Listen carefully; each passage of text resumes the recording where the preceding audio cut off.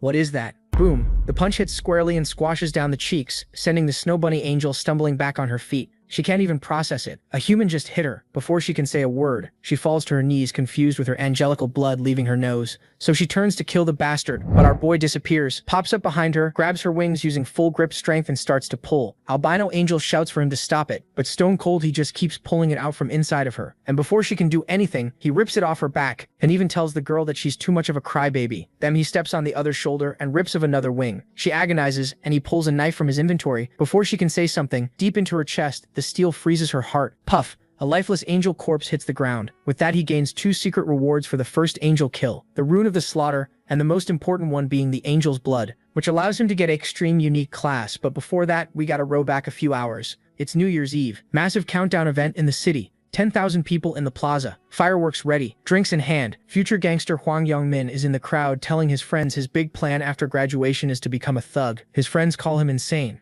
Then they bring up the kid he loves bullying, that gloomy, quiet guy from class. Young Min says graduation isn't going to stop him. He'll keep beating that loser as long as he wants. One of his friends taps his shoulder and points. The bullied kid is standing right there. The countdown hits 5. The bullied kid, our boy Ryu Min, is staring straight at Young Min. Then he starts glowing blue. Nobody understands what's happening. In his head, our boy is thinking, I'm back again. Round 1, day 1. Last tryout of 100 regressions. This is the final loop. The clock chimes. And then a voice cuts through the entire plaza. Humans are funny, celebrating without knowing what's coming. An angel descends. Wings, halo, the works. The crowd thinks it's part of the show. One drunk guy yells something rude at her. She gets annoyed and snaps her fingers. His head explodes in front of his friends. Then she gives the speech. Our boy has now heard 99 times. She says they must be confused. The worthless creatures like them could never understand what's happening. Then she says she'll explain it simply, and tells them to listen. The protagonist is already sick of hearing the same speech again. The angel begins. For 20 rounds on the first day of each month, humans will be sent in spirit form to another dimension to play a game.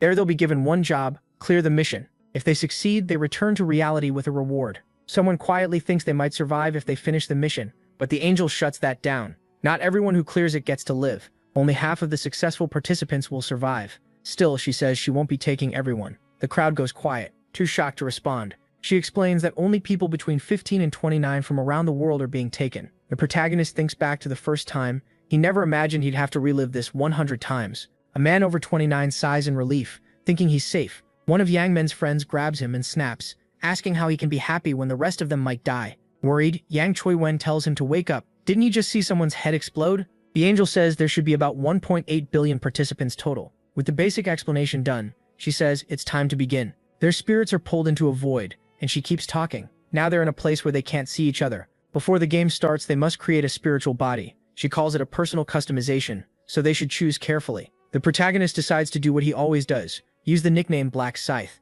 After that, he appears in the field and thinks this is already his 100th time. He's used this same form since his 12th attempt, and now it feels like his real body. One by one, the other players finish customizing and arrive. Looking around, he sees most people made themselves prettier or cooler than before. As usual, everyone wants to look attractive, but that's a bad move. This world is all about survival. Stand out too much and you become a target. Die here and you die in the real world too. He brushes it off. It's almost time. Then he notices Yang Choi-wen, who once again picked a muscular body. The angel returns and says everyone seems happy with their new avatars, though she prefers seeing them scared. She mentions the 1.8 billion total. The guy says it doesn't feel like that many people are here. The angel sighs, disgusted by how stupid humans are. She explains this isn't the only space. People are spread across many planes with other angels, so they should focus on their own. Then she says she'll explain the next part as simply as possible. First, she tells them to think of a status window, and the protagonist opens his Ryu Min, nickname Black Scythe. Beginner, level 1. No class, no title.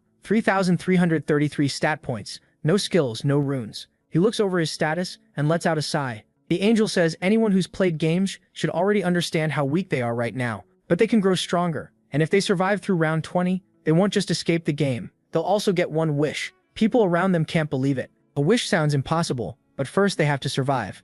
Ignoring the chatter, she tells them to open their inventory because she left them a gift. The gangster checks his and finds a random rune fragment. The angel says it's a one-time item, usable only at level 1, and it's the only starting item they'll get. The gangster uses the fragment and looks impressed by what he got. The angel says their luck clearly wasn't equal, but whatever they received is the fate given to them, so they should accept it. With rune registration done, she says the real show can start. She snaps her fingers, and everyone's window updates. The mission appears, kill 100 goblins per person. Across all regions, there are 1.8 billion participants, and only half can survive. In this region, 10,200 people are competing, and just 5,100 will live. Then the first goblin appears. Someone points at it and says it really feels like a game, maybe even some new virtual test. Others wonder if they were kidnapped for this. The angel cuts them off, saying they shouldn't get excited. Then countless summon lights flash, and a huge wave of goblins appears. Anyone who thought this was a game starts freaking out. The angel announces the odds, 10,000 humans against 50,000 goblins, and tells them to fight to the death. As the goblins charge, everyone freezes. Panic spreads, people scream that they're coming and beg them not to get close. Then from the crowd, the protagonist steps forward. With no weapon at all, he walks straight at the goblins. The others can't believe it. He doesn't hesitate, just fires off a sharp kick straight into a goblin's forehead. This was part of his plan. In a crowd, first impressions matter, and he needs everyone to remember him. The goblin drops and its knife falls to the ground. The protagonist grabs it. Now they won't dare treat him lightly. He needs to show his strength and catch her eye. He looks up at the angel, who's laughing after watching that first strike. If he wants to impress her, he'll need to put on a real show. 2 more goblins rush him. Now he has a knife. He cuts both goblins down in an instant. The crowd is stunned. Who is this guy? Some even compare him to Special Forces, and his nickname, Black Scythe, starts spreading fast. Someone mutters that goblins are supposed to be the weakest monsters in games. Another says they should be beatable too, especially if everyone works together, even if they can't do it like Black Scythe. But before they can do anything, a goblin strikes, and the first person dies. That one death sets everything off. Some people break and run, others try to fight back. The whole place turns into a mess. While cutting down goblins with ease, the protagonist watches and thinks no one sees this as a game anymore. All they care about now is staying alive. Once fear takes over, people stop thinking and just run. That was his choice in his first run too. By the second, he understood running was pointless on this battlefield. One girl tries to flee but slams into an invisible barrier and realizes there's no way out. He already knows most modern humans would struggle to kill even one goblin. Still, if they want to live, they'll have to get past that. The fight keeps raging. People fall, goblins attack, and the angel just watches. Laughing, she says it's fun to watch humans battle goblins. Small or not, armed monsters are still dangerous. Then her eyes settle on the protagonist. Who is this human? Black Scythe, 70 out of 100. She notices the system shows almost nothing about him besides the mission progress. Annoyed, she wonders why it's hiding the rest. She sighs, saying guiding humans is irritating, but watching them is starting to amuse her. The protagonist kills another goblin. He gains 4 experience, 10 gold, and levels up. Now he's at 75 out of 100. He slips past an arrow as 5 goblins rush him. He dodges the first, stabs one in the chest, drops the next, then spins the dagger into another goblin's forehead. The last goblin freezes, trying to hide among the others. It doesn't help, he kills that one too. Then he glares at the rest and calls out, "Anyone else?" The goblins shrink back, too scared to move. He lets out a breath. At least now he can rest for a second. Next, he opens his status. He's level 4 with 6 points, which means he's getting 2 stat points each level. He puts all of them into dexterity. It boosts his dodging, attack speed, and movement speed, easily the best early stat. With progress this fast, he's sure the angel has noticed him. Now it's time to finish. He hurls the spinning dagger straight at a goblin's forehead. Not coming. The goblins stay frozen, and he adds, "Then I'll come to you." In a flash, he's already behind them with his knife in hand. They barely react before he moves through the group and kills them all. More experience, 10 gold, another level, and with that he's killed all 100 goblins. Round 1 is complete. A golden barrier surrounds him. He clears round 1 easily. He went on that killing spree to grab the angel's attention, but also for another reason. Then the system announces that he finished first in the current region. It also declares him first across the entire region. Round 1 winner, Black Scythe. He sighs, first place again. Finishing early matters since the top 3 get extra rewards based on rank. The system grants him a low-level rare weapon ticket for taking first in the current region. More importantly, for finishing first overall, he gets a special reward and a selection chest. The best prize by far. He decides to use the weapon ticket first. The choices are a sword, a stiletto, or a spear. It's nothing amazing, but getting gear this early is still a win. Without hesitation, he picks the stiletto. It's a rare weapon with 15 attack and bonus dexterity. No special effect, but for a beginner, it's the best dagger possible. He tosses aside the goblin's basic dagger. The special selection chest can wait for now. As he checks his status again, he thinks about the title he just got. He never saw anything like this in his last 99 tries. Then he uses his rune. The random rune fragment turns into the time reversal rune. The system says the rune should be engraved into the player's soul, but traces of the same rune are already there, so registration fails. To him, that makes sense. If it kept registering, he'd be able to loop back forever. The system speaks again. Because of those traces, he has been identified as a time traveler with 100 journeys, and has earned the title Last Traveler. He's thrown off. In this game, titles matter even more than runes. Last Traveler is unlocked after obtaining 100 time reversal runes. Its effect is huge. If he's killed, he stays as a spirit for 1 minute, then can revive at full health once. After that, the title vanishes. Titles are far rarer and stronger than runes. Even Priest Resurrection only restores about 30% health, but this one brings him back completely healed. He realizes he got something incredible. A hidden trump card like this is priceless. He immediately sets his status to private so no one can learn about it, then looks around. Others seem close to clearing their missions too. He wonders what Huang Yangmin is doing. Then he spots him. More and more people start finishing, and the angel says she was just starting to get bored. She mocks the pitiful humans, saying they kept dying until only as many remained as there were goblins. Then she apologizes with a grin and says it was her mistake, so why not make things fun again? A girl cries over her friend's body as the corpses begin to disappear, and another wave of goblins is summoned. The crowd panics while the angel enjoys every second. She says she kindly refilled the field with another 50,000 goblins, so now they have more than enough to kill. By now, people have started adapting. The battlefield fills with stabbing, shoving, and brutal close combat. 1,021 people have finished. Some help each other, but others get ugly. One gangster even drags a friend in front of him to take a stab. 2,129 people have finished. From his protected spot, the protagonist watches it all. One crazed man presses a bloody hand against the barrier,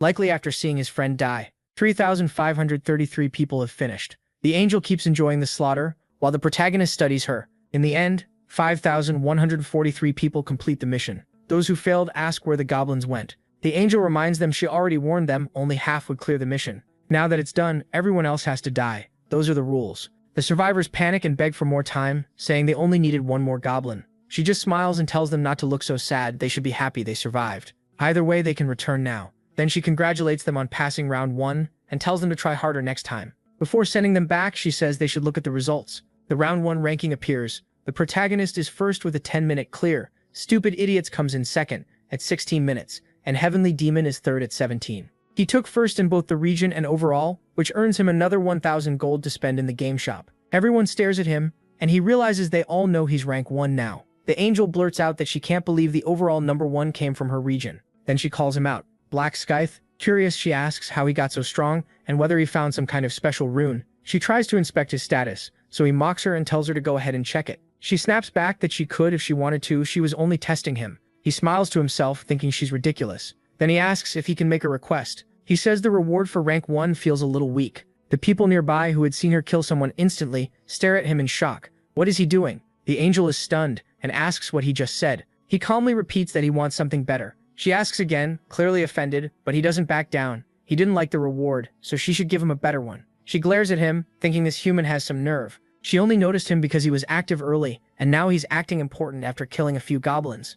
For a moment, she wants to blow his head off. Then she remembers she can only use that instant kill power once, and she already spent it. Still, that doesn't mean she can't deal with him. An idea comes to her, and she turns back to him. So, you want a better reward? Normally, she'd reject a demand like this right away, but she says she'll consider it, and that they should talk in private. Everyone else has to wait. The others are stunned. They can't believe the angel actually listened to him, and some wonder if they should complain too, though they assume it's only because he's rank 1. Now they're dying to know what reward he's about to get. The protagonist glances at Huang Yangmin, but Huang Yangmin doesn't seem interested. Then the protagonist heads off with the angel into the forest. She tells him to walk closer so she doesn't have to keep turning her head to talk. He answers with a sarcastic, "All right." She calls him an insolent human and grumbles that his greedy race never listens. In her mind, she complains that she can't just change what the system already assigned him. As far as she's concerned, he should accept his reward and learn what happens to greedy insects. Once we get past that rock, I'll kill him. There is a risk, though. If I get rid of the first-place player for personal reasons without using my special power,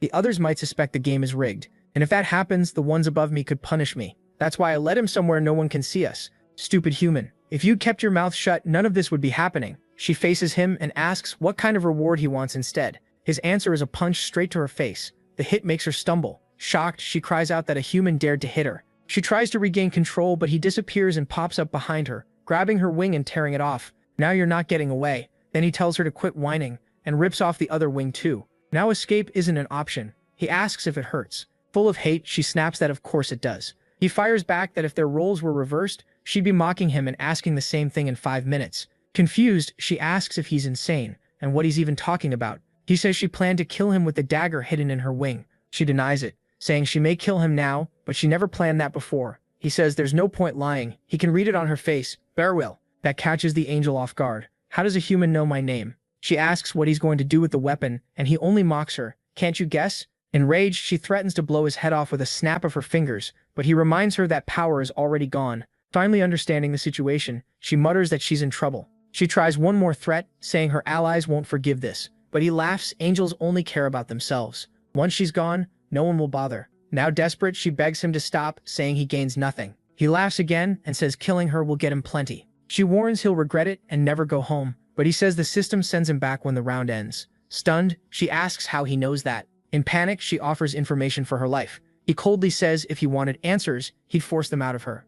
He says he'd torture her until he learned everything what her kind is, how their world works, their goal, and the truth that she's just a pawn acting like a guide. The angel tries to argue, but he doesn't hesitate and drives the attack into her heart. She collapses. The system announces that an angel has been defeated. He's the first player to kill an angel. He gains the title First Angel Slayer, and as a reward, he gets Angel's Blood. He notes that he was first again, just like expected, and also got the Slaughter Rune, which is etched into his soul automatically. With this title, his stats double whenever he fights a sacred monster. He remembers that he only learned about this reward on his 13th try after killing the first angel back then. Maybe that's because only one person can get it. The Slaughter Rune raises his stats by 1 for every enemy he kills, up to 100, and it lasts until the round ends. He figures these rewards are basically on the level of unique items, and the other angels would be stunned to know he already has this rune. But the biggest reason he killed the angel was the Angel's Blood, a unique consumable that lets a player become a Reaper. It only works at level 10 or higher, and only the first player to kill an angel can get it. Any player can get a class starting at level 10.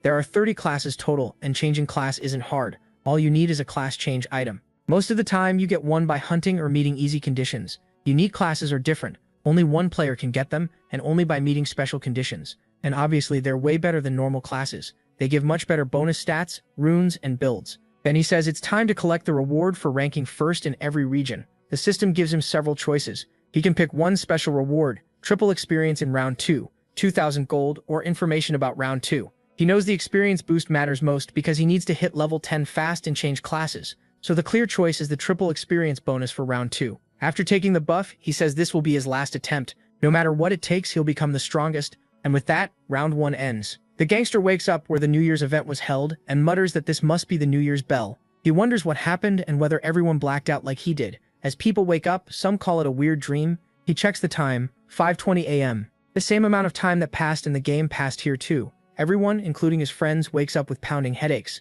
He asks if Huang Yang-ho also blacked out. Huang Yang-ho says it wasn't just him. Looks like everyone did. He notes that they all dropped at the same time and starts talking about the strange dream. One friend asks Huang Yang-ho if he had it too. He hesitates, then says yes, but he's not sure it was a dream. Was it all real? The goblins round 1? All of it? Are they really being sent back next month? Then they spot someone who still hasn't woken up and ask why he's not moving. When they touch him, his body is cold. One of them checks and says he isn't breathing and has no pulse. Is he really dead? Another wonders if he died because he failed the game.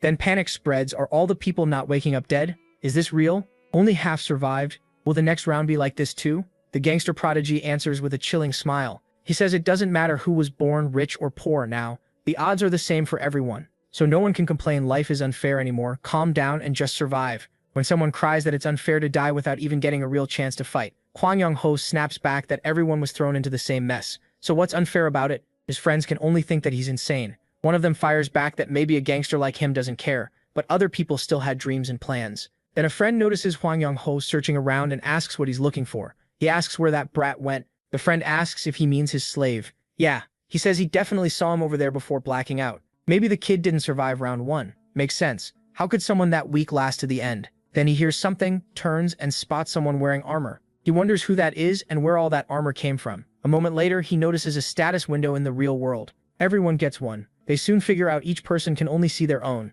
If the game system works in reality too, Huang Yang-ho wants proof, so he tests his strength and smashes a stone with his bare hand. Amazed, he shouts that it's incredible. The news quickly starts covering the shocking event at Joyoung-ho, where the New Year's celebration was supposed to happen. Over 10,000 people collapsed at once. The report even shows footage of the angel and says one person died on the spot. Then the angel lifted her hands and all 10,000 people lost consciousness. Police say it only affected people between 15 and 29. Online though, hardly anyone believes it. Some call the reporters crazy, while others say it has to be fake CGI. Meanwhile, the protagonist says this is only the start. The news keeps talking about what happened, but while the reports focus on the deaths, he knows that's not the real problem. The real issue is that players can now use their abilities in the real world. The effect may be small for now, but as they level up, they'll become beings beyond normal humans. No weapon, not even a whole army, will be able to control them. They'll turn into living weapons. He thinks he can't just watch the world fall apart. If things keep going as they are, humanity won't even make it to round 20. There's only one answer. He has to rule over all the players with overwhelming power.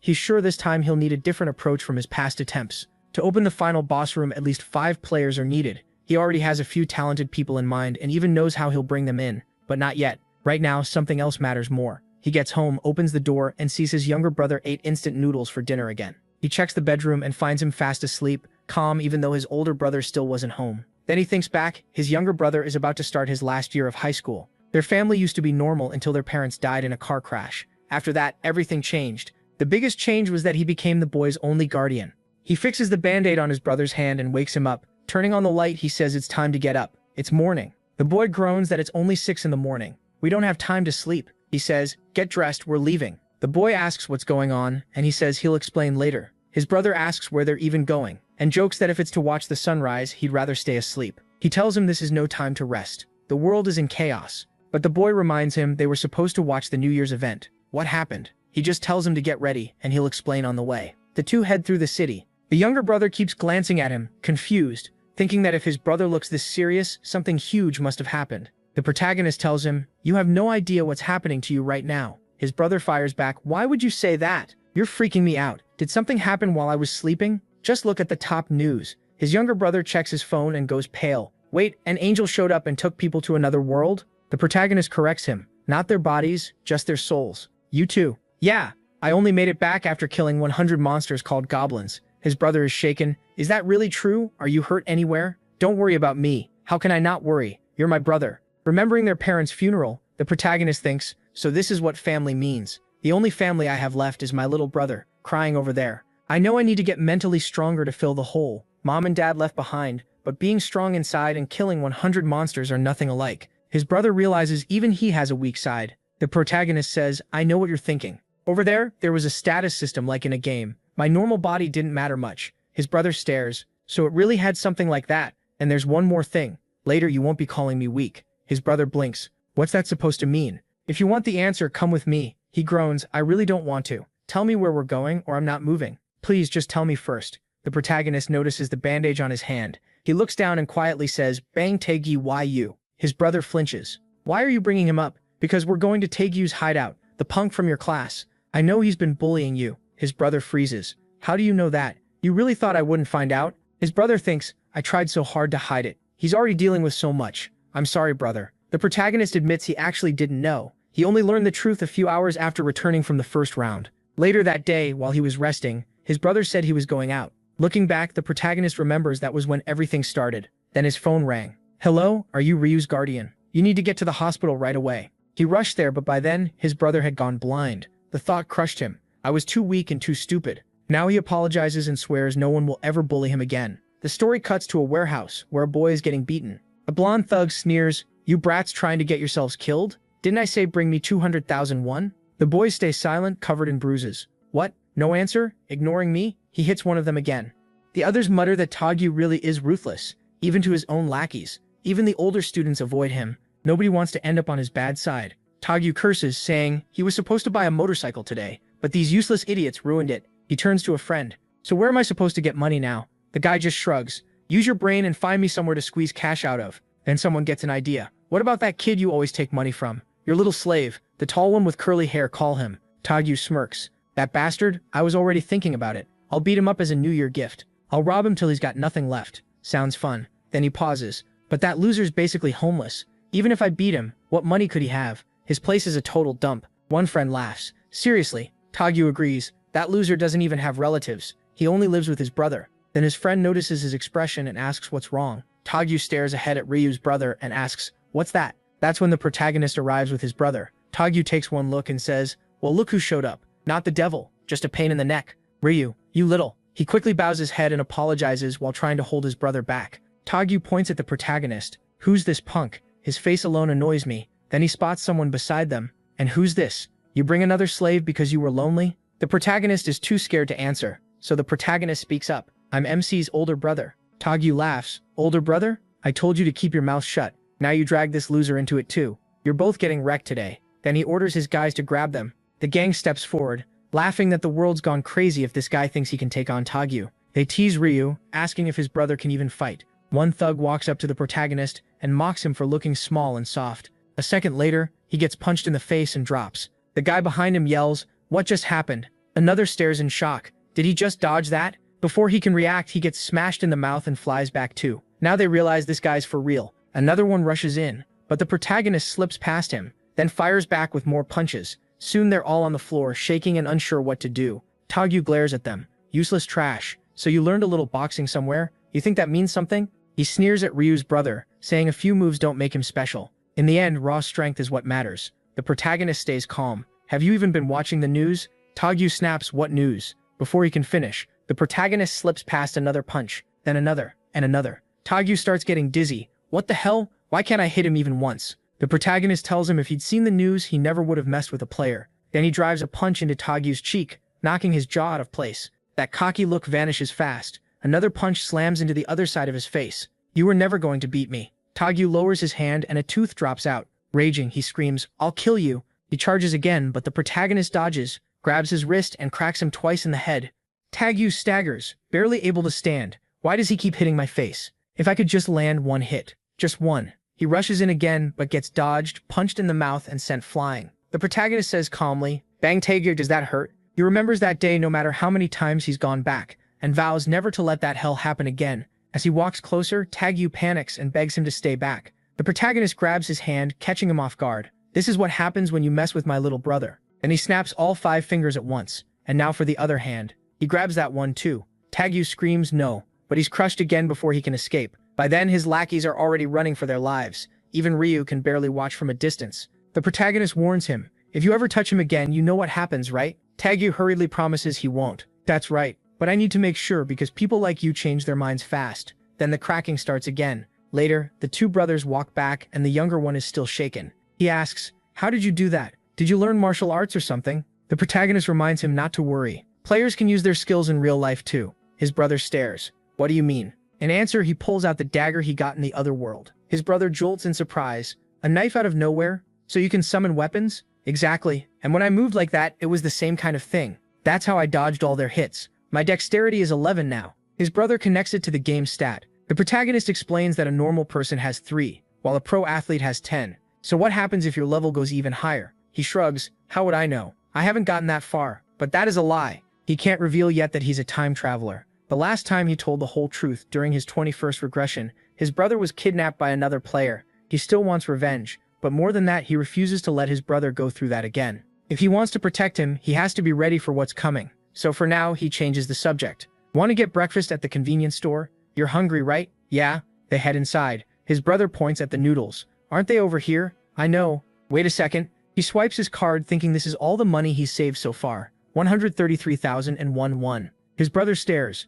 "You took all of it out?" "I need it." Then he asks, "What do you want to eat today?" His brother hesitates. "Everything here is expensive. Some of it is over 5,001. "It's fine. Pick whatever you want. You really want me to live on instant noodles forever? Then choose what you want. We'll be okay." "Okay. Then I want the spicy pork belly. I've really been wanting to eat this." The protagonist smiles and says soon they'll go to a restaurant and eat steak. Really expensive meat. His brother protests that this is already more than enough for him. The protagonist looks at him and thinks, "Just wait a few days. I'll give you so much good food, you'll get tired of it." His little brother eats happily, and the protagonist watches with a quiet smile. Then he gets up. His brother thanks him, but asks where he's going. "Wait here a minute." He walks to the counter. His brother blurts out, "You withdrew all that money for this?" He buys a stack of lottery tickets, thinking this is the first smart thing he's done since coming back. "We're winning the lottery." His brother can't believe it. "You spent it on tickets? How many did you buy? 20? Wait, 100,001 on lottery tickets? What if we get nothing?" The protagonist just tells him to relax and watch. His brother stares. "What are you doing?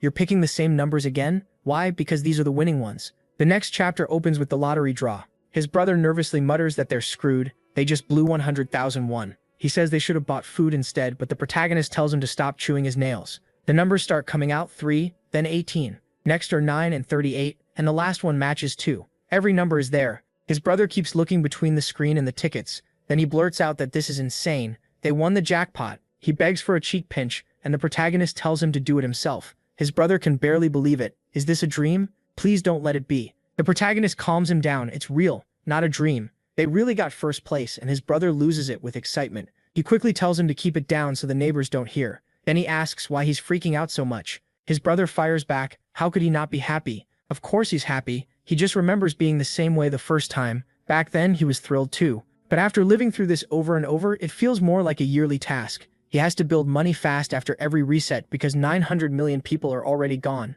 Soon the economy will collapse, and players will start trading with cash more than ever. Still stunned, his brother asks how 100 tickets all won first place, and how much they're getting. The protagonist says he doesn't know, even though he does. It's enough money to shake everything up. Later, he goes to claim the prize. He's done this so many times that he doesn't even feel nervous anymore. At the counter, he says he's there to collect the first place winnings. The clerk congratulates him. While processing the claim, the clerk comments that he looks like a student. Asked where he bought the tickets, he says QVS 24 at the Yonghui branch. That makes the clerk freeze. QVS 24 in Yonghui? The clerk remembers hearing that 115 winning tickets came out this round. And the wild part, 100 of them were sold at one location. Could one person have bought all of them? Realizing who this is, they decide the president needs to be called right away for this VIP guest. Seeing the clerk drift off, the protagonist cuts in and asks for help. The clerk apologizes and asks him to wait a moment. He agrees. A little later, the bank president shows up. He thanks the protagonist for waiting and introduces himself as the president of Yonghui Bank.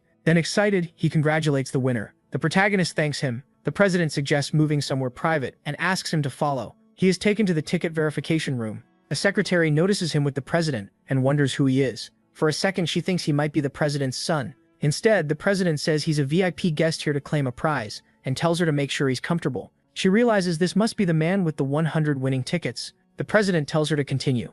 After he leaves, the protagonist thanks her and she tries to steady herself. She offers him a drink, but he politely says no. Then she asks if he brought the tickets. He hands over 20 tickets, with 5 entries on each. As she checks them, she's stunned. They all use the exact same numbers, like he knew the future. After verifying everything, she confirms all 100 entries are first-place winners. The protagonist asks how much he'll get. She tells him the total prize is about 22 billion won. After taxes, it'll be around 15 billion. He notes how fast everything moved. The first thing he does after getting the money is find a new place for them to live. Then he opens an investment account and puts everything into Bitcoin, knowing it'll jump 500% next month. Later, he asks his brother what he thinks of the new home. His brother lights up saying it's amazing and huge. The protagonist says it was the best place they could move into right away. His brother asks why he rented instead of buying when they have so much money. He explains that besides the 1 billion he pulled out for the deposit, he has no cash left. Everything else is in Bitcoin. His brother is shocked and he keeps going. He says he knows what his brother wants to say, but this wasn't a careless move. Besides, he can still make more through the lottery, since he's seen 4 winning number sets in his dreams.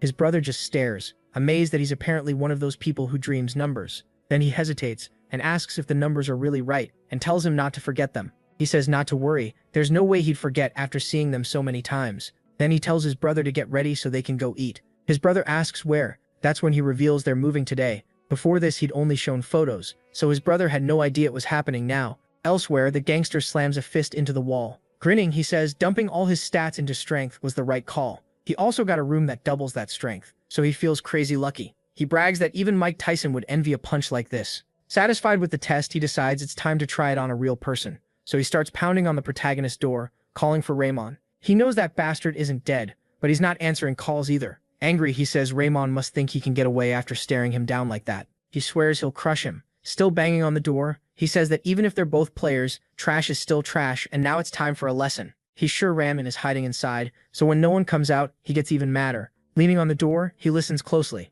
If he hears breathing, he'll break the whole place down. Then someone asks what a student is doing in front of another person's door. He snaps back, asking why that matters. Are they the owner? The man says yes, he is, and that throws the gangster off. The owner asks if he's here to see a friend. He quickly plays along and says yes, asking him to open the door. He claims he lost contact with his friend and just needs help getting in. But the owner tells him it looks like that friend ditched him. The room is empty. The student who lived there moved out today. Hearing that, he realizes the bastard ran without a word. The story shifts to the new apartment building. The younger brother is blown away by how tall it is. He points out the revolving door at the entrance and the keycard access. A staff member confirms the protagonist's identity, and his brother is shocked that the place even has security. He says the place is incredible. The protagonist tells him to come on, and they head inside. When they reach the apartment, the younger brother is stunned by its size. The protagonist says it's about 330 square meters, and his brother says that's way too huge for an apartment. He asks if that much space is really needed for just 2 people. But the protagonist says they have plenty of money, so why not? Then his brother asks the lease price.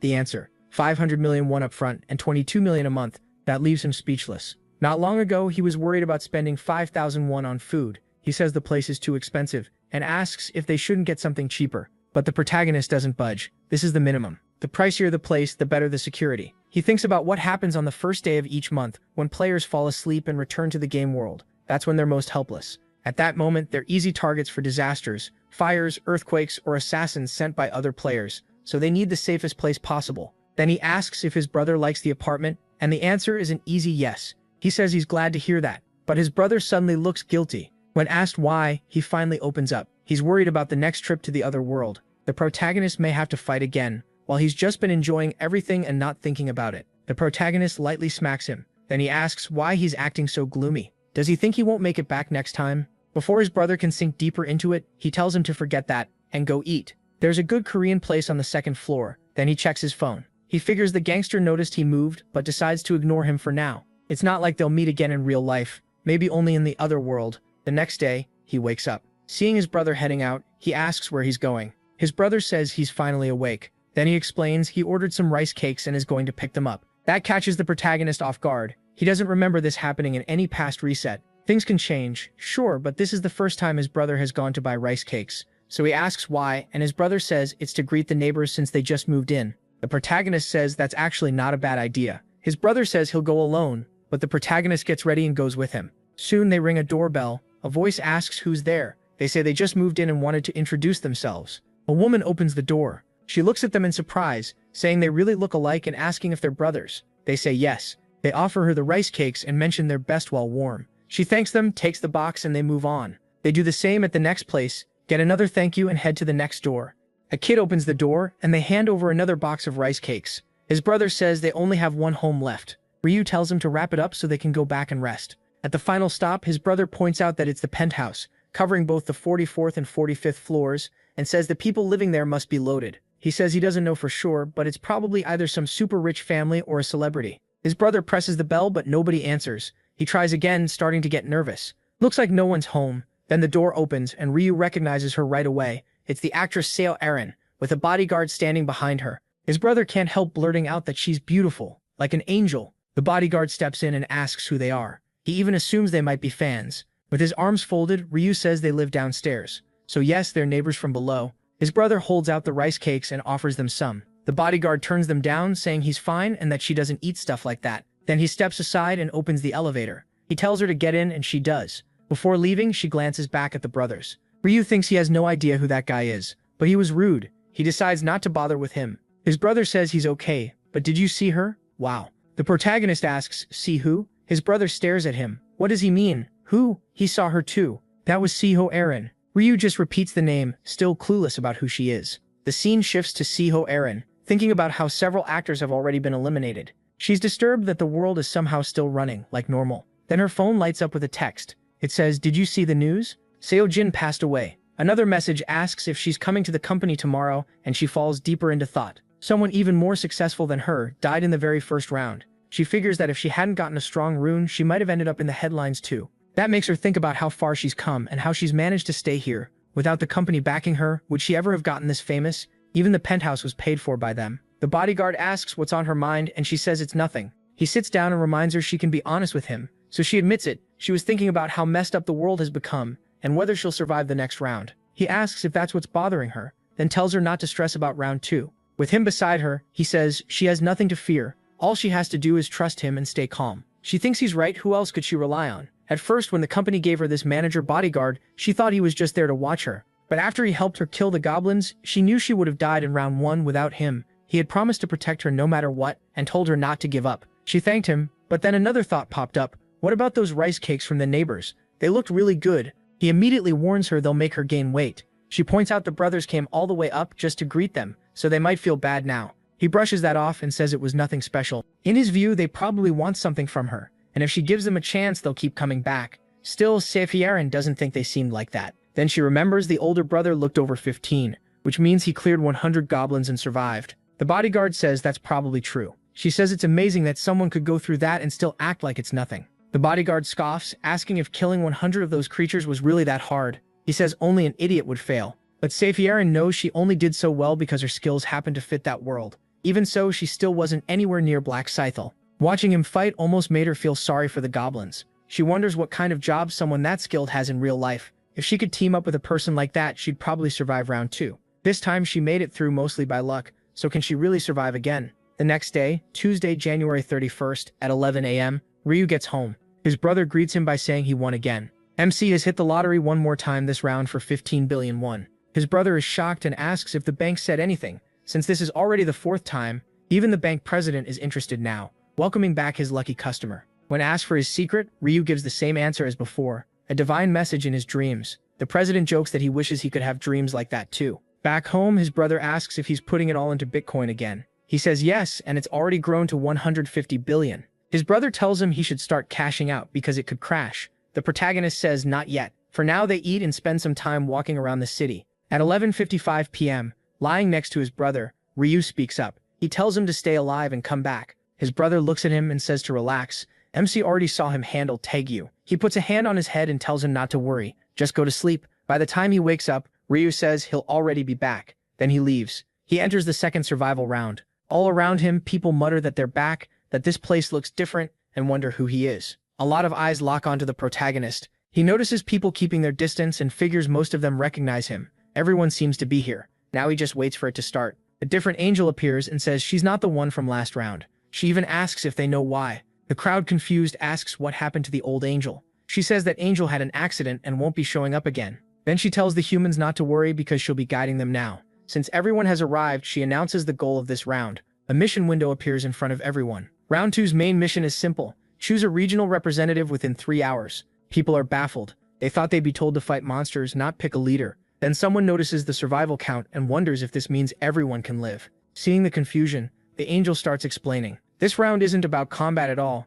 It ends once they choose a representative. Whoever gets picked will have the authority to command the others and make humans obey. Once a representative gives an order, everyone else must submit or be killed by that person. It's a huge amount of power. In 3 hours, each person will get 1 voting ticket to pick the representative. One man asks if that's really all there is to it. The angel says yes. Just vote, clear the mission, and go home. She even calls it a break between rounds. The crowd lights up. No fighting means they can survive, and this seems way easier than last time. Then she adds one more thing. They need to spend the next 3 hours deciding who that representative should be. The countdown begins. 3 hours until voting. People are thrilled, convinced they won't be eliminated this time. But one gangster-looking guy is irritated. He was ready for a fight, so this feels like a waste. Someone tells Hwang Yo-min to calm down since they'll survive just by voting. He keeps complaining anyway, angry that he poured all his stats into strength and now can't show what he can do. Ryu thinks that, just like before, Yamin must have gotten the strength rune again. Everything from Yamin's rune to the way this round is unfolding matches his memory exactly. He knows the others will waste the next 3 hours arguing over votes.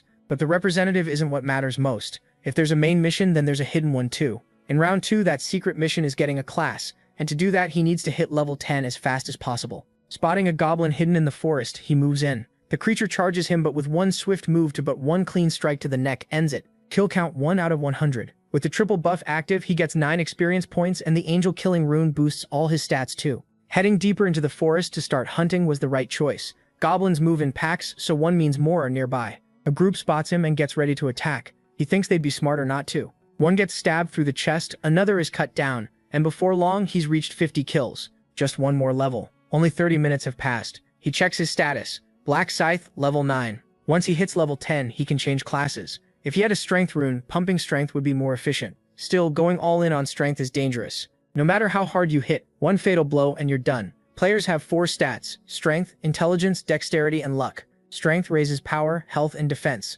Intelligence improves magic, mental strength, and thinking speed. Dexterity boosts attack speed, movement, and dodging. Luck helps with crits, rare items, and more gold. In this game, you can't dump everything into one stat. That's even more true for the Reaper class, since it uses both physical and magic damage. He needs balance, but for now, dexterity comes first. As he heads toward another group of goblins, he hears footsteps behind him. Someone's following him. He only notices now because he was focused on hunting, but he's sure of it. What's strange is that in all his resets, no one ever tracked him before. He pulls out his knife and tells them to show themselves. If they don't make their intentions clear, they'd better start praying. Then the person finally appears. It's her. Ryu is stunned. It's the actress Seo Arin. Why is she following him? She quickly apologizes for tailing him. Her bodyguard steps up and apologizes too. He says they meant no harm and asks MC not to be upset. He notices the man's nickname, An Sang Chul. That makes him pause. Isn't this guy the right-hand man of Mejian Rock? The name is annoying to say, but Mejian Rock is the eldest son of one of the country's biggest companies, and a player known as the Heavenly Demon.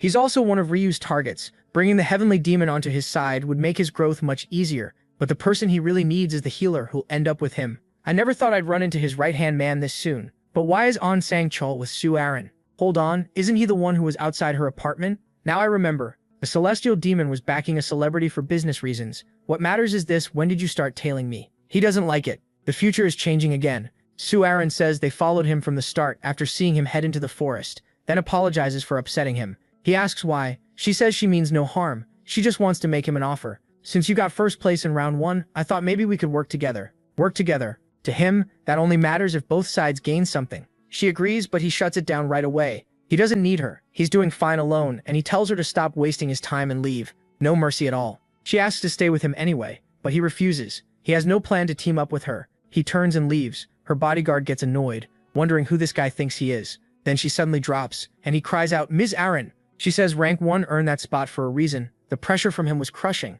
The bodyguard figures anyone would be shaken with a knife pointed at them. She sighs that she only wanted to team up with rank 1, but it clearly didn't work out. He reminds her this is exactly what he warned about. Someone like that is too proud to join anyone. She knows, but it still stings. He tells her not to dwell on it. They've already wasted enough time chasing him. She looks around at the monsters and suggests using the extra time to hunt instead. He agrees and tells her to move. Nearby, a goblin looks around, confused about where he went. Ryu appears in an instant and cuts it down. While they're talking about teaming up, he's too busy to care. He's almost at the next level. Hobgoblin eliminated 60 kills. Then a pack of wolves shows up. 5 at once. Nice. His luck is holding. The beasts rush him, but he moves first and cuts through all of them. They hit the ground dead. Total kills, 65. He levels up and reaches level 10. It's time. He meets the advancement requirements and unlocks the shop. Finally, class advancement. Round 2 side mission. Advance before voting starts. Reward 150% discount coupon for a daily shop item. Most players panic the first time they see this. Mission item? Where do you get it? How does class change even work?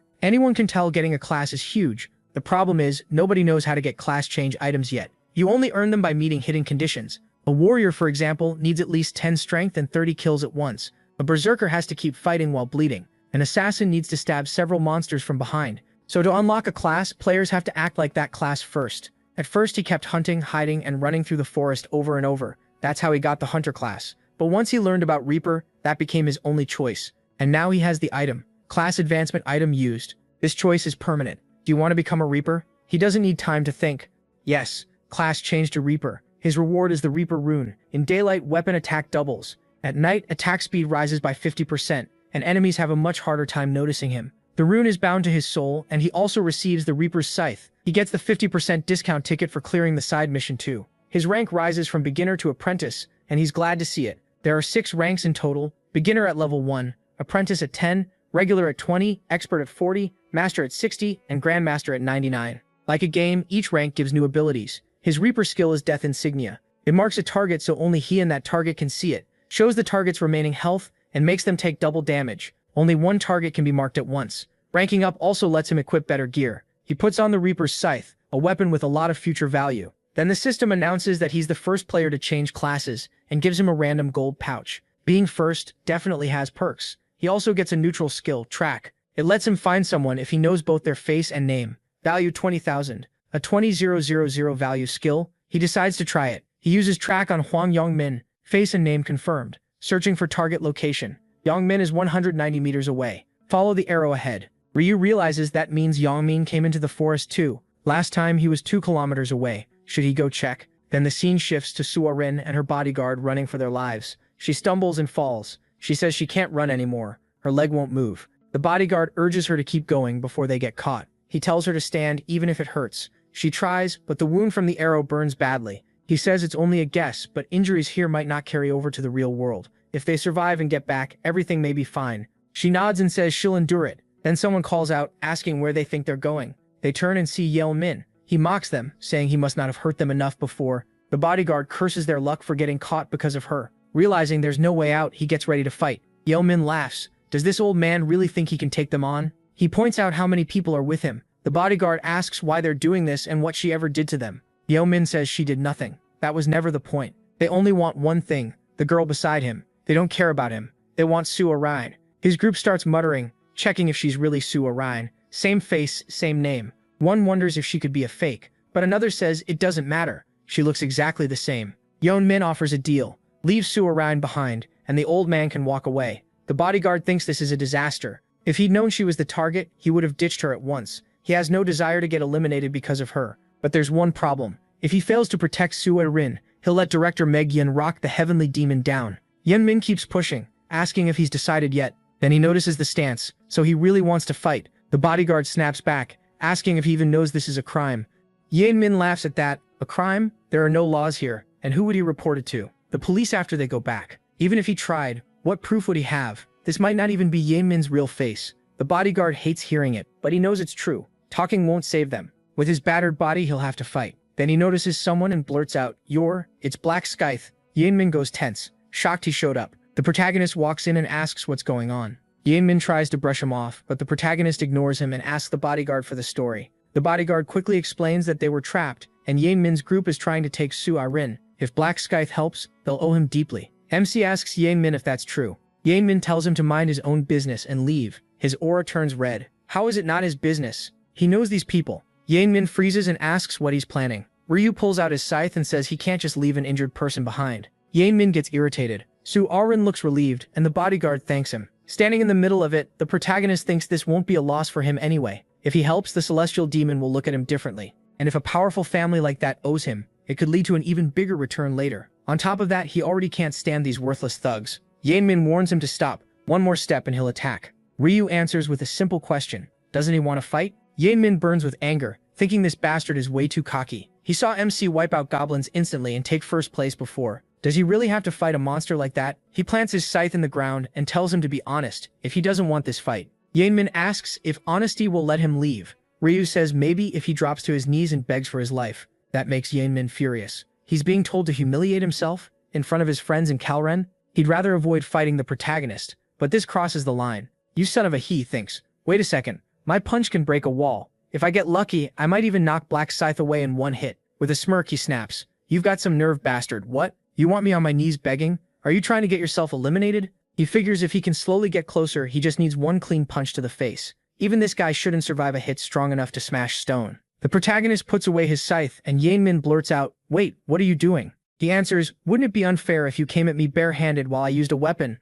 Winning like that would be boring. Yen Min fires back, that's insane. Before he can say more, the protagonist disappears and shows up right in front of him. Yen Min thinks, idiot, you put away your weapon and left your face open. He throws a punch at the protagonist, but it misses as he slips aside and drives a kick into Yen Min's stomach. The blow sends him flying, and he crashes down groaning. The protagonist smirks, quit cursing, my ears are going to rot. Then he slams a hard punch into Yen Min's mouth, grabs his collar and keeps pounding his face. Yen Min thinks this doesn't feel like a fist at all. It's like getting hit with a hammer. This bastard is as strong as me, but his power hasn't been wrecked like mine. How can he still be this strong? Dazed and beaten, Yen Min's friends rush in. One of them yells, Yen Min, shoot him. Another pulls out a bow, and Sue Rin freezes in fear. The protagonist calmly steps aside, closes in at once, and faces the attacker. Oh, so you got lucky and found a bow while hunting, huh? Too bad you ran into me. His scythe is already out. It swings once, and the man's arm is cut off. Kid, the guy drops to the ground, writhing in pain, while the other two panic. You think you can get away with this? You're dead.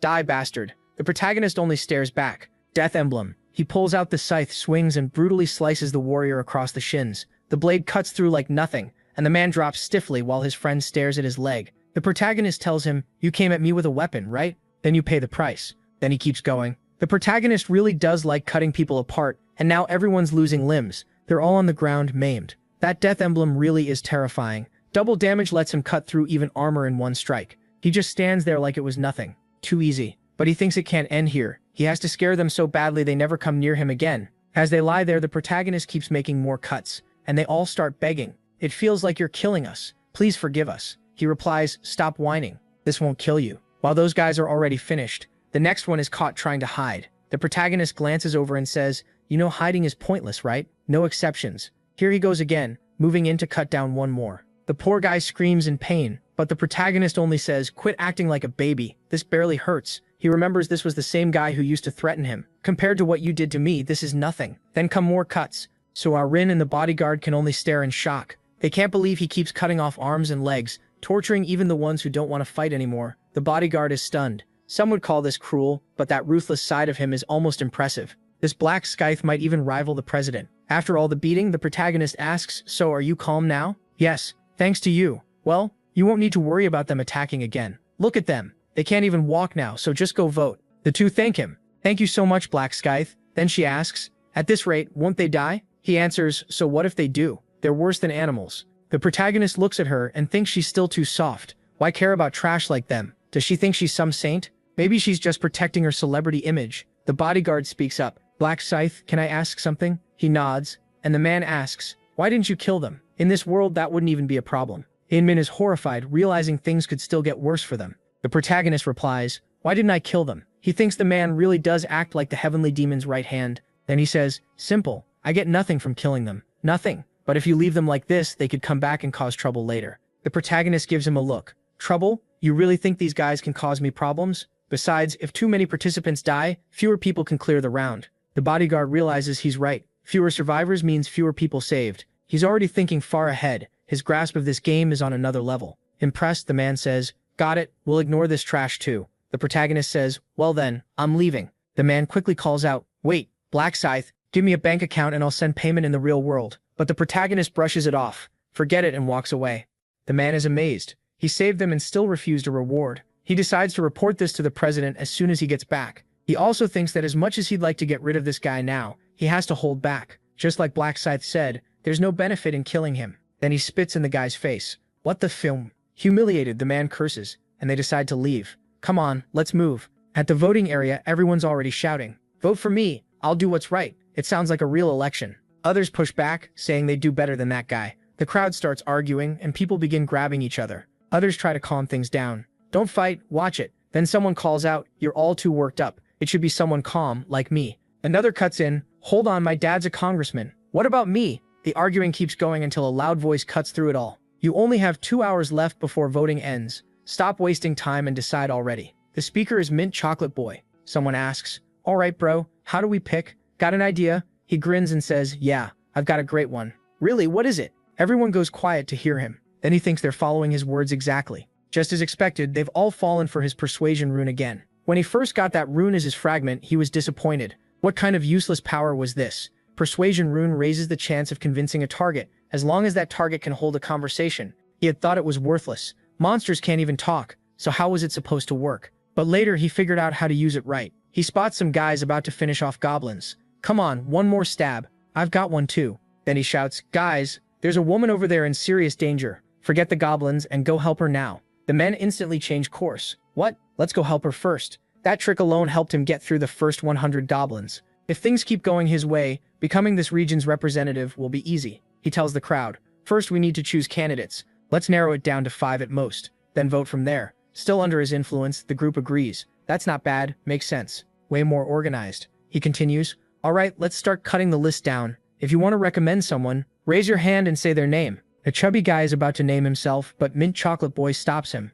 Obviously, you can't recommend yourself. If we allow that, we're back where we started. The guy gets frustrated. Damn it, he's right. We're stuck again. Inside, Mint Chocolate Boy thinks persuading these losers is way too easy. But the group still hesitates. I don't know who to choose. I don't know anyone here. I don't want any of them representing me. He notices the silence and thinks this is perfect. At this rate, only the people who stood out will get named. A guy in back raises his hand. I recommend Mint Chocolate Boy. He thinks, bingo. Me, he asks, and the guy answers, yeah. You'd make a great representative. You're logical, and you've shown leadership. You're handling this really well, aren't you? The others nod. Yeah, he is. He thinks, another one caught. Then he says, thanks for recommending me. If there's any other name. Another man stands up. I'd like to recommend Black Scythe. He thinks that makes sense. Of course, someone would name the guy who ranked first last round.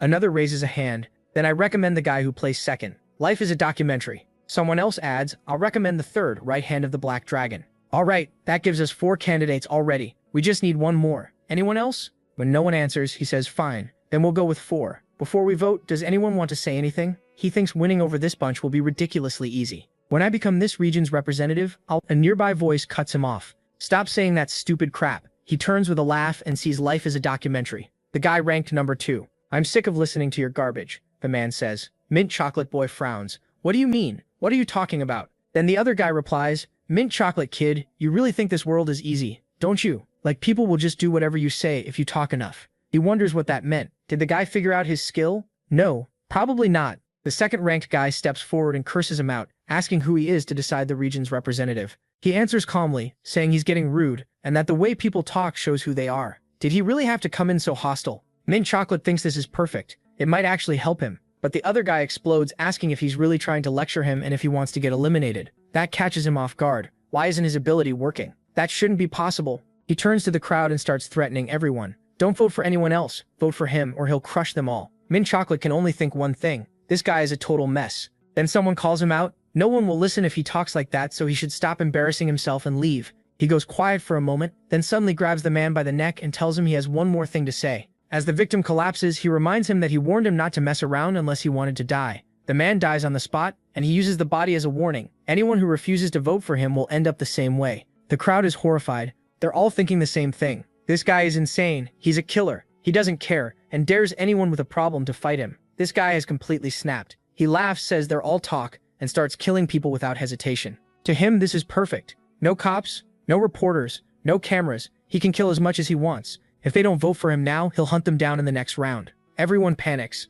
Vote and live, or refuse and die. He figures fear will lock in his win as representative. He also plans to crush Black Scythe once he gets authority and take the top spot. Meanwhile, the protagonist is out hunting and has already killed 265 monsters. He's making the most of his rune bonus and the extra experience. At this rate, he's almost level 16. Still, leveling is getting slower. Even after 200 kills in 2 hours, he only gained about 2 levels. The good part is that hunting has been easy thanks to the Reaper's rune and the Assassin's rune. Then the voting time runs out. The voting period is over. All players in the starting region are summoned back. The protagonist and the others from the forest are teleported in and find many people lying on the ground. Someone asks what happened. Aaron fears that guy killed them all, and the protagonist notes that Cho Jong-sik seems to be in control again. He knows Cho Jong-sik well, the leader of a gang and the second strongest fighter in the district, with a terrible personality. Normally, it's smart to get rid of a ticking time bomb before it goes off, but this isn't the moment. Then Cho Jong-sik walks over to him, saying he's been waiting a long time for Black Scythe. What does he want? Just a proposal. He gets right to it. Serve him. Serve him. Serve him. That's right. If Black Scythe does, he'll let him live. The protagonist laughs and asks if he's really trying to start a fight. Cho Jong-sik tells him to kneel and beg, or he won't walk away in one piece. The second-ranked brute keeps ranting, saying Black Scythe still doesn't get how bad things are for him, but the protagonist cuts him off, asking if he's too dumb to understand plain words, or if he'll only get it after being killed here. Then he pulls out his scythe. The guy freezes, shocked by the weapon, and realizes he picked the wrong target. The protagonist stares him down and asks what happened. Did he run out of words? Cho Jong-sik tries to act tough, reminding him who he is, the head of the Jong-sik gang,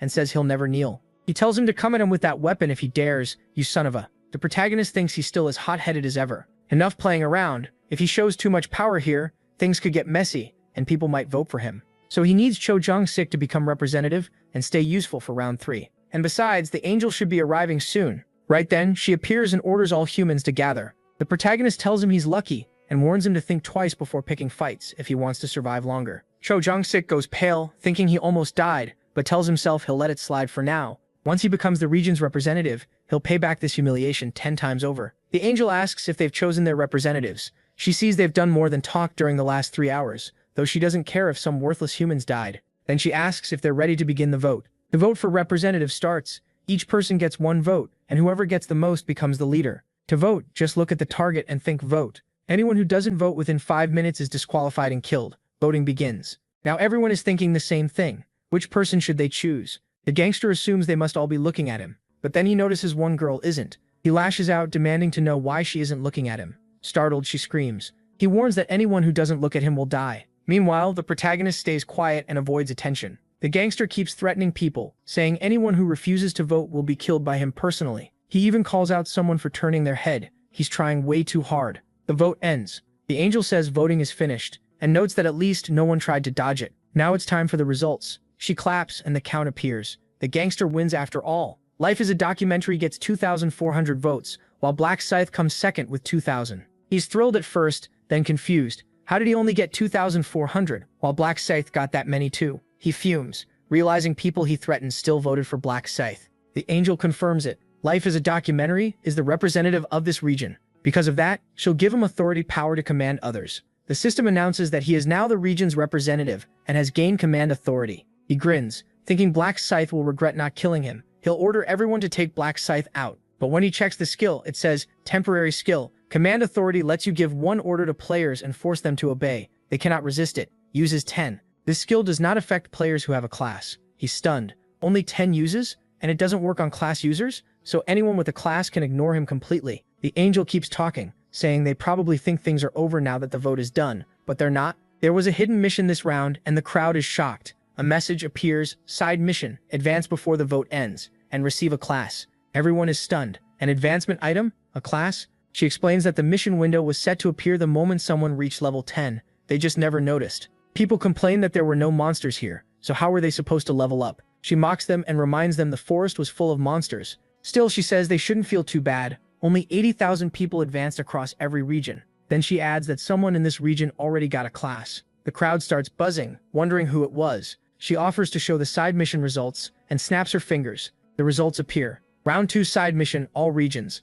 Black Scythe region 45. Black Scythe. Everyone is shocked. It's Black Scythe again. He was first before and now he's the only person in their whole region with a class. And that class is Reaper. What kind of class is that? It sounds insanely strong, especially since he was carrying that huge scythe. Life as a documentary grits his teeth. He wanted to use authority to make Black Scythe kill himself, but Black Scythe got a class too soon. The angel explains that round 2 rewards were based on who finished the mission first, so the first person in this region to clear it was Black Scythe, and not just here, but in every region. Incredible. She even points out how perfect his unique class is, a Reaper, and says the name Black Scythe fits him so well. How did he come up with it? Did he somehow know he'd become a Reaper? He answers that he had no idea his class would match his name that well. The angel says it must have been fate. The protagonist realizes even the angels don't know how the Reaper class is obtained. They only know it's unique. The angel repeats that it must be destiny. She says it's interesting that someone in this region changed classes, and also happens to be the only one immune to authority commands. People immediately ask what she means by that. Since she brought it up, she explains authority commands don't work on humans who already have a class. That means Black Scythe can ignore them. She also reminds them the representative only gets 10 uses, not endless control. The crowd reacts in surprise. The guy is furious and silently curses the angel for revealing that. She goes on saying Black Scythe also deserves a reward for advancing so fast. With another snap, a new message appears. He was the first to complete the mission in this region and in all regions.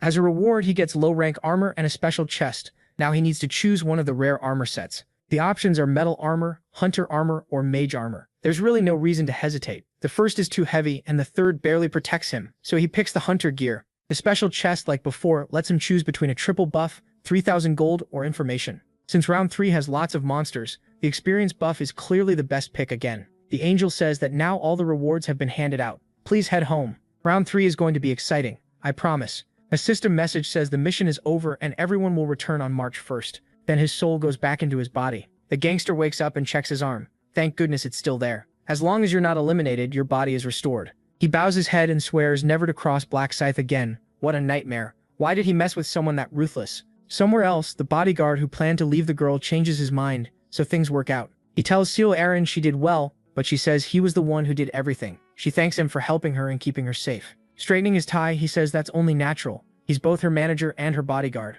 Then she says she wants to thank Black Scythe too, and asks if there's any way to do it. He tells her they don't know what Black Scythe really looks like, so they can't track him down. Besides, he clearly doesn't want anyone to know who he is. She asks why. He explains that when he asked for Black Scythe's bank account to send payment, he was turned down right away. Black Scythe probably knew the account number could be used to trace him. That leaves her a little disappointed. The bodyguard suggests another idea. If she really wants to repay him, they can find him next round and give him an item. She likes that plan and says she'll think more about how to thank him properly. He tells her to rest for the day and says he'll see her tomorrow morning. She tells him to be careful. He's already in the elevator, calling the president. The president answers, "Hello, Senchu." He notes that the president is still awake. The president says he just got back from the game and was having some whiskey. The bodyguard says he saw the results and congratulates him on becoming a Black Knight. The president brushes it off and asks what happened on his side. He says he and Siwa Rin only made it to level 8. They were hunted in the middle of the round, got hurt, and couldn't keep leveling. Hunted? He says he was going to explain after returning and asks if he can come over now.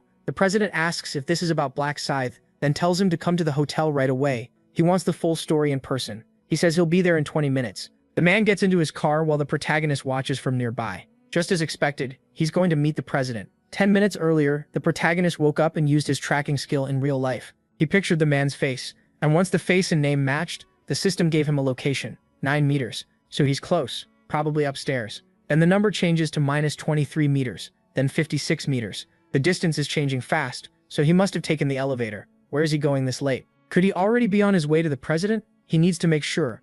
Good thing he turned on tracking the moment he got back. The moonlight is blocked by shadows, making this the perfect time to follow someone. Since the president is there, he'll stay quiet for now. First, he needs information. Who wouldn't be curious about Black Scythe? The player ranked first in both round 1 and round 2. Hearing that this man has info on rank 1 gives the president a bad feeling. Did Black Scythe mess with his subordinate? If so, he can't ignore it. Going after his right-hand man is the same as coming after him. Whoever it is, if they stand in his way, he won't forgive it, not even if it's rank 1. Meanwhile, the protagonist is considering teaming up with this man, but his cruel nature makes that risky. Soon, the bodyguard reaches the president's office. After a quick greeting and some small talk, he suddenly says that just being around the president inspires him, and he thanks him. It's so over the top that even the president tells him he's good at flattery and should just sit down. He insists it's not flattery, then adds a late congratulations for surviving. The president says surviving round 2 was easy. Sang-kyul also congratulates him on changing classes. The president calls it nothing more than luck. Sang-kyul says luck is a skill too. After all, placing second and third across all regions is no small achievement. He says there's no greater honor than serving him, and the president tells him to calm down. Then the president points out that with this much praise, he must want something. So he tells him to go ahead and ask. Sang-kyul asks what kind of advancement item he got. The president plays it down, saying it was nothing special, just something that dropped while hunting monsters. In truth, the fragment came from the rune he received. The angel had told him to check his inventory. Inside was the rune of the Black Knight. Its effect boosts all stats and covers the weapon in a black aura that damages enemies. It also automatically changes his class to Black Knight once he reaches level 10. He realizes right away what that means. He thinks about how lucky he was to get such an amazing item at level 1. Still, he decides he can't share that secret, not even with a trusted subordinate. People can change at any time. Then the president drops the side talk and asks who tried to hurt him. Was it Black Scythe? He quickly says no. Black Scythe actually saved his life. That makes the president ask for the full story. After hearing everything, the president sums it up. Some thugs targeted Orin, and without Black Scythe, both of them might have been eliminated. Maybe Orin would have lived, but the shock alone could have destroyed her entertainment career. He realizes he almost lost both a valuable subordinate and an important business asset. Then he asks what happened to the attackers. Were they eliminated? Sang-kyul says no. Black Scythe tortured them badly, but didn't kill them. When the president asks why, Sang-kyul says Black Scythe thought eliminating them had no benefit. Fewer people would only mean fewer survivors overall. The president admits that logic isn't wrong, but worries about what those men might try later. Even so, thanks to Black Scythe, both his subordinate and his asset are still safe. He says Black Scythe needs to be repaid, but Sang-kyul explains he offered compensation, and Black Scythe refused before leaving. The president is surprised. Did he reject payment to keep his identity hidden? He calls Black Scythe very careful, then says if they meet again next round, Sang-kyul should pass along his thanks for saving them both. He also tells him to watch for any chance to repay the favor. He hates owing people. Sang-kyul agrees, then remembers one more important thing. He asks for the thugs' nicknames, and it's obvious the president plans to hunt them down. Outside, the protagonist sits in a tree, thinking this guy really is a loyal dog. He rushed straight to the president in the middle of the night. Now that he knows where they stand, it's better to leave. Hanging around here any longer will only make him look suspicious. With a celebrity and a heavenly demon living in the same apartment building as him, he figures he should thank his little brother. If those rice cakes hadn't been delivered, he never would have met Seo Erin or learned she was connected to that man. If he carefully builds trust with the neighbors, he might win that man's trust too. Even so, he still has to decide whether taking the heavenly demon to the final round is really worth it. That Black Knight rune is absurdly strong, almost like cheating. The problem is its drawback. Once you get it, you're locked into becoming a Black Knight. Worse, after gaining Black Aura, the Black Knight has to recharge a special power called Dark Energy, and you can't get it the normal way. It clearly comes from eliminating others. In other words, it's a perfect fit for a psychopath like him, which makes him dangerous as an ally. For now, he'll keep him as a possible option, and only use him if needed. There are plenty of other talented people anyway, including that woman who seems to be the priestess tied to him. So once the sun comes up, he'll start moving on that. Meanwhile, at Chaos 24, where he bought the lottery tickets, a man sits there thinking, what am I supposed to do? At this rate, his monthly income is going to be cut in half. Then a girl opens the door and calls out, "Dad." He greets Julie and asks why she looks so gloomy. She says lottery ticket sales were suddenly stopped. The government's reason does make some sense. Players have unknown powers now, so it's dangerous. Then she brings up the news about someone getting first place 4 times in a row, and the secret she saw in her dream. She wonders who it could have been. Her father says rent and business costs were already crushing him, and now he doesn't know what to do. Julie tells him not to worry. She'll graduate soon and help him. She even asks if she should get a part-time job to help pay the bills, but her father refuses and tells her to focus on school. He reminds her that her grades are good and asks if she isn't going to keep studying. Her dream was to become a doctor. Julie says she gave up on that dream. In times like this, school doesn't feel important anymore. He says she's right. Money hardly matters now either. If things go badly, she could be eliminated in the next round. He admits he's been feeling lost lately and apologizes to Julie. She tells him he doesn't need to say sorry. None of this is his fault. Then she tries to comfort him. She made it through round 2 and even got a class. That shocks him. A class? She tells him to wait, then casts a healing type skill on him. He asks what this is. She explains it's a buff skill from her class. It raises all stats a little and seems to refresh normal people too. He calls it amazing, saying his whole body feels energized. Smiling, she says she can use it on him anytime. So she tells him to cheer up. He says he already feels better. Just then a customer walks into the store, and the moment he sees who it is, he freezes. Julie asks, "Who is that? Do you know him, Dad?" Her father stares. "That's the lottery psycho, the guy who hit first place with the same number 100 times. Ryu walks in and greets him. "Hey sir, remember me? I bought 100,000 won worth of lottery tickets." "I remember," the shopkeeper says. "But why are you here?" MC answers, "I came to apologize." "Apologize? For what?" "I saw the news. After I kept winning first place, lottery sales got shut down. So I wanted to say sorry for causing trouble for your store." The shopkeeper shakes his head. "Don't worry, it's not your fault. We're not going to starve just because we can't sell tickets." Even then, Ryu still feels bad for dragging them into it, so he offers compensation, even if it's just a small gesture. The shopkeeper looks down in shock. "What is this? 10 million won?" Father and daughter both panic, telling him to take it back, but he insists. "Please keep it. I'm sure I caused you trouble." He turns to leave, and the father calls after him. "My goodness, how can I accept this much?" Julie says, "Dad, give it to me. I'll return it." He nods. "All right, go." Ryu keeps walking and she runs after him. "Excuse me, wait a second." He turns around and she blurts out, "Raymond, is that you?" The protagonist replies, "Who are you? You don't know me? It's me, Minju Lee. We're in the same class." He frowns. "Same class?" She can't believe he doesn't remember a classmate. Ryu apologizes, saying he's bad with faces, but that's a lie. He already knows she's in his class, that she's the shop owner's daughter, and that she got the buffer class. When he first learned a girl from his class had such a strong class, he was amazed by the timing. Coming to the shop and pretending not to know her was all part of getting her on his side. She asks if they can talk somewhere else. Ryu agrees. They sit on a bench, and she hands the money back. "Here, take it." MC looks at it. "Isn't that what I gave you? You can't accept that much, right?" He knows 10 million won is a crazy amount, but he gave it on purpose because he knew she wouldn't keep it. No matter how hard life is, she hates owing people. She pushes it toward him again. "Just take it. My arm hurts."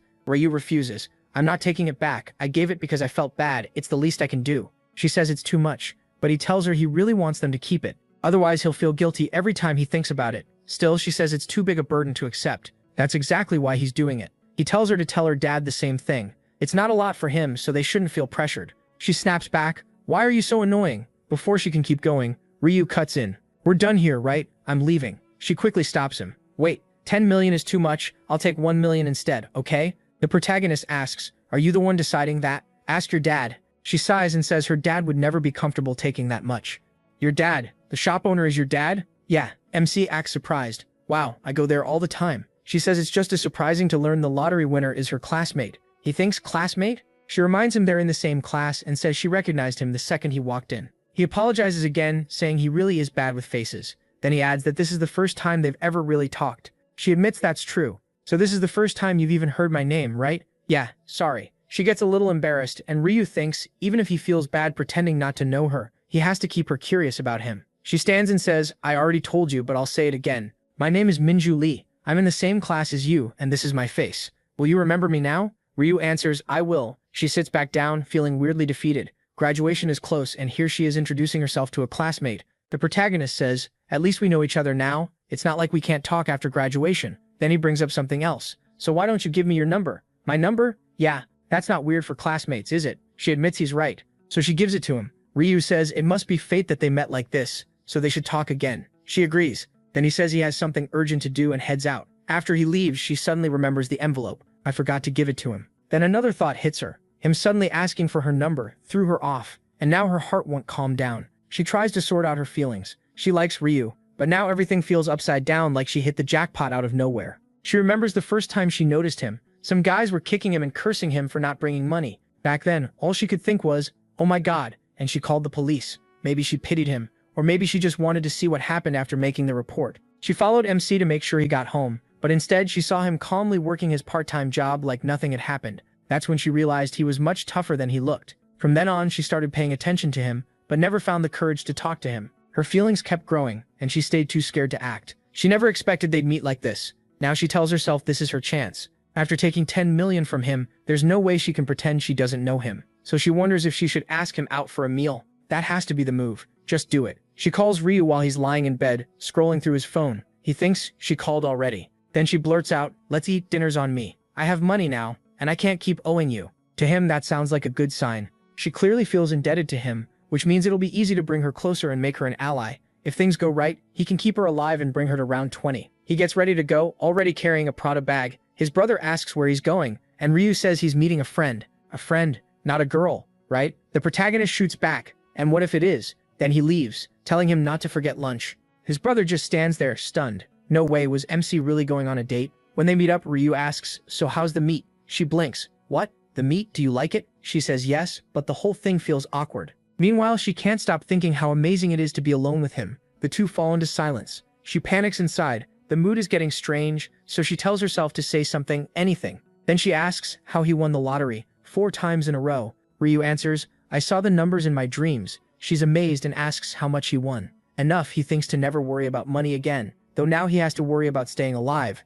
She asks about his first round and whether killing goblins was hard. He says it was really tough and took a long time. Then she asks his region. He says he doesn't remember all of it, just that it ends in 5. Hers ends in 7. And she sounds disappointed that they probably won't meet there. Ryu thinks she shouldn't worry. They'll meet eventually. As survivors drop, the regions will merge. She asks his level. He says 10, and she says she's level 10 too. Then they talk about classes. He says he doesn't have one yet and asks about hers. She says she got lucky and found a class item called Buffer. Buffer, like in games? The protagonist is relieved she got that class again. She offers to show him. One of her buffs, Blessing, raises all stats. MC tells her to try it, so she casts the buff on him. Ryu is impressed. It boosts every stat by 50% for 3 hours. That only makes him more sure. He has to get her to round 20. He praises it as a great unique class. He also knows that once she maxes the skill, the boost will jump to 100%. She's happy he liked the buff, and he knows this is exactly why he was looking for her. The reward he got for being first to change classes was a random gold backpack. It gives money based on luck,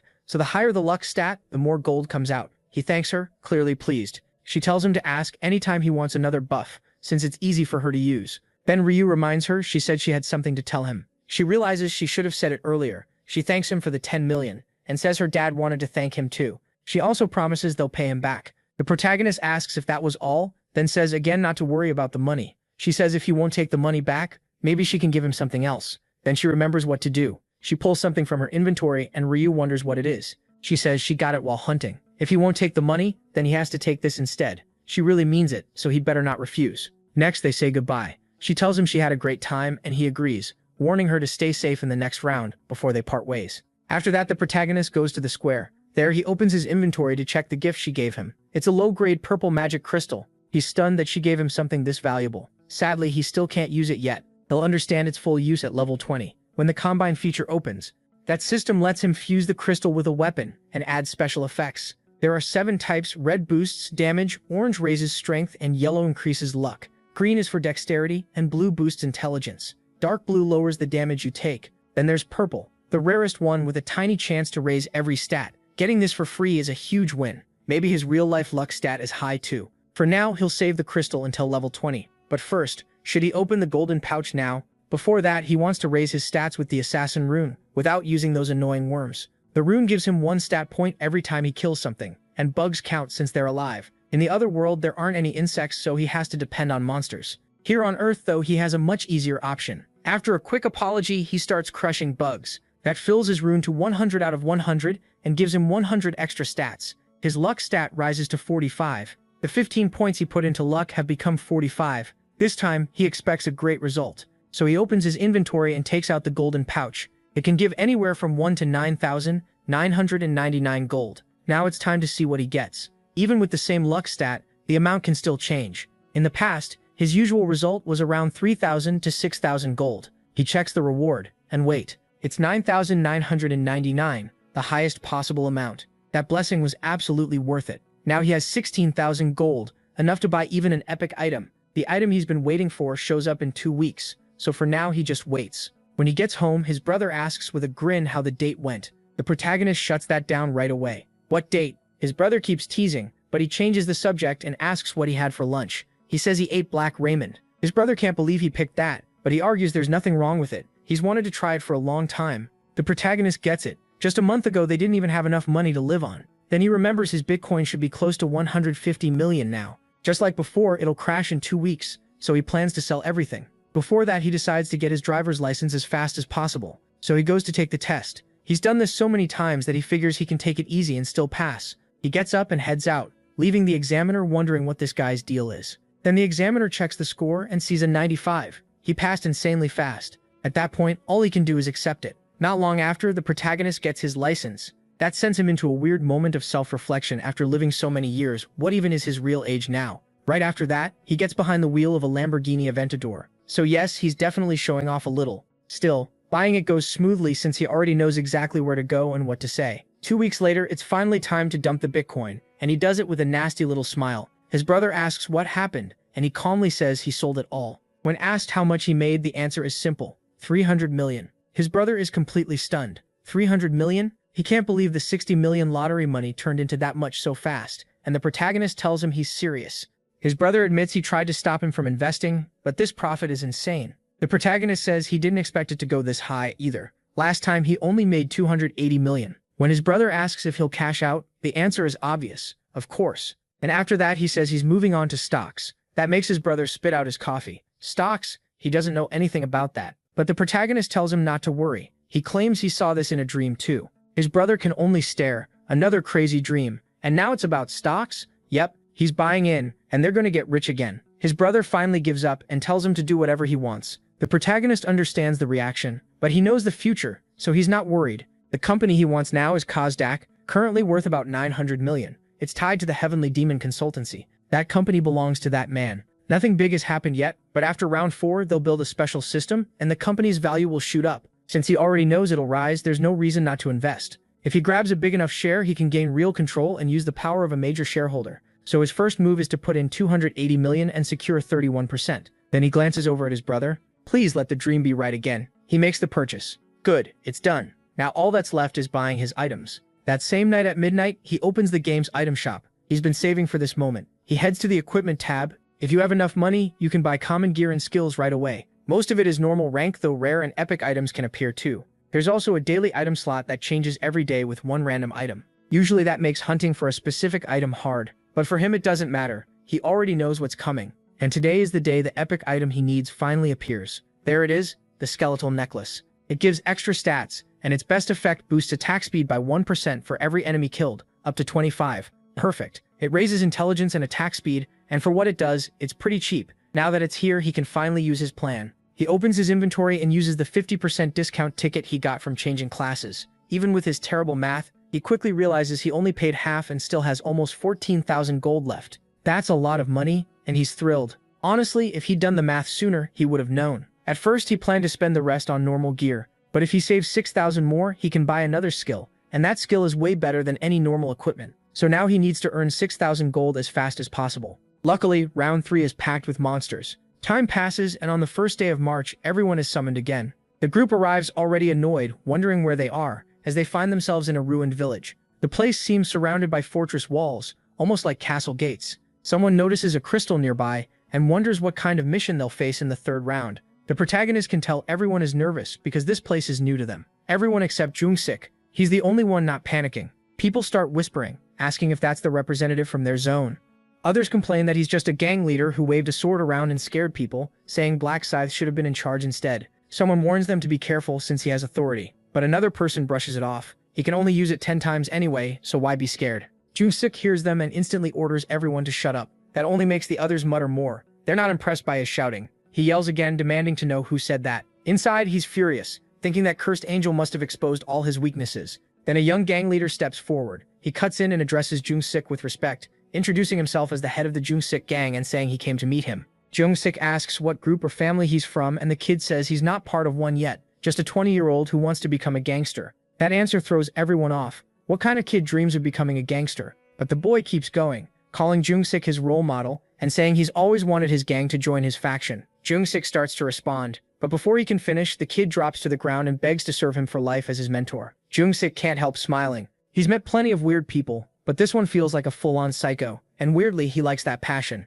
He tells the kid to stand. Then he asks if he's out of his mind. His reputation is a mess, and the boy still wants to follow him. The kid says none of that matters. He respects him. Even if everyone stares, he doesn't care. That answer wins Jung-sik over. He tells the kid he likes that spirit, and says he'll take responsibility for him. The boy thanks him, honored to be accepted. Around them, people whisper that anyone joining Jung-sik must be crazy. The protagonist watches it all. He realizes Jung-sik is teaming up with Zhang again, and that might actually work in his favor. Soon, the angel appears and announces that all humans are present. She notes that there are 90 fewer people than before. That makes everyone panic, wondering what she means. She shuts them down and starts the explanation. Round 3's main mission is to protect a relic for 3 hours. Out of 856 million players in the whole game, only 214 million can survive, and in this zone, only 1/4 will make it. The crowd is shocked. There are already fewer people, so how did it get this bad? The angel coldly says it's not like young humans would die of old age. If they were eliminated, then they must have been fighting each other in the real world, and that's none of her concern. Then someone notices something strange. The players check the survival limit for this round and see only 1,200 survivors allowed. They immediately protest, saying that's just a quarter of everyone and asking if the angel made a mistake. She only laughs. A mistake? Too bad. There's no mistake. The number is low, so I get why you're scared, but the rules haven't changed. Half the players are supposed to survive each round, but all of you made it through the last one, so this time only a quarter can live to even things out. Someone starts to protest, but she cuts in. Don't act cheated. Just fight hard enough to make the top 25%. That's enough talk. Here's how this round works. Every 30 minutes, monsters will pour out of 4 gates. Their target is the relic in the middle of the village. There will be 5 waves, and everyone has to work together to defend it for 3 hours. Hold the relic the whole time, and you get bonus rewards. Fail, and the penalty will be brutal. No matter who lives or dies, rankings will be decided by how many monsters each player kills. Since this is a defense round, way more monsters will appear. They're only a third as strong though, so they should be easier to handle. The trade-off is less XP and gold. Life as a Documentary thinks it's simple. Just wipe out monsters. With his authority still active, this should be easy. Then the angel adds one more thing. The zone representative is Life as a Documentary, right? He can still use position authority in this round, but there's something you're all probably wondering. What if the representative gets taken out? If monsters kill him or he dies normally, the seat just becomes empty. But if another player assassinates him, that killer becomes the new representative and gets 10 uses of position authority. That's all. The monsters arrive in 10 minutes. Try to work together and survive the next 3 hours. But I doubt you'll actually cooperate. She disappears, and Life as a Documentary is left fuming. What the hell? That's completely unfair. Then he turns and sees players already pulling weapons on him. You idiots, come at me. The first one who tries it loses his head. Someone scoffs that he's awfully bold for a guy with only 10 authority uses left. If they kill him, one of them gets the spot, right? Another already wants the title. Then the crowd suddenly looks behind them. He's here. The kid steps in like always, making an entrance. Black Scythe, what do you want? Relax, I just want to talk. I'm not scared, so spit it out. If you think your threats will scare me. The protagonist cuts him off with an offer. Looks like you're in trouble. Huh? I'll protect you. What? I'll stay with you and keep other players off your back. The crowd erupts. Black Scythe is protecting Life as a Documentary? So if they go after him, they'll have to fight Black Scythe too? A lot of them immediately back off. This is a bad idea. Life as a Documentary studies the reactions. If he accepts, he'll probably live. But deals like this always cost something. So what's the price? The protagonist says it's simple. Follow every order I give. That makes him bristle. Call it whatever you want. It really means become my underling. Why make this offer? He won't say. What kind of orders? He won't explain that either. Just obey. To him, that sounds pathetic. No way he wants to bow to this guy. But if he says no, will that scythe turn on him too? The protagonist tells him to choose. Everyone's waiting. After a pause, he refuses. Just as expected. There was no way he'd drop his pride. The crowd is stunned. He really turned it down. With Black Scythe guarding him, he could have hunted safely, but following someone else's orders was too much for him. To them, it looks like he'd rather protect his pride than his life. Maybe he thinks nobody will dare move. The protagonist thinks this is playing out just like his past life. Time to make it clear. Fine. If that's your choice, then I'm done helping. Whatever happens now isn't my problem. Live or die, I don't care. The crowd catches on fast. If Black Scythe is out, then Life as a Documentary is fair game. They start to move and he curses to himself, wondering if he should have taken the deal.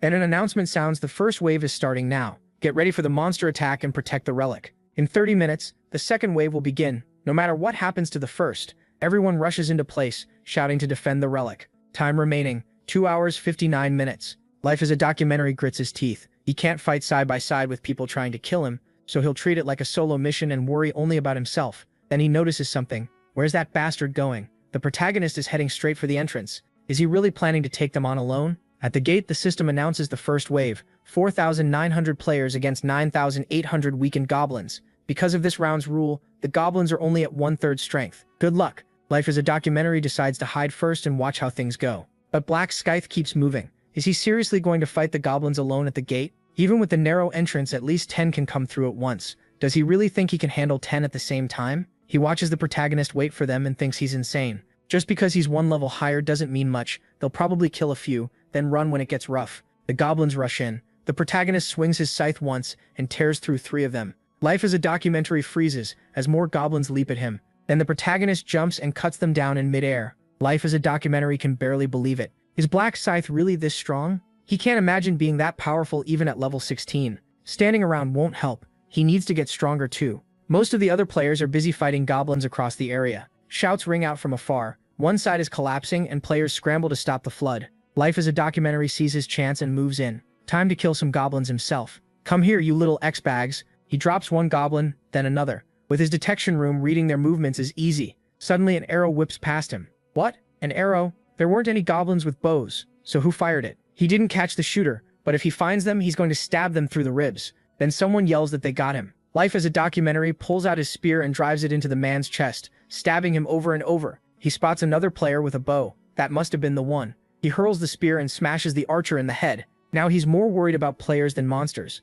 If being representative is this cursed, he'd rather hand it off. Though even now he refuses to bow to Black Scythe. Still, there has to be a way to hunt without getting jumped by other players. Then he notices the zone's rank 3 player. Black Dragon Flame in my right hand. That's the one. He calls out and orders Black Dragon Flame in my right hand to protect him. Meanwhile, the protagonist keeps farming with the skeletal pendant boosting his attack speed by 25%. He keeps stacking kills already over 500. His X buff is active too and the assassin rune raises all his stats by 100%. Gold keeps pouring in with bonus gains on top. The protagonist opens his status window. So far, he's earned around 2,000 gold. At this pace, he can hit 20,000 by the second wave, but he wants even more, enough to buy 2 general abilities, maybe even get the Inner Thoughts rune early. Another goblin charges in. He stares it down and slices its chest open. When the rest start backing off, he grins. If they won't come to him, he'll go to them, and he charges forward, cutting them down one after another. Back near the relic, players hear the noise and wonder what's happening. Then the goblins begin to vanish. The first wave is cleared. Survivors, 3,933. Eliminated, 967. Each survivor gets 500 gold. They made it, but nearly 1,000 players are already gone. Even weakened goblins were dangerous. Then someone spots him. Junsik is still alive, but making it through the next round won't be easy. Junsik curses under his breath. Those bastards aren't even focusing on goblins. They just want him dead. Another attacker comes in, and an axe cuts into his shoulder. Still, the players he ordered around are shielding him like disposable walls. With them taking hits for him, he thinks he might survive after all. One gangster asks if he's okay. Even without a direct command, the guy keeps protecting him. But he's losing a lot of blood, and for a moment he wonders if he can really last to the end. Then he hardens his resolve. He'll survive this and prove he's the strongest one here. Wave 2 begins, 3,933 players against 7,866 goblins and hobgoblins.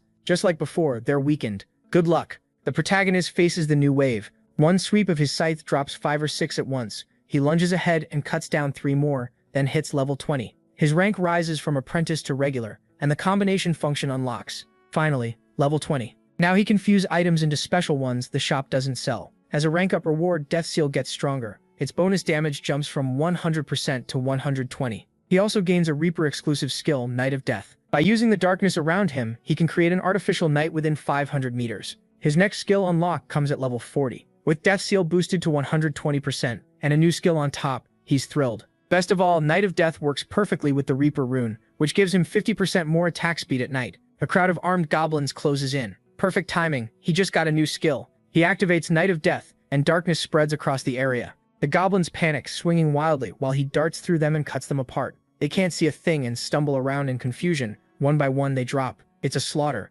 Wave 2 ends. 3,343 players remain, with 590 eliminated. Every survivor gets 500 gold. The protagonist realizes the second wave is already over and wonders if now's the time to buy his skill. Shopping time. First, I need Detect Presence. With that, I can sense anyone within 30 meters. Right now, it's just goblin bodies around me. Should I save another 20,000 gold? Wave 3 begins. 3,300 players against 6,686 weakened hobgoblins. A quick slash, then a stab to the chest. Wave 3 is cleared. Wave 4 starts. 3,001 players versus 6,002 hobgoblins and gnolls. The future gangster keeps stabbing in every direction while others close in around him. Wave 4 ends. Just one more wave. One more hour. If I hold out that long, I'll make it. I've already used all 10 authority commands, so my life depends on them protecting me. Wave 5 begins. 2,700 players against 10,000 weakened gnolls. 10,000. That's way too many. They're weakened this round. Good luck, everyone. No need to panic. This is my chance to make a record. I need more power, and I need to crush the bastards who came after me. Then he spots the group he ordered before, getting hit in the chest. Someone points him out. There's the zone representative. Kill him now. He panics and yells for protection, grabbing 2 players as shields. One gets stabbed in the chest, another in the face, and both collapse. Now he knows he's in real trouble. This isn't the time to hunt anymore. He has to run. But the others spot him and rush in. Damn it, I only had to survive one more wave. Just one more. He runs straight to the protagonist, Black Scythe. Hey Black Scythe, I accept your offer. I'll do whatever you say. Just protect me. I said I'll accept, Black Scythe. Answer me. The answer is no. He already said he doesn't care what happens to him now. The gangster protests that he'll submit, but Black Scythe shuts him down. He has no authority commands left, so he's useless. He realizes it too late. If he'd known it would end like this, he would have accepted much sooner. Did you see that? He turned him down. What a relief. I was worried Black Scythe might actually take him in. His life really is a joke. Now that he's finished, taking him out will be easy. Fine. If you're coming for me, I'll drag at least one of you down before I'm eliminated. Then the gangster prodigy steps in. Son, ban him. You're having a hard time, huh? Don't worry, I got you, Huang Yongmin. I knew I could trust you. If I live through this, A punch to the mouth drops him flat. Son, ban him. Calm down. Dying won't hurt that much. You bastard. The beating keeps going. One punch after another. Damn it. To think I Chojong Sek would get betrayed by trash like this. Then it's over. The zone representative, life is a documentary, is eliminated. His authority transfers to the killer. Player Yong Min becomes the new representative. That's it. I'm the representative now. I'm the king. You are now the representative and have gained the authority powers. Now I can mess with Si Wurin all I want. This is going to be fun. Take it easy. Come Nim. I'll put your authorities to good use. Don't hate me too much. This is what happens when a boss only knows how to run. Pathetic. Hey, did you all see that? He never had a chance. Yeah, you're right. What the hell? His hands are still covered in blood. He beat him to death barehanded. This psycho gives everyone chills. A total bastard. He really betrayed him. People start whispering, wasn't he backing that gangster before? Looks like he planned to stab him in the back from the start. This guy's insane. And now he's the leader? Wait, let's take him out. Now they're aiming at me. Good thing I still have someone to lean on. Black Scythe. What? You saw the message. I'm the zone representative now. I have the 10 authority commands, so I'll accept the same deal you offered. Life is a documentary. I'll obey anything if you protect me. You dropped Chojong Sik because he lost those commands, so you'll take me, right? I don't like your attitude. Get on your knees and beg. Then maybe I'll think about it. Excuse me? Didn't you hear me? I have the 10 authority commands. Black Scythe isn't impressed. So what? You're the one who needs help here. He goes quiet, thrown off. Black Scythe repeats himself. If you want protection, kneel and beg. He starts to turn away. Fine, I'll do whatever you say, so please make me your subordinate, Sir Scythe. The protagonist stares him down. He's seen this kind of scene too many times. But Wang Yongmin still has some use. Alright, your offer is accepted. Yongmin immediately thanks him over and over. Stop that. It's disgusting. Sorry, man. He steps forward. The group is stunned. Wait, what? Black Scythe is protecting Yongmin? That's insane. Do we really have to fight him now? You saw how Scythe fights, right? No way. He killed hundreds of monsters by himself. How are we supposed to beat someone like that? The protagonist decides for them. You have 2 choices. Give up on the zone representative and go back to killing monsters or die by my hand. I suggest the first one, but the second is fine too. Anyone who points a blade at me won't be treated like a person. That is enough. They lower their weapons, even dropping their daggers. I'm out. Me too. Yongmin is amazed. Just a few words from Scythe and everyone backed off. He was terrifying as an enemy, but being on his side feels great. The protagonist knows this will be over soon. At this rate, they can clear the 5th wave easily, but ending it here would be a waste. Wang Yongmin. Yes, Black Scythe. You said you'd do whatever I ask. Of course. Just say it. Use the 10 authority commands to destroy the relic. What? The relic? But if it breaks, he remembers the warning from the angel. Fail to protect the relic, and you'll be punished. Then another thought hits him. If he uses all 10 commands, he can't use them on C-Viewer later. He asks why, but Black Scythe cuts him off. Do it now. He even tries asking if 9 is enough. One last warning comes back. Choose now or be eliminated. Alright, I'll do it. Then he starts naming the 10 people he'll command. Sim Sangju, Small Pepper, Don't Touch Me, Spring, Summer, Winter. Command the 10 names I called will destroy the relic. Someone protests. Wait, those are all my friends. Why are you doing this? They trade nervous looks. One of them apologizes, saying it's Black Scythe's order, so they have no choice. Then it begins. Don't touch me, Sim Sang Juan, Small Pepper. The order reaches all 10 of them. Break the relic. A system alert appears. The relic is under attack. What? They turn and see the 10 lunatics already smashing the relic. Hey, why are you doing that? Stop. We'll get punished. Don't break it. But everyone keeps striking it. It's over. The relic is destroyed. Main mission failed. In 30 minutes, the Divine Punishment Agent will be summoned. The group panics. Punishment Agent? What's that? Then the next message comes. Survive the agent until the timer ends. The round won't finish until it disappears, so it's some kind of boss. Secret secondary mission. Round 3. Survive the divine agent for 30 minutes. Reward 3,000 gold. That gets their attention. At least the reward is 3,000 gold. They've only made 2,000 so far by protecting the relics, so maybe this is worth it. Yeah, it's actually better money. A reward bigger than the 5th wave itself. That's exactly why he had Wang Yongmin destroy the relic. But he made sure not to do it himself, because the players who attacked the relic have been identified. The 10 attackers will receive a penalty. Their stats are permanently cut by 50%. One of them freaks out. What? We only followed orders. This is insane. Huang Yongmin, you scum. He can only mumble that he didn't know this penalty would happen. Then another notice appears. Because the zone representative failed to protect the relic, he will also be punished. What? All his stats are permanently reduced? What a joke. The protagonist just watches. A permanent stat loss hits your chance to survive hard. That's basically deadly. Now it's time to get ready for the divine punishment agent. Shopping time. Let's buy a few things first, like an assassin's hood and agility boots. Even cheap boots will help right now. Then combination. All I have to do is place an item and mix it with an energy stone. Combination successful. Your skeletal necklace gained +1 to all stats. I can put an energy stone into every piece of gear. Combination successful. My armor gets +1 damage reduction. Another success, +2 strength. These low-grade stones won't do much, but it's still better than nothing. Wait, is it starting already? He's a little nervous. Meanwhile, others try to calm themselves down. It's only 30 minutes. We can do this. Just keep running. Half an hour and we'll all live. Not everyone believes that. Escaping the divine punishment agent isn't that simple. In his last life, only 500 out of 2,700 survived.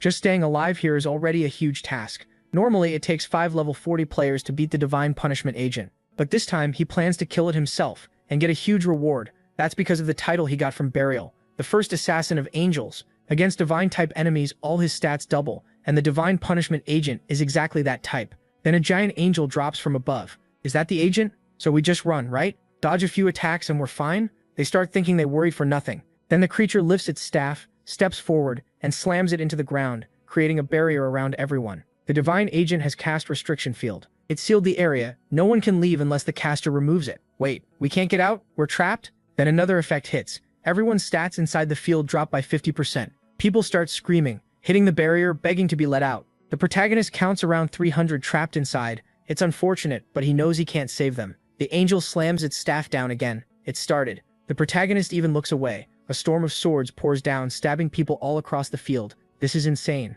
How is anyone supposed to dodge that? It's hard to even follow. Once you're trapped in the restriction field, avoiding all those arrows is nearly impossible. But there is another way to see it. If you can dodge them, you're fine. And right now, everyone's distracted. Same as always, when it's busy killing humans, it ignores its back. The second that barrier drops, I'll strike. People keep getting wiped out inside the field. Now the barrier is coming down. Good. This thing doesn't even have ears, so I don't need to worry about it hearing me. Once I'm within 5 meters, I just need to place the death seal. This first hit has to be perfect. The divine agent starts to turn, but that doesn't matter anymore. It's already too late. Direct hit right in the eye. He pulls back right away and runs. Because of death seal, it's down to 60% health. One blow took 40%. Not bad. It'll probably cast restriction field again to find me. The divine agent activates restriction field, but the moment it notices I'm gone, it'll cancel it. The field drops again, and since one eye is gone, I need to take the other two. So I go straight for the second eye. The divine agent twists in pain and uses restriction field again. Your stats have been cut by 50%.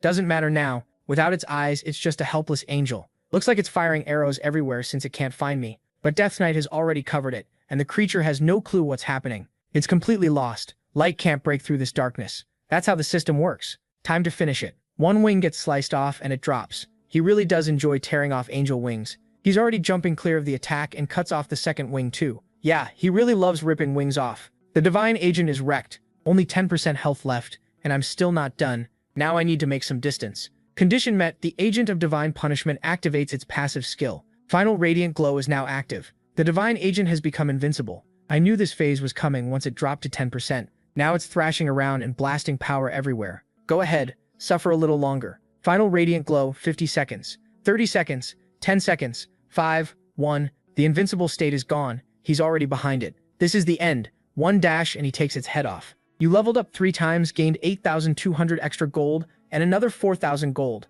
It has been confirmed that you are the first player to defeat the agent of divine punishment. You received the title Opposition to Divine Punishment. That title cuts damage from divine creatures by 80%. Wow, he's already up against god-level enemies. You received Condensed Aether for defeating the divine agent. You also got a Radiant Rune for being the first to kill it. The rune was engraved onto your body automatically. Just as expected, Condensed Aether? This was the real reason for the whole plan. After all, it's a key material for making a god rank item. And I also got the Rune of Radiance. It gives 1 intelligence per level, and boosts divine skill effects by 1% each level. Now that I'm level 30, that means 30 intelligence and 30% stronger divine skills. At least I won't need to spend points on intelligence for a while. Everyone cleared the side quest and got 3,000 gold. It's over. We lived. Thank goodness. No way. Black Scythe beat the Divine Agent alone. That's a monster. Amazing. Defeating the Agent of Divine Punishment alone, you're the first human who's truly caught my interest. So how about an interview tomorrow morning? Black Scythe, how did you come up with a plan like that? He only thinks what a useless question. I killed it because I wanted to. If I got eliminated, I'd have to sit there and watch everyone else die. The group is stunned. So he fought to save everyone? They thought he was arrogant, but maybe he's actually a good guy. The angel says he did all this just to save his race. Humans are strange. One minute they kill each other, the next they protect each other. That's something I can't understand. The protagonist just thinks, of course you can't, you narcissistic angel. Anyway, humans, congrats on surviving, but don't relax yet, because your fate still depends on the results. Shall we see them? Black Scythe, 3,600 kills. Worthless Bastards, 982. Celestial Demon, 963. Those are the rankings across every zone. Now for this zone, SK45, Black Scythe is first, Sangshil is second with 687 kills, and Kalren is third. So the bodyguard took second and third. But did she even appear in that fight? I never saw her. Black Scythe got 3,600 kills while second place didn't even hit 1,000. And he's level 30. This guy is absurd. Does he have some kind of bonus? I do have an experience bonus, but I think you only get it by placing first in your zone. Congratulations, you finished rank 1 across all zones. Congratulations, you also ranked first in your zone. As your zone's top player, you've received a coupon for 1 intermediate ring. A ring. Please select 1 intermediate item. There they are, Wind Ring, Magic Ring, or Resistance Ring. It looks like the worst pick, but this is the one I need most. I'll take the Resistance Ring. Effect plus 4 luck and plus 35% resistance to abnormal effects. Raw strength means nothing if you get locked down. And since status resistance can grow with stats, getting this early is the smart move. Next up, you may choose 1 special reward. 50% bonus stats for round 4, 4,000 gold, or information about round 4. Just as I thought, there's no more experience bonus. Starting in round 4, this isn't just about monsters anymore. So I'll take number 2, the gold. Meanwhile, the angel points out that while the humans are celebrating, they should check the rankings. Rank 1225 belongs to the Kutov line. The guy complains that the system must have made a mistake, and begs it to check again. He insists there's no way his rank should be that low after killing so many monsters. The angel snaps back, why are these bugs talking? If you couldn't keep your rank, then you deserve to be wiped out. She snaps her fingers and they disappear. And that brings round 3 to an end. Su Xiao Aaron wakes up in bed. I'm back. Thank goodness I survived round 3. More than that, I even got the summoner class, fairy summoning. Look at this, an amazing fairy. Those fairies work like shields, and my bodyguard kept everyone busy. Thanks to them, I cleared round 3 safely. I can't believe I placed 3rd. Wow, and this energy stone is my reward. I wonder if Black Scythe would like it. He'd definitely want this. If there's one thing he goes for fast, it's an energy stone. Then Yaman storms in and smashes a lamp in rage. Damn that Black Scythe. Penalty applied. Your stats have been permanently reduced by 50%. Damn it. If I knew this would happen, I never would have volunteered. Bastard. Then he notices his phone ringing. Great. Now I'm really screwed. Incoming call from Kim Sung-han. He picks up. Hey Kim Sung-han. But the other side explodes, asking if he's lost his mind and if he knows the mess he caused. He tries to play dumb, but Kim Sung-han doesn't buy it. Everyone got ruined because of him. How could a leader use his authority to betray his own people and still call himself human? He argues that he had no choice. Black Scythe would have eliminated him otherwise. Kim Sung-han fires back that he should have just been eliminated. That would have been better than betraying his friends. He protests that things weren't fair for him either, since he lost stats as the representative. Kim Sung-han doesn't care. He used his friends for his own gain, and none of this would have happened if he weren't greedy. To him, he's just a traitor. Then comes the final warning. Never call again. In real life or that other world, they're done. If they meet again, he'll beat him senseless. The call ends. What did I even do that was so wrong? I'm a victim too. He decides to call the others and deal with Kim Sung-han later, but nobody answers. They've all blocked him. So this is it. Back to being alone. Then his anger boils over, so if he sees me again, he'll eliminate me? Fine. Let him try. If anyone comes at me, I'll kill them first. The next day at the Imperial Hotel. Come in, Department Chief. He says he survived again, and the answer is simple. Just got lucky, sir. He asks if round 3 was rough and whether he's okay. He says yes, since the monsters were weaker, it wasn't too hard. Then comes the next question. Current level. And did he get a class? He's level 11 now, a knight. Surin reached the same level, but her class turned out different. She's a summoner. That doesn't sound common. He says he was surprised too. After the class change, she summoned fairies that kept putting up shields. Because of that, their hunting went smoothly. That's great news. Then he suggests staying close to the actress Suortinate. If needed, maybe even date her. Date her? He stammers, and the answer comes back that it would just make learning her weaknesses easier, not that he has to marry her. Still, he can't help asking if they're seriously telling him to date her. The response softens. It was a joke. It's just been a while since they've seen that look on his face. They tell him he doesn't have to. He admits that might be for the best, since Sorotinen doesn't seem to like him much. He starts putting himself down, calling himself useless, cowardly, and awkward. They cut him off and remind him he's responsible. He says she's still formal with him. She even calls him Mr. Bodyguard. Then he changes the subject and asks what the urgent message was. First comes an apology. He asks why. Because he failed the mission he was given. He couldn't help Black Scythe, and he couldn't even deliver the message. Still, he must have had a reason. So he starts explaining everything that happened. That agent of divine punishment sounds like a serious enemy. Did Black Scythe really kill it? Yes, sir. He handled it alone with crushing power. It was like he already knew exactly how to beat it. Black Scythe clearly doesn't need backup. He's way beyond what we imagined. Honestly, having the Black Knight's rune made me think I was strong, and now I feel embarrassed. If I ever get the chance, I want to meet Black Scythe. Since you had your reasons, I won't blame you. I'm sorry, sir. Forget that for now. What did the tracking team find on those bandits? The main suspect goes by Hwang Young-min. If that's even his real name, there are dozens of people with that name in Korea. But if he's in his 20s and lives in Seoul, it drops to 5. Where are they? The detective said it'll take at least a month to find all their addresses. A month? Then we won't catch him before round 4. That's true, but we don't need to force it yet. We can buy some time. How much gold do you have now? About 10,000 gold? Then you're halfway there. The shop sells a skill called tracking. Once you hit 20,000, buy it. Yes, sir. By the way, I got distracted earlier and forgot to mention this. Last month, a shareholder bought a huge amount of stock in your company. Which company? Mine? The Celestial Demon Consultancy. The one you're focused on right now. How much did they buy? Sir, try not to be shocked. They took 31%. Wait, one person bought 31% of the whole company? Yes. I could barely believe it myself when I saw it.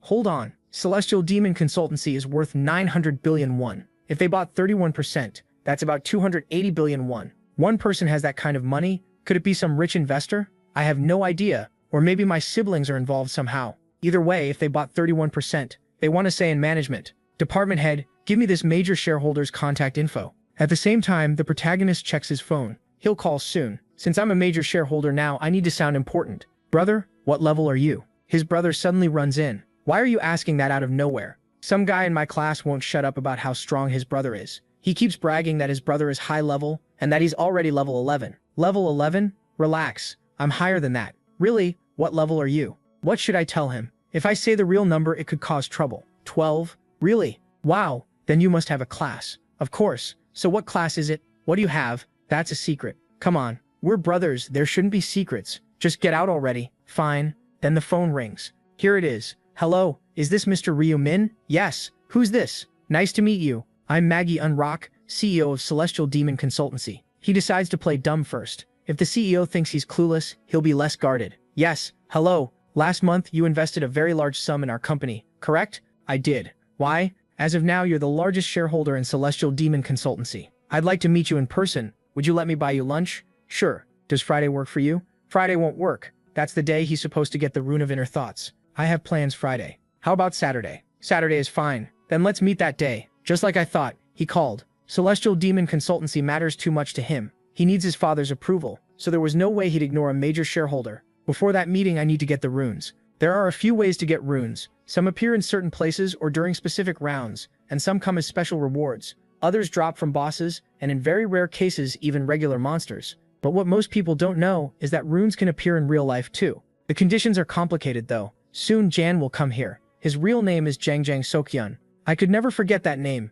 He's the man who kidnapped my brother, and I still remember his voice. You want to save him? Then pay the price. Tell me what nobody else knows. What are you talking about? How would I know? Stop acting dumb. I know you went back in time. How does he know that? You're wondering how I know, right? I have the Rune of Inner Thoughts. I used it on your brother, and I know what's in your head too. Since that day, I've chased revenge against him through 11 regressions. Now it's not even personal anymore. I'm just here to take the Rune of Inner Thoughts before he does. Then the man enters, dragging someone with him. Today, right here, he throws the girl to the floor. I'll take it out on you, so don't scream. Got it? She begs him to spare her. He sneers, asking if that's all she can say after he let her go. He tells her to try something else. Say she has a kid, offer money, anything but this pathetic crying. She keeps apologizing and he snaps, asking why.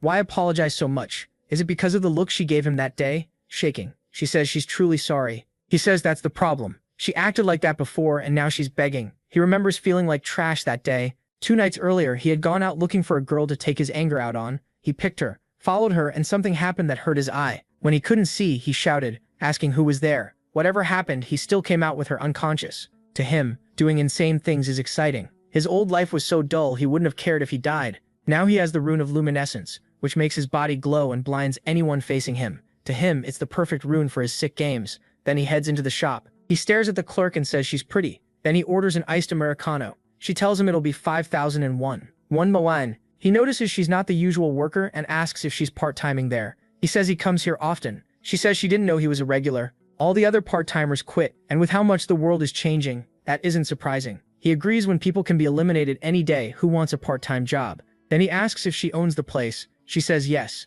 He says she looks young, she's 32. He asks if she's a player. Thankfully she says no. Then he asks for her number, calling her pretty and saying he likes her. She freezes and he notices right away. He demands to know why she's making that face. Does she hate how he looks? Is she disgusted because of the marks on his face? He says it feels awful, calls the coffee disgusting, and demands his money back. She hands it over. He yanks the money from her hand. Then he calls her out for looking down on him, just because he's not handsome, and she's a little pretty. He says she'll pay for that look, then attacks her, and the story returns to the present. She's crying and apologizing, saying she knows she shouldn't judge people by appearance, but he says that's not enough. She doesn't sound sincere. Then he throws her down. He says he knows she's only pretending so she can escape. She begs him to let her go. He mocks her. If she wants to apologize so badly, she should pay him another way. Trembling, she says it was all her fault. He tells her not to move. Then he notices someone else is there. For a second he wonders if it's a detective. Who is this guy? The newcomer tells him to stop cursing, but soon he'll be doing a lot more of it. The man is confused. What's with this guy? The huge scythe and the white mask. He calls him a lunatic and asks if he really came here playing dress up with toys. The reply is cold. Does that look like a toy? Smoke rises and the criminal finally realizes it's real. Are you a player? The masked man calls him an idiot and asks what else he could be. Then the protagonist turns to the girl and tells her to run now. This is her only chance. The man shouts that nobody said she could leave. The protagonist rushes him and lands several hits. The man drops hard, stunned by how much it hurts. Groaning on the floor, he hears the protagonist remind him that he'd be cursing soon enough. Then the masked man tells the girl to go and leave this to him. She thanks him. She runs. Now it's just the two of them. So, is the game starting? Furious, the man swears he'll kill him. The protagonist mocks him. It's no fun if he gives up too fast. That only makes the man madder. He attacks, but the protagonist slips past it. The man can't understand it. How is he dodging so easily? The protagonist can't believe he's still fighting with a goblin dagger. Then the scythe swings. Clean and exact. A limb is cut off. Does it hurt? I haven't even begun yet. The man stares down in shock. In the next instant, the protagonist disappears, reappears, and cuts him again. Seeing that fear, he taunts him. The man realizes he'll die if this keeps going. If he wants to live, he has to blind him first. So he activates his rune and shouts that now he'll take him down. But when he looks at his own body, nothing happens. Why isn't his power working? The protagonist thinks, shine all you want. In the night of death, no light can exist. He already knew this would happen, so he used the skill in advance. And even without night of death, it wouldn't matter. He'd already cut the man's wrists and heels. Another slash tears through his legs.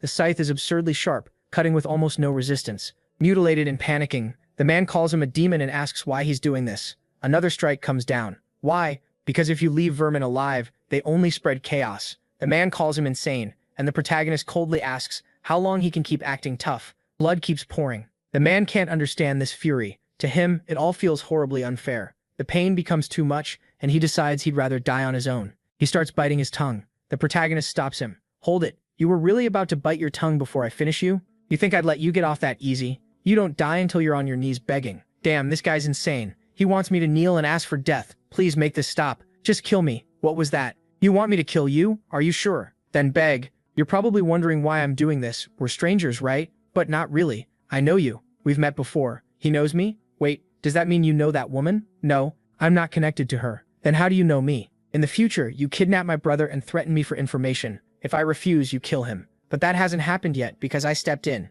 If I hadn't, you would have gotten the rune of inner thoughts. Inner thoughts? Yeah, there's a hidden rune here. Want to know how it appears? Someone has to hear another person's true voice, the honest words from their heart. If I hadn't come, you would have attacked that woman. She would have begged for her life and that true voice would have triggered the rune. Then you'd keep using it to commit worse crimes. I've watched that happen in several regressions, and even without that, you've already committed 12 crimes. You're trash who deserves to die. If that's true, then kill me. Please. No, I'm not even going to touch you. What do you think I've been doing all this time? I'm waiting for you to die by yourself. What the hell? I begged him to kill me, and he still won't. Does he not want the rune? Then why won't he let me speak? I'll say it from the heart, please. The protagonist can tell what he's thinking. He says he's refusing on purpose because he's testing the rune of inner thoughts. Sorry, but I already got it. Remember? You sincerely begged me to kill you earlier. That was enough. The rune reacted to your true voice. You made someone speak from the heart, so the condition was met. You have discovered the hidden rune of inner thoughts. The rune will now be placed into the player's body. By watching a target, you can faintly hear their inner thoughts. Range 30 meters. So the test worked. Meanwhile, the man thinks, you got what you wanted, now just kill me. No, dying that easily would be too kind for someone like you. Later, the man disconnects and dies. With no witnesses around, the protagonist decides to erase every trace using his bonus ability and the skill he just learned. It wipes away bodies, blood, fingerprints, and footprints. Perfect. It's better to leave nothing behind. Then the next morning, the protagonist shows up in a sharp suit. His brother asks if he's going on a date and wants to know who the girl is. He says it's not a date. Since he never dresses like this, his brother keeps teasing him, but the protagonist explains he's meeting a business partner. His brother gets worried. Business partner? What is he planning now? Investing too? He's scared the money might be lost even though the protagonist already made him $1 billion.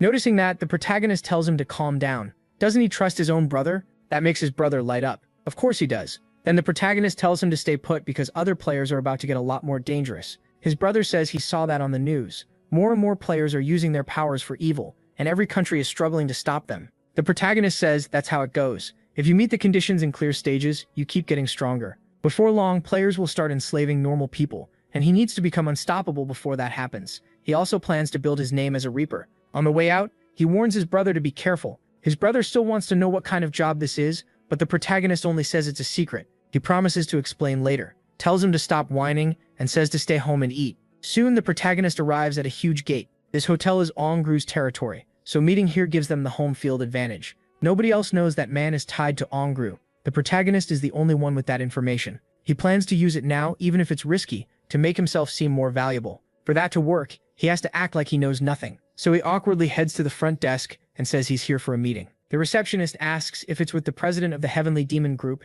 and he says yes. She tells him to wait because the president will be there soon. He thanks her, then keeps acting nervous and looks around like this place is totally new to him. He even plays impressed by how fancy it is until someone asks, "Are you Mr. Ryu?" This is it. He turns and sees the man recognize him right away. "It's you." The protagonist nods and says he's the one who delivered the rice cakes to Siron. The man apologizes for the rough welcome, but inside he's shocked. This kid doesn't even look 20, and he supposedly invested 280 billion. Something feels wrong. The protagonist instantly notices the suspicion. Honestly, it's a normal reaction, so he casually says that's fine since they don't know each other, then adds that he never expected the president to live so close by. The man quickly corrects him, he's not the president. Of course, the protagonist already knows that. He's just pretending. The man introduces himself as Onseng Chol, the department head, and says the president will arrive soon. Until then, they should wait inside. The protagonist sits down and the man shuts the door. Then he picks up the phone and calls the president. He says he met the investor in person, and there's no way this makes sense. The guy is far too young. He can't have gathered 280 billion by himself, so someone must be behind him.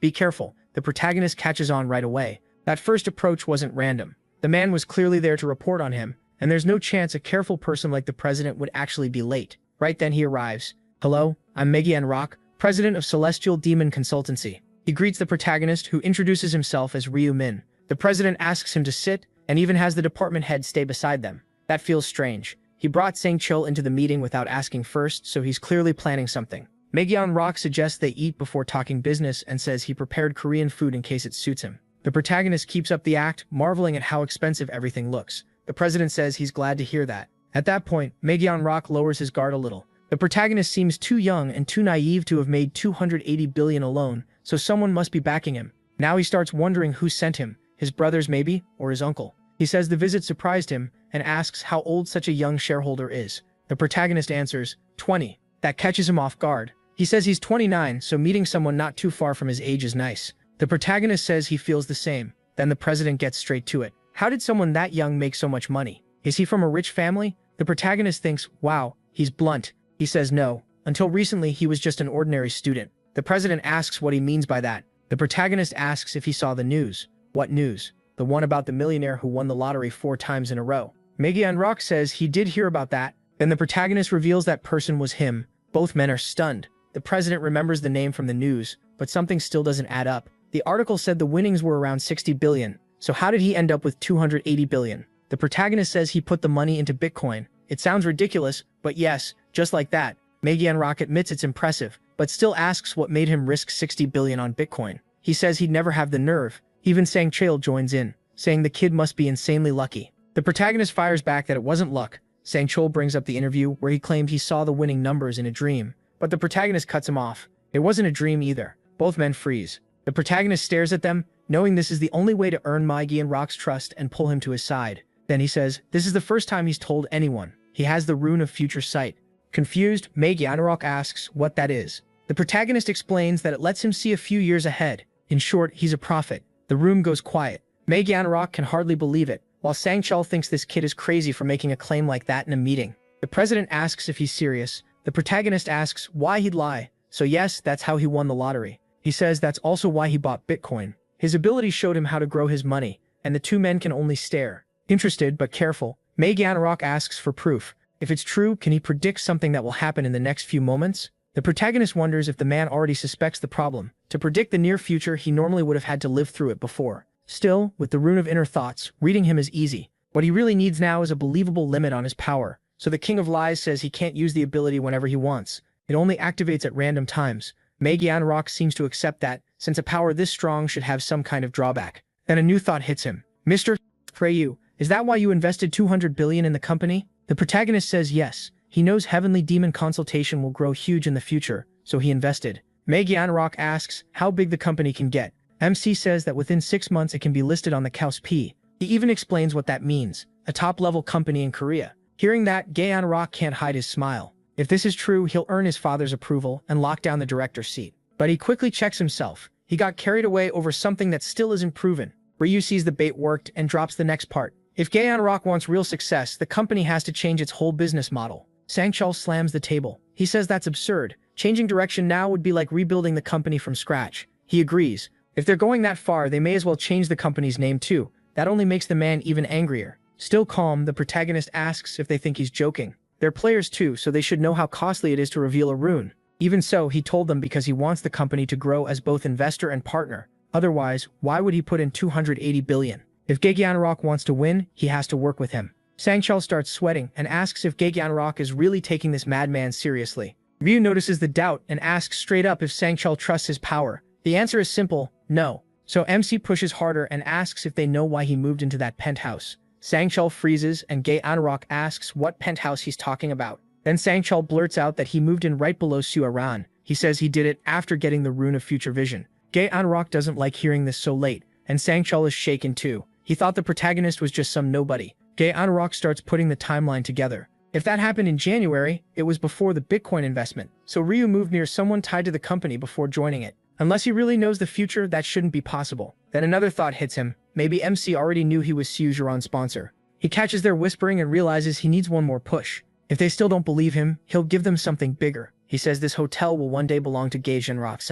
Then he lays it out. He's the eldest son of the O-Sun Group, and Heavenly Demon Consultation is a secret business built to win his father's approval. Sang-chul jumps up and demands to know who sent him, but Gaean Rock calms him down and admits the protagonist is right. Still, he says those are things someone in his circle could know. To him, Ryu is still highly suspicious, maybe just a pawn sent by some rival to trap him, and now this same man wants him to trust him and overhaul the business. So his answer is basically no. None of this sounds reasonable. He wants to believe in a rune like future vision any company would, but believing MC is the hard part. He thanks him for the investment, but says a proposal like this has to be brought before all the investors, and if Ryu wants it passed, he'll have to convince them himself. It looks like he failed to win them over. Gaean Rock starts to stand, but he stops him and tells him to sit. The man sits back down and asks if there's anything else. The protagonist thinks this may be his only option, then offers information about the 4th round. That gets an instant reaction. Gaean Rock snaps back. MC knows about the 4th round. He says his rune of future sight showed him everything, including the tragedy that's coming. He asks if that should be enough.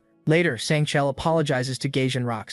Gaean Rock tells him it's fine. He was only looking out for him. But Sang-chul says there's still one more thing bothering him. If Ryu really can see the future, why join them at all? With a power like that, he could do everything alone. Gaean Rock, though, is already focused on how much money and growth this could bring. Sang-chul still asks why the protagonist would bother. He has 280 billion, more than enough to quit working forever. Gaean Rock says human greed doesn't always have a limit, but Sang-chul still isn't convinced. Then Gaean Rock says it plainly. If Ryu truly sees the future, they need him. Knowing what's coming in each round would help them grow the company and become stronger players too. Sang-chul still pushes back. What if MC isn't a prophet at all? Gaean Rock says they'll just wait and find out. He gives them the details, though the story skips over the full explanation to avoid spoilers. Out on the street, the protagonist knows that once the fourth round ends, they'll have no choice but to believe he's a prophet. He leaves out the secret missions and the methods for reaching the top rank. What he does tell them is this: the fourth round isn't about killing monsters. It's a slaughter between players, and letting your guard down for even a second is fatal. That's all he shares,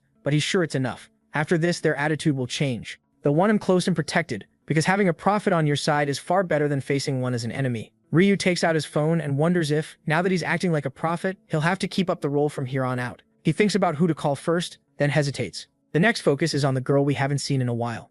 She's waiting to cross the street when a fancy car stops beside her. She wonders what kind of lunatic would pull up like this. Then she realizes it's Ryu's car and he's asking her to get in. He calls her his partner and tells her to come along. She walks over confused. She asks what's going on and if this is really his car. MC just tells her to get in. He's taking her for a ride. After a moment, she agrees. Then they drive off together. She's amazed because it's her first time riding in a car like this. Ryu says it's his first time too. He's never owned something this expensive before. When she asks the price, he casually says 900 million. That shocks her. She says that's enough money to open a bunch of convenience stores. He shrugs and says compared to his lottery winnings, it doesn't feel like much. She remembers he won 60 billion and says their worlds really are different. Then she realizes this kind of feels like a date, and yes, it basically is. That makes her shy. Ryu says there's something he needs to confess. She gets so nervous he has to quickly say it's nothing strange. Even then, she's ready to die from embarrassment and asks him to just say it. The protagonist reminds her that he once said he saw the lottery numbers in a dream. Then he admits that part was a lie.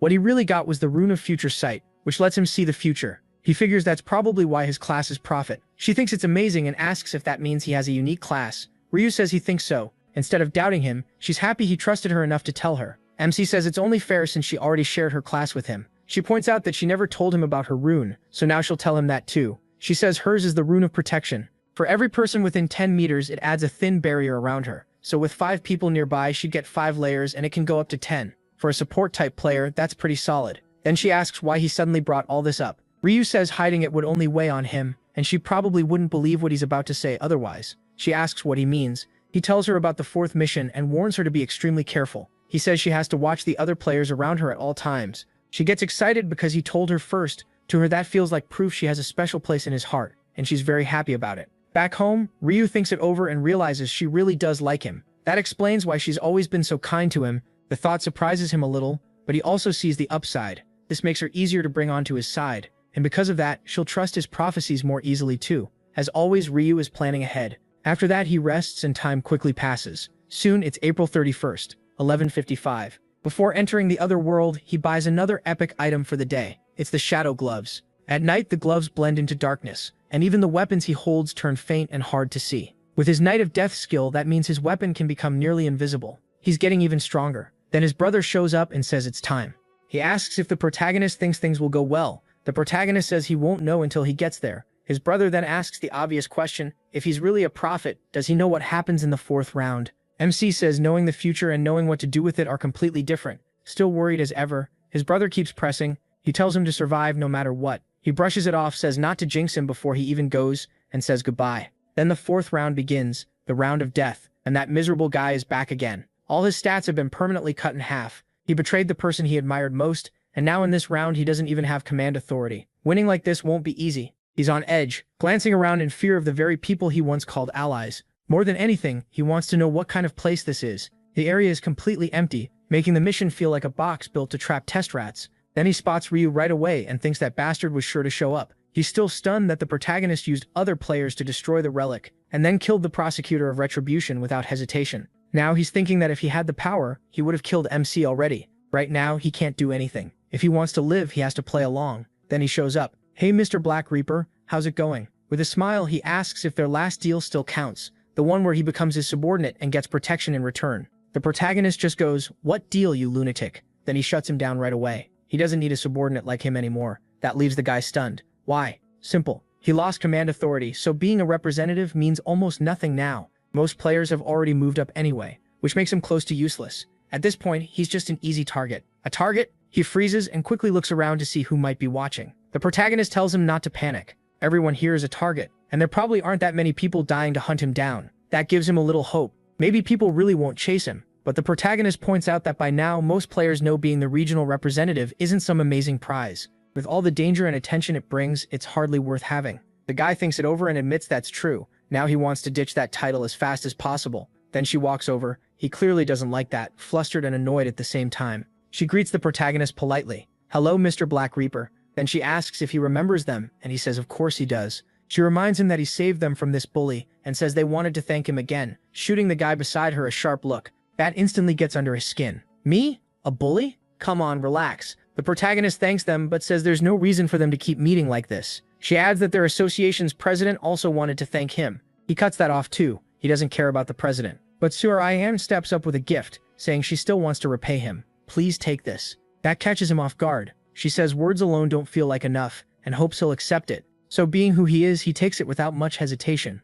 Why turn down a good item? She blushes a little. Su-Aran worries he might dislike it or think she handed him some useless rock. But the moment he sees it, he knows she has no idea how valuable this crystal really is. If she did, she never would have given it away. Then the guy next to her thinks he owns something similar. That makes the protagonist pause. Does he have an energy crystal too? The guy recalls his was a black and gold strength stone. That shocks the protagonist. It's absurdly rare, even harder to get than a magic crystal, and basically impossible to target on purpose right now. Now he's curious. Finding out that guy has an item like that feels either very lucky or very dangerous. Su-Aran timidly speaks up, asking if he means a barrier. He turns to her, confused, and asks what she's talking about. She explains that she got a summoner class and can place a fairy barrier on him if he wants, clearly trying to help. He refuses at once. "Thanks, but I don't need it." She can only answer, "Oh, I see." After that, she says goodbye and wishes him well before leaving with the others. The other guy is already walking off when the protagonist stops him. Wait, he warns that if he keeps going like this, he'll regret it. Confused, the guy asks what he means.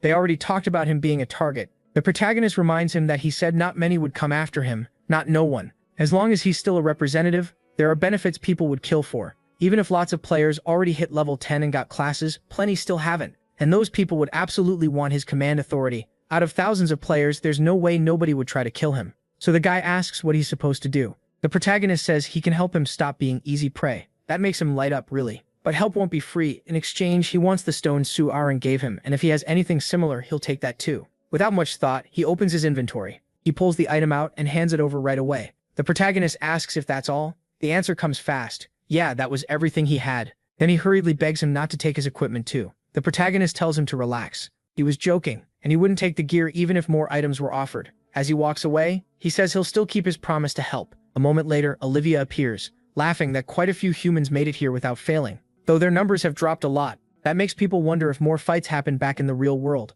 The protagonist isn't surprised. At this point, players getting dragged into trouble is basically unavoidable. Olivia asks if she should announce the 4th round's mission. Then the system reveals it. They have 3 hours to kill each other. Across all regions, there are 181,000 participants. In this region, 1,042 remain, and only 521 can clear the round. The whole place erupts in angry murmurs. Olivia mocks them for getting confused so easily, and says the mission is simple: kill the players beside them. She goes on to explain that this round is meant to cut down the player count by making them kill one another. Unlike earlier rounds where monsters did the job, that makes people uneasy. No monsters means no leveling. One man asks if they only need to kill one person each, since only half are supposed to survive. Olivia tells everyone to be quiet. The rest is a secret, and spoiling everything would ruin the fun. Watching her, the protagonist finds it kind of funny. To him, it's obvious the angels are just messengers. Someone above them is the real one in charge, and if Olivia is hiding the rules, it's because that person told her to. She adds that killing one player alone won't guarantee survival. Only 521 can live,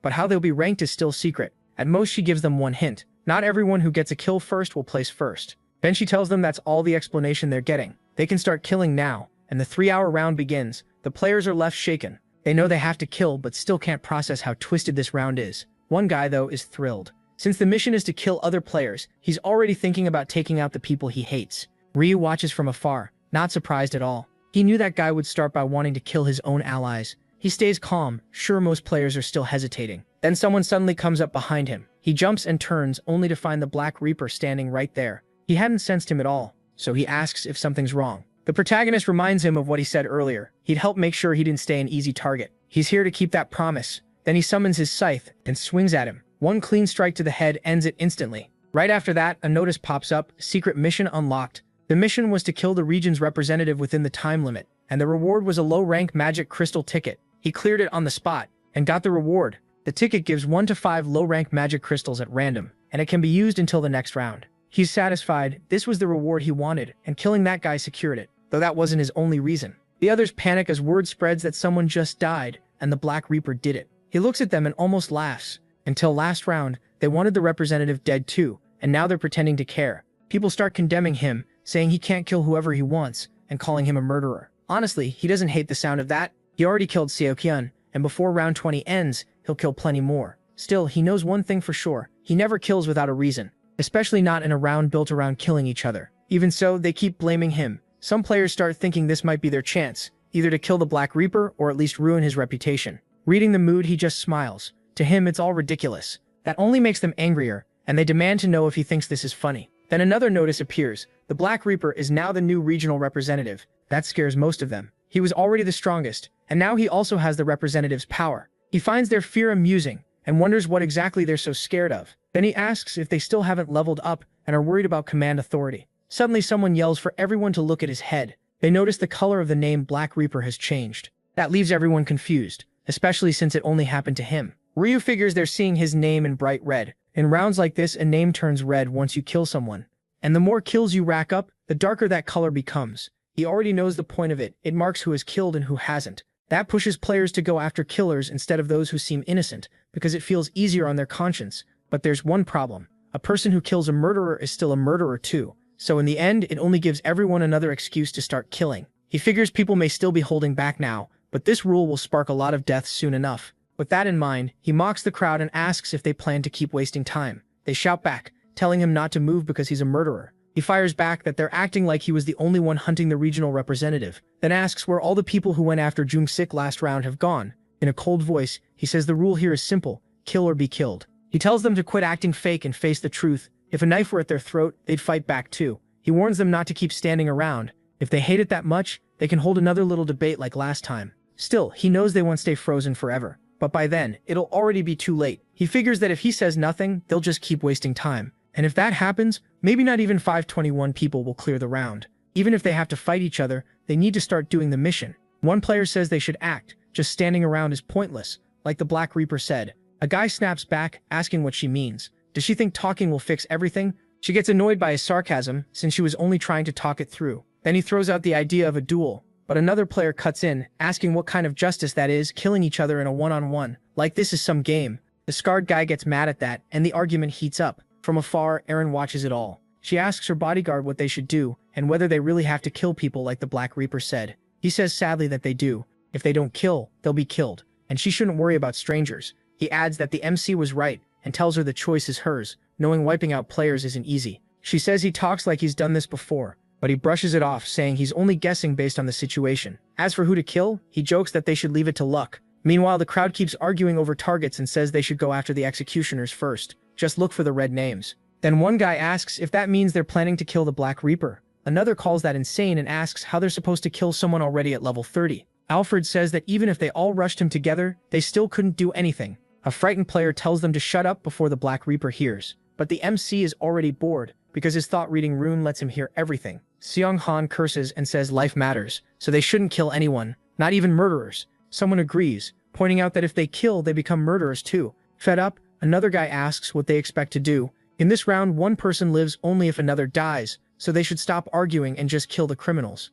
Then a woman walks up and asks how they're even supposed to tell who the criminals are. Are they going to check everyone's history? A man blows up and demands to know who she is, saying nobody asked for her opinion. She fires back furious and says she'll kill him. He sneers and tells her to do it then. Someone watching yells for them to stop talking and fight already. That sets them both off, since people who push others into fighting are the worst. Done with each other, they both draw their swords. Watching from a distance, Redmin thinks this is all boring. They keep talking, but none of them can act. Still, he knows he doesn't need to worry. They'll start killing soon enough. Just then a man tells everyone to calm down and be realistic, but suddenly he flinches. Hwang Yongmin, who had been lying dead on the ground, suddenly sits up and yawns. The MC realizes this must be the round's hidden rule. Dead players come back after 10 minutes. Hwang Yongmin wonders why everyone is staring at him like they've seen a zombie. As he gets up, he says it feels weird. 1 second he was talking to the Black Reaper, and after that he remembers nothing. A man screams, shocked that someone just came back to life. The system can really do that. Now everyone starts wondering if all deaths in this round are temporary.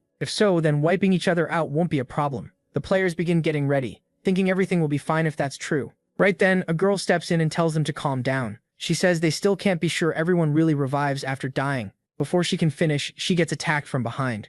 The man who struck her tells her to die fast so they can test it. The others are stunned. They stare at her body on the ground. When she doesn't come back right away, they start to worry and wonder if they need to wait longer. One man says they should wait, since Hwang Yong-min revived after 10 minutes, and everyone goes along with it. After 10 minutes, light rises from her body, and her wounds slowly close. Then she starts getting up and stretches. A second later, she realizes what happened and screams, demanding to know which bastard hit her from behind. She barely gets the words out before the same guy comes at her again, telling her to die. This time another player attacks him before he can finish her. That player says there's no reason not to start a massacre now. Everyone just comes back 10 minutes later. The whole crowd is horrified. From a distance, the MC watches, and thinks that even with resurrection, people still see killing as something awful. He also notices the mood pulling everyone in, and exposing who they really are. Soon everyone starts slaughtering each other. No one cares about penalties anymore, because killing is the whole point of this round. Two men start to talk, but it quickly turns into a fight, with one telling the other to stop resisting and just die, and just like that the massacre begins. Ryu-men watches from afar as hundreds of players tear into each other like animals. The place has turned into a war zone. Then he summons his scythe and wonders if he should join in. He walks toward a small group of players and drops several of them with one clean swing. At that moment, two men notice the Black Reaper's back is turned and call over a third to help kill him. The three rush in, thinking this is their best chance. They die before they can do anything. There's no sneaking up on the MC with his presence detection. Then he spots a man who's clearly enjoying the slaughter. It's almost unfair how perfect round 4 is for him. With the absorption rune, this chaos is basically a feast for him, and from how dark his name is, the MC guesses he's already killed around 10 players. The man bursts out laughing, shocked by how fast his stats are rising just from killing players. Now that he sees how the rune works, he realizes stats go up from killing people too, not just monsters. So he throws himself back into the fight. Excited, he yells for everyone to die already. As time passes, his absorption rune keeps growing, and that only fires him up more. He's gained a lot of stacks fast, probably because of the players' levels. For a moment, he even thinks about killing the Black Reaper, wondering how many stacks he'd get from someone that high level. But he quickly drops the idea. Charging someone that strong without a plan would be suicide. So instead, he settles for the weaker ones around him, and buries his axe in a player's back. The victim drops and he thinks killing players really is a great way to blow off steam. He also grumbles that he couldn't hunt properly because of those young men.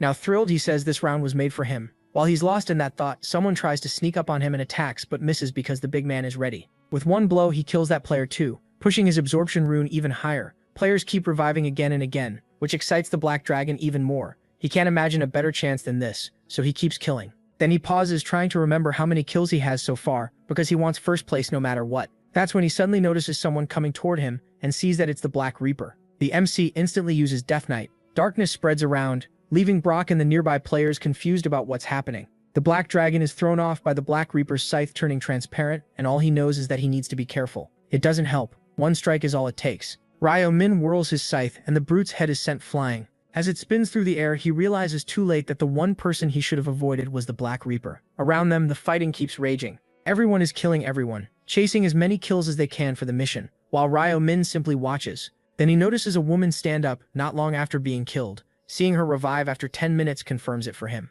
That excites him because now he has the perfect chance to stab the traitors in the back. With that in mind, he moves through the crowd, looking for his friend until he finally spots him. It's Seung-han, Bao already aimed at someone else. To avoid suspicion, he walks up casually and suddenly drives a hard punch into him, telling him to die. The hit sends his friend flying and leaves him shaking on the ground in pain. Young Min walks over, grabs his shirt and asks if he didn't say on the phone that he'd kill him. With a terrifying look, he tells him to try it now. Then he brutally beats his former friend until he finally knocks him out. After that, he lets go and asks where his other targets are. Aaron watches the slaughter and thinks this must be what hell looks like. People keep killing each other without stopping. The whole place is filled with pure bloodlust. She's so shaken that her bodyguard asks if she's tired. Aaron says her body is fine, but mentally she's falling apart. Sang-chul gets why she's struggling, but if she can't keep going, he won't be able to answer to the president. He hardly gets time to think before something catches him off guard. Someone sneaks up on them. The attacker grabs Aaron by the hair. Without hesitating, the player tries to finish her. Her bodyguard reacts first and jumps in.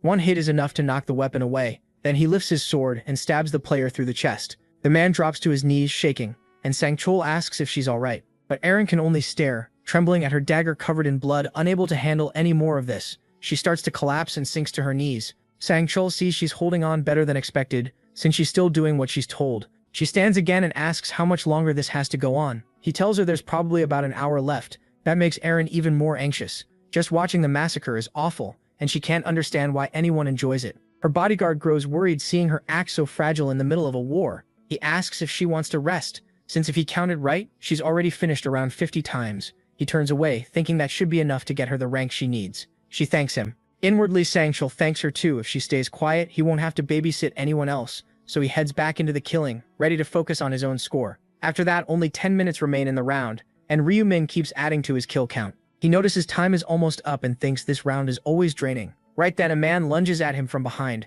He spins around at once and drops the attacker in one strike, determined to claim every first-place reward in every region. Then he runs across the arena, knowing he has to reach the 20th round in top shape since he has no idea how strong the final boss will be. He goes after 2 players, cuts down the first one easily, then closes in on the second with such killing intent that the guy freezes on the spot. But Ryu-min just slips past him and keeps running. The stunned player can only wonder why he was spared. The protagonist already knows there's no point killing the same person again in round 4, because rankings only count unique kills. Even if he finishes one player 50 times, it still counts as just one. Thinking that, he glances over and spots Young-min still killing the same people again and again. He watches the guy beat down his targets with his bare hands and can't believe Young-min is still tormenting his 3 former friends in the same corner. At this rate, Ryu-min doubts any of them will survive the round. The brute sees one of them revive and attacks right away, even yelling at him to resurrect faster so he can kill him more times. Now there's only 1 minute left, and Ryu-min makes his final push to collect as many points as he can. One look at a target and he knows that's another kill.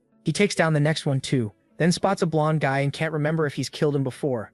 To be safe, he attacks anyway and secures another one-shot kill. Then a yellow aura starts rising around him and around every other player too. Olivia appears and asks if they enjoyed the slaughter. That only makes everyone furious. There was nothing fun about killing their own kind. She comments on how red the ground is, praises their work, and says she'll return everyone so they can see the rankings. Ryu-min finds that funny since she talks like she's saving them when it's really the system doing it. Anyone who lost a limb is restored, and those who were killed come back to life too. Seung-ho is one of them, and the moment he wakes up, he starts screaming at Young-ho, calling him a bastard, and swearing he'll kill him no matter what. Young-ho just laughs and calls his old friends idiots, until Olivia yells for everyone to shut up, warning she'll blow up the head of anyone who keeps talking. The whole place goes silent at once, and she looks pleased, ready to reveal the results. But first she says she'll announce the round's secret mission. With a snap of her fingers, the system reveals it. Kill the region's representative within the time limit, and earn a lowest class magic crystal ticket. Everyone is shocked that the hidden mission was to kill their own representative. Olivia then announces that the one who cleared it was the Black Reaper. The players are stunned, though they remember he killed the representative right at the start. The Black Dragon is furious, thinking he would have cleared that mission right away if he'd known. Meanwhile, Young-min is horrified, wondering if the Black Reaper really killed him for that reason. Then he checks his system and sees that the temporary skill command authority is gone. That makes him remember MC saying he'd help him avoid getting shot. Only now does he realize what that meant. By taking the representative title, MC made sure Young-min wouldn't be targeted anymore. After that, Olivia gives them a nasty smile and asks if they're ready to see the rankings. She explains that scores were based on unique kills, so killing the same person over and over only counted once. The players ask if that means it was never just about getting as many kills as possible. Olivia mocks them, asking if they really thought the round would be that simple. Then with another snap, the rankings appear. Across all regions, the Black Reaper is first with 722 kills. The stupid idiots are second with 521, and the Celestial Demon is third with 433. In this region, Black Reaper takes first. Kukurubang gets second with 211, and Sangchul comes third with 209. The Angel is impressed to see the Black Reaper in first yet again. The players are stunned that one person killed over 700 out of roughly 1,000 players, about 70% all by himself. Even Olivia admits that's shocking and says he deserves a great reward. Then the system congratulates him for taking first in his region and first overall. For winning his region, he gets a medium-class rare armor ticket. For ranking first among all regions, he receives a special reward selection chest. Ryu-min is glad it's finally time to replace his current armor. The system offers 3 rare armors: Shining Bronze Armor, Bloody Assassin's Outfit, and Cloak of Darkness. He picks the second one without hesitation. The Bloody Assassin's Outfit is rare rank. It gives plus 60 defense, plus 4 dexterity, plus 5 attack speed, and plus 5 movement speed. Now he moves on to the special reward.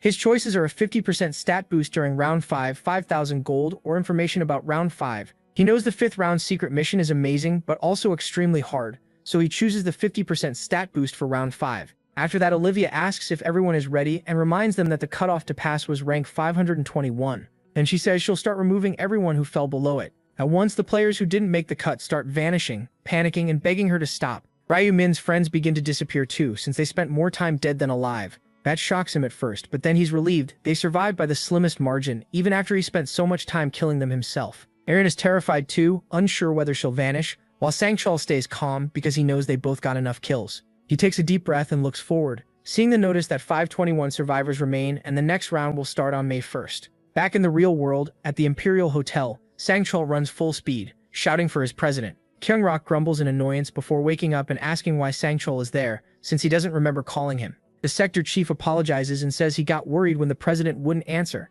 thinking something might have happened. Kyung-rok laughs and asks what could have happened when he placed third in the round. Embarrassed, Sang-chul admits that's true, and says round 4 was brutal. The president says that's exactly why he went straight to sleep. He was worn out. His final count was 433 kills, but he knows the real number was much higher, since repeat kills didn't count. Then he wonders what kind of monster the Black Reaper is, and whether he's even human. Sang-chu says he can't tell, but guesses the man might have a special forces background because of his insane skill and confidence, and because he lives in South Korea. Kyung-rok is fascinated. He can't hide how impressed he is by the Reaper, and he knows he needs that man's help no matter what. He also figures he may need to ask the Prophet about the Black Reaper someday, if that name shows up in any future vision. And Sang-chu says he was amazed that round 4 played out exactly the way the Prophet said. He admits he doubted it at first, but seeing it himself changed that. At the meeting, Ryu said the next round wouldn't be about hunting monsters, it would turn into players slaughtering each other. That shocked Gyeonglak so much that he asked if it was really true. The protagonist said yes, round 4 would be brutal,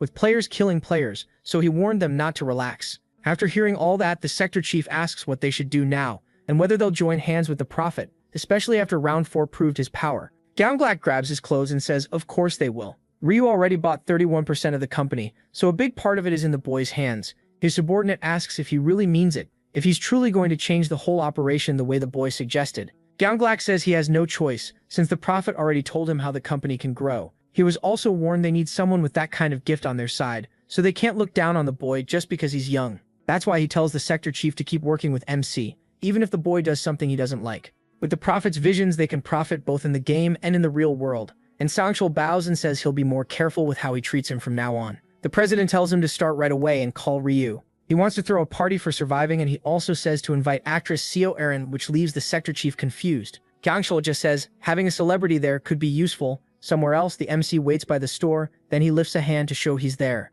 Juri greets him and asks if everything's okay. Surprised he called her out early for a meal, he tells her not to worry, it's just a small celebration for making it through. After that, they keep driving together. On the way, she thanks him, saying she only survived round 4 because he warned her ahead of time. Ryu asks if she thought he might have been lying. Juri says no way, he had no reason to make something like that up. She admits that if she hadn't known she needed to kill at least 30 different people, she probably wouldn't have made it, but he disagrees in his head. Even without his warning, he believes Juri still would have survived because of the protection rune, and because her will to live is stronger than she thinks. They arrive at a fancy restaurant. Food is brought out quickly, and she gives thanks for the meal. The MC starts eating too. Before long, he notices she seems uneasy. Juri wonders if she really has the right to sit there after killing so many people, and admits she only came because Ryu invited her. He asks why she isn't eating, knowing guilt will swallow her if she keeps thinking like this. Then he asks if she feels this way because she killed someone. He tells her not to blame herself. She only did what she had to do to stay alive, and anyone in her place would understand that. Still, she can't accept it that easily. So he asks what's wrong with surviving, and reminds her this won't be the last time. Then he asks what her family would do if one night she never woke up. After all, everyone has people waiting for them at home. That hits Juri hard. She panics, thinking about how crushed her father would be if she didn't wake up. She admits he's right. She hadn't really thought about her family, or what pushed her this far. Then she thanks him for supporting her. Ryu brushes it off and tells her to just enjoy the food. As they keep eating, more time passes and he's surprised when she calls him by his first name for the first time. Guessing she's relaxed now, he gets to the point and says he called her out for one reason, to tell her about round 5. Juri immediately tenses up and asks if he really knows something about the 5th round. He says he does. Round 5 will be the hardest one yet, and the regions will merge. When she doesn't get it, he explains that all the separated regions will become one. She asks if that means they'll be able to meet in the game. He says yes, but tells her to focus on how dangerous round 5 will be. Ryu knows he has to find a way to meet her there without revealing who he is. So he explains that round 5 will be so hard that even they might not make it out, but there is one way to survive. Juri quickly asks what it is. He says she needs to find the Black Reaper and ask for his help. A chill runs through her. She never expected him to say that. She asks if he means the Black Reaper who ranked first across every region in every round so far. And if he does, how is she supposed to approach someone that strong for help? The MC explains it's less about begging and more about teaming up, forming a temporary alliance so they can survive the round. Juri gets the idea but wonders why a level 30 player would ever work with someone who isn't even halfway there. Ryu says her buff skill is special enough that even the Black Reaper would want it. She's still unsure, saying a small buff doesn't seem like enough to earn his attention. He finds that amusing, because her ability is far more valuable than she thinks. Still, he tells her not to worry. He knows for certain the Black Reaper will agree to work with her, not just in round 5, but later on too. That makes her brighten up, and she asks if he really means it. Then she thanks him for telling her something so important. Next, he asks her to hold out her hand, and he uses his power, thinking it's the least he can do for her. He's glad to see he'll receive the buff, and he thanks her for it, which leaves Juri red with embarrassment. Thanks to the blessing skill, all his stats go up by 50. He uses his insects to secure another kill, and when his count reaches 100, the rune boosts all his attributes by another 100. Ryu sits down, satisfied that he's pushed his stats as far as he can for now. Then he opens his status window, and even he's shocked by the numbers. His luck has climbed to 84, higher than he expected. With that, he claims his first place reward, knowing it could give him something very useful. It's a minor rank magic crystal ticket, which can randomly give 1 to 5 minor magic crystals. Ryu thinks that if he were an ordinary person, he'd be praying right now, but with luck this high, he knows he doesn't need to. He remembers how it all began, when Barrow warned that the games would start on the first day of each month for 20 rounds. He isn't completely sure, but he believes some god must be behind it all. Only a divine being could drag 1.8 billion people into a deadly game, like a god toying with humans. And if he clears all 20 rounds and earns a wish at the end, he swears he'll destroy that cruel god. Thinking that, he uses the random selection ticket. A message pops up congratulating him for getting 5 minor magic crystals. The reward is 2 red crystals, 1 yellow, 1 green, and 1 purple, all minor rank. He's stunned. Not only did he get 5, that's the highest number possible. Seeing that, he can't help smiling. It almost feels worth hating the god who made this game.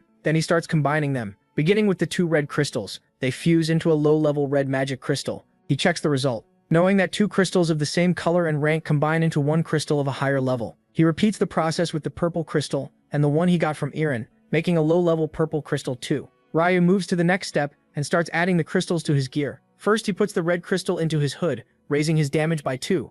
He does the same with his gloves for 2 more attribute points, then puts the yellow crystal into the resistance ring and gains 2 luck. The green crystal goes into his boots, giving him 2 dexterity. Last, he puts the dark blue crystal into his armor and gets 1% damage reduction. He's happy with the outcome and feels trading information for that buff was absolutely worth it. With that done, he says it's time to get ready for his meeting with Gyeonglak. Back at the apartment, Won is confused. He asks if his brother really invested that much money in the company, run by the Awesome Group's successor. Ryu says yes, and adds that he was even invited to a party since they'll be working together from now on. One gets nervous, saying those are all rich, high-class people, and asks if it's really okay for them to go somewhere like that. The MC tells him not to worry. Not everyone in the family can come anyway. Then he urges him to hurry since they're already waiting. They head to the door and One is startled when he sees Anna's bodyguard there to greet them. The MC explains that the person beside him is his brother, and Sang-chul quickly apologizes for not introducing himself sooner, saying he's the department head and sorry again for being rude. He tells them tonight's party is also meant as an apology,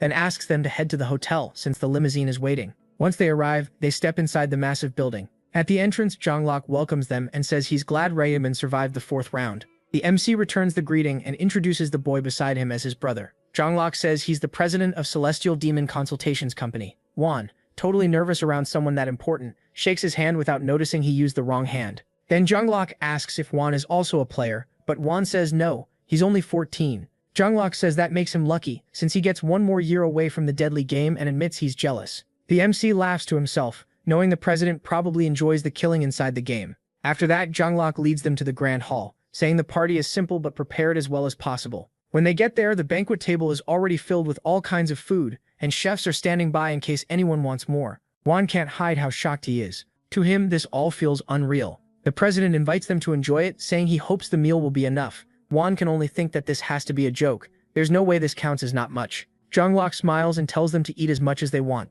but then the hall doors open. The MC turns and is shocked by who walked in. It's Eren. The president gets up and says he's glad she finally made it. She apologizes for being late because she had to attend another actor's funeral. He says it's fine and adds that the company's biggest investor is here. She turns and starts introducing herself as Eren, an actress, but then recognizes them and asks if they're the boys who handed out rice cakes after moving in. They say yes. That makes her happy, since the biggest investors being her neighbors sounds nice, but deep down she doesn't buy it. They look way too young to have that kind of money, so she wonders if the president is messing with her. Won, meanwhile, can barely contain himself. He's a huge fan, and asks if she really is Eren. Only then does the MC realize his brother truly had no idea. Eren was tied to Gyeonglak's company, which explains the reaction. He also knows Won's shock is normal. Eren is famous and beautiful, so he decides to act interested too, just to keep things smooth. The president notices that and feels satisfied. Also, there's a private VIP room nearby where they can order any drinks they want. They head into the room, and soon Juan asks if drinks means alcohol, since he's still a student. Zhonglok tells him not to worry, there are plenty of non-alcoholic options too. He then tells the department head to take special care of them and bring Juan a non-alcoholic drink. Once the door shuts, the MC says he can't drink alcohol either. Then he asks Aaron if she can step outside and take pictures with his brother. She says that's no problem. The two of them leave the room, and Ryu Min uses the chance to face the president alone. With a cold stare, he asks if he really thought things would go that easily. The president gets so shaken that he asks what he means. The protagonist Min reminds him that he's a prophet class. If he can see the future, then of course he knows about the talk with Aaron. That's why he asks how they're supposed to keep working like this, and warns him never to hide anything again. The CEO feels trapped. He never expected Ryu Min to know about that conversation too, or to see that far ahead. The MC says he knows Aaron was brought in to win him over. The president apologizes and claims he only wanted the players to get along, but the MC cuts him off. He crossed the line when he tried to use his brother. That corners Ma Kyung-rok even more, because he knows that part is true too, and he quickly apologizes, calling it a foolish choice and promising to fix it right away. Ryu Min can tell the apology is real, so he says he'll let the Aaron issue go this time. The president thanks him for the second chance. Then Ensang Kale walks into the room, notices the strange mood, and says he's back. But the president asks him to leave, saying he needs to discuss something important in private with the VIP guest. He also tells him to guide Aaron and Juan to another room. Not understanding what's going on, the department head agrees and leaves. The president feels bad. He tried to lighten the mood by using Aaron, but only made things worse. Ryu Min drops the topic and asks if he wants information on the second round. Ma Kyung-rok is surprised again, since the prophet even knows that. The MC says that's the only reason he accepted the invitation to share information about the fifth round. But if the president keeps acting fake with him, working together will be hard. The CEO admits he regrets it and begs forgiveness for that one mistake. MC says fine, but makes one thing clear. He must stop hiding things and trust him fully from now on. He also says the president shouldn't try to tell him how to run the company, aside from persuading the other shareholders at the meeting. Macau Zhonglok says he'll keep them in line. With that settled, the MC says he'll help the company grow, and will now give him the information he wanted. The president is happy at first, but his face changes when he hears that the fifth round will be the hardest one so far. Ryu Min tells him not to panic. It shouldn't be too hard for the president. Then he reveals the mission: kill 300 orcs. Still, it won't be as simple as it sounds. He explains that the regions will be merged. Ma Kyung-rok is pleased, thinking that means he might finally meet the Black Reaper. But Ryu Min shakes his head and says the Black Reaper won't be placed in his region. The CEO is disappointed and asks if he knows who the Reaper really is. He says he doesn't, but he has seen that they'll meet soon. Then he adds one more thing and asks if the president is searching for someone named Hwang Yong-min. Ma Kyung-rok is stunned once more that the prophet even knows that. He admits future sight is even more amazing than he thought and asks if the protagonist Min knows who that person is. The MC tells him to stop investigating immediately. Confused, he apologizes but asks why. Ryu Min says touching that person will cost him dearly, and that's all he's willing to say. The warning leaves the president deep in thought. Meanwhile, the MC knows he's only keeping Hwang Yong-min alive because he's still useful. Ma Kyung-rok then says he'll end the investigation on that person right away, and suggests they return to the party, promising everything will stay alcohol-free. Still, he's furious that things got so out of hand, and he wants to blow off steam that night. Later that night, after the party, a man sprints through the streets and cuts through alleys, trying desperately to get away. He presses at his wound to slow the bleeding after apparently losing an arm, but he has nowhere safe to run. Then someone starts closing in. That alone throws him into panic. The pursuer lifts a sword and slashes, cutting into both of the fat man's legs and his shin, dropping him to the ground shaking in pain. It was Kyung-rak, and he tells the man to shut up, unless he wants his tongue cut out. The man on the ground cries out asking why this is happening and what he did wrong. The president finds that rich coming from a pedophile. The fat man argues that it was a long time ago that he served his sentence and that he's free now. It changes nothing. The CEO simply raises his sword and stabs it deep into the man's back. Then he warns him to stay quiet unless he wants to die slowly and painfully after drawing witnesses. The man starts sobbing and tries to hold back his screams. Kyung-rak says it's nice that he's not bleeding from the ears, then wonders how trash like him is still alive. A black aura starts pouring from his body. It flows into the sword like a snake. A black flame spreads through the area, and the man panics, asking what's happening. But it's already too late. The dark fire wraps around his body, starting at his head, then his legs, and finally his arms, until it completely consumes him, leaving only painful groans. Watching it happen, Kyung-rok thinks that if his Black Maya weren't on cooldown, he could have erased this trash instantly. But he can't do much without Black Maya since that power is needed to control the black aura, and he knows the only way to refill it is by taking lives. So with one final strike, he says the man can die now. He reflects that killing people gives him far more mana than killing monsters. For someone like him, who enjoys hunting criminals, there couldn't be a more fitting class than Black Knight. Kyung-rok lowers his sword, feeling that cleaning up this trash has finally eased his stress, and activates Consume. The black aura in the sword gets drawn back into his body, leaving only the corpse behind. He hates that his skill can't eat a dead body. The black aura only works on someone still alive. Then he hears something by a trash can. The sound makes him spin around at once. A second later, he sees it was only a cat. He figures there can't be any witnesses here. He picked this alley on purpose, far from anyone's eyes and before sunrise. Still, he thinks one person might have noticed the prophet. If that guy really sees the future, he may have already seen some of these murders. That would mean Ryu is getting closer to learning he's a serial killer. And honestly, he likes that. It makes things more fun. Then he calls the department head and tells him to come clean up the trash he left behind. 2 weeks pass. The MC is lying in bed with nothing urgent to do, trying to rest for once after constantly worrying about the future. But when he checks his phone, he knows the break is over.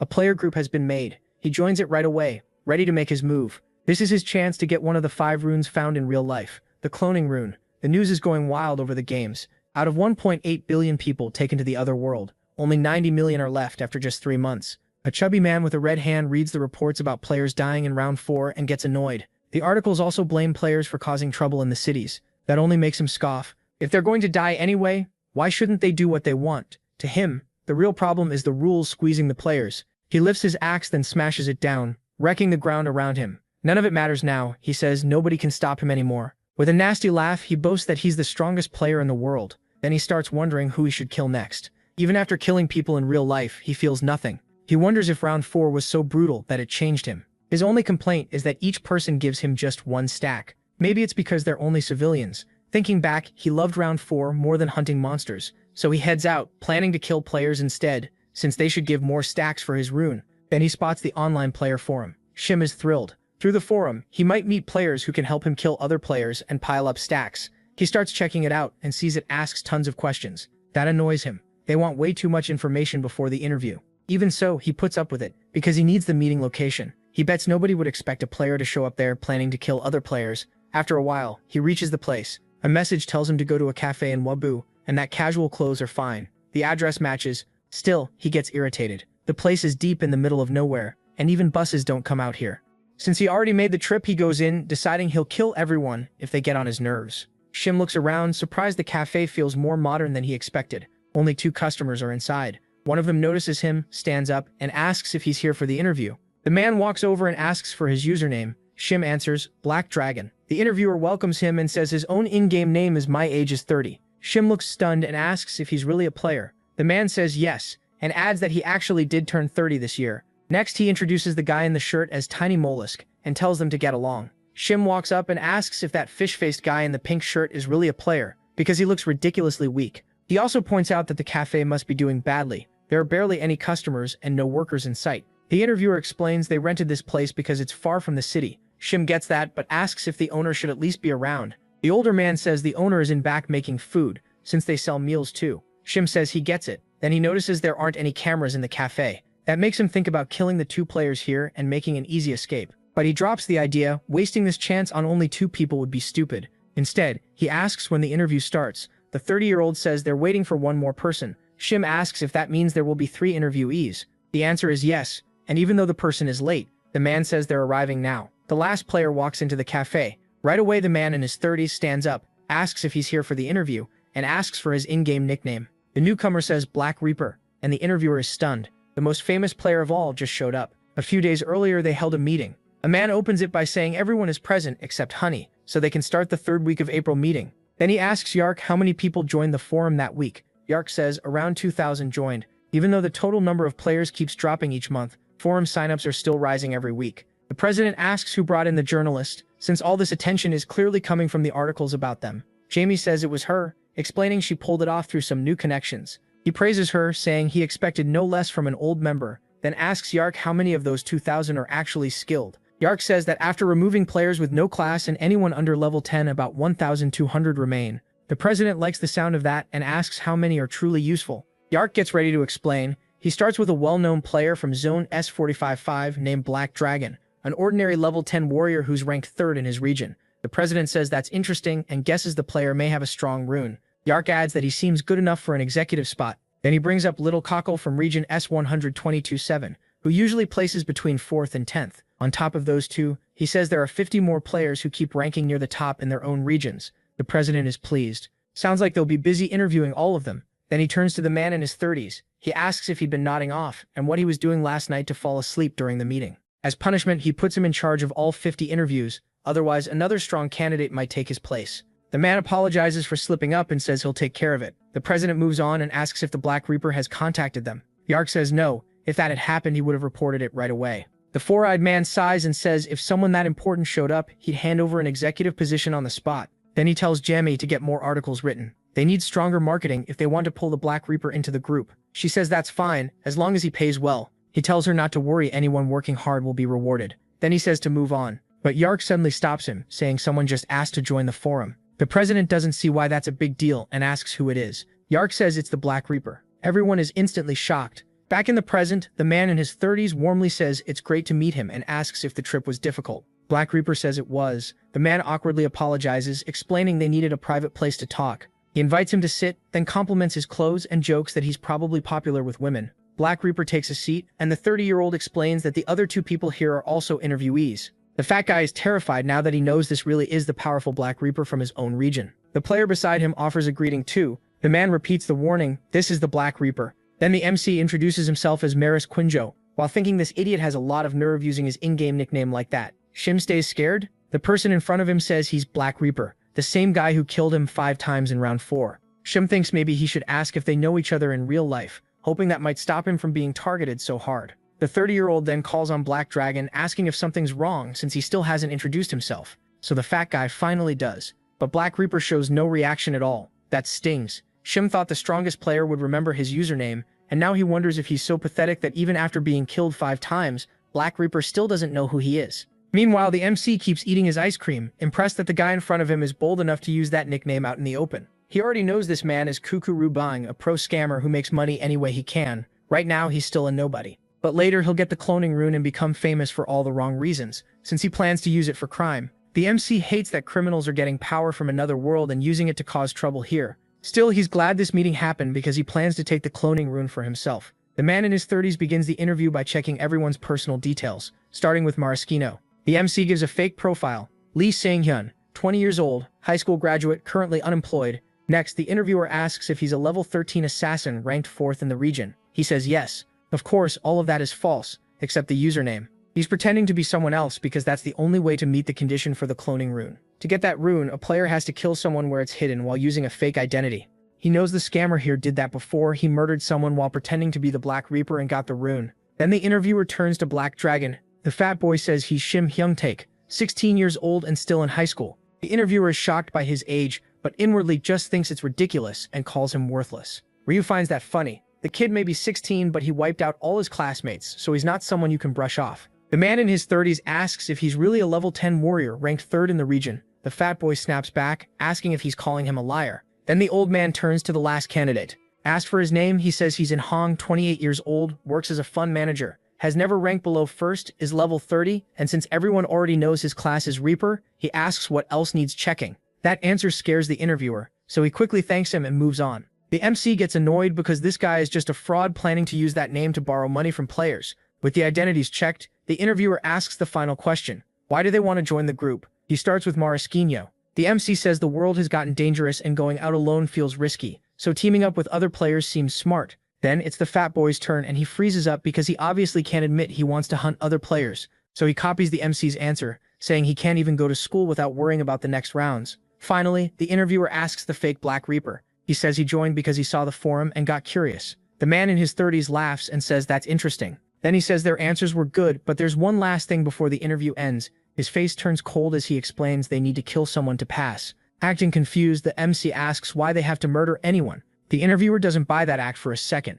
He asks if they read the news, saying the government is starting to turn against players because it's afraid of their power. Clenching his fist, he says players will soon rule the world, and that can only happen if they stand together. Still fired up, he says they shouldn't be bound by government laws. Players need to show that they're the new law. The MC says he gets it and asks if that's why someone has to die. The man says yes, it's to show the governments what players want. The other two stay quiet, clearly not expecting this. The man in his 30s then asks if the little guy understands. He says anyone who doesn't want to finish the interview can leave now, but if they do, they shouldn't expect help later, even if they change their mind. Ryu thinks that's funny. The old man is basically saying anyone who refuses goes on a blacklist, just pressure to make them commit a crime. The other two still say nothing, stunned by the sudden turn. Taking their silence as agreement, the interviewer says they'll move on to the final stage. Shim Hyung-taek asks what he means, since there's nobody there to kill. With a creepy smile, the man tells them not to worry, he already prepared everything. After some time, it starts raining. The man in his 30s gets up and tells them to come with him. An employee shows up and asks if they're leaving already,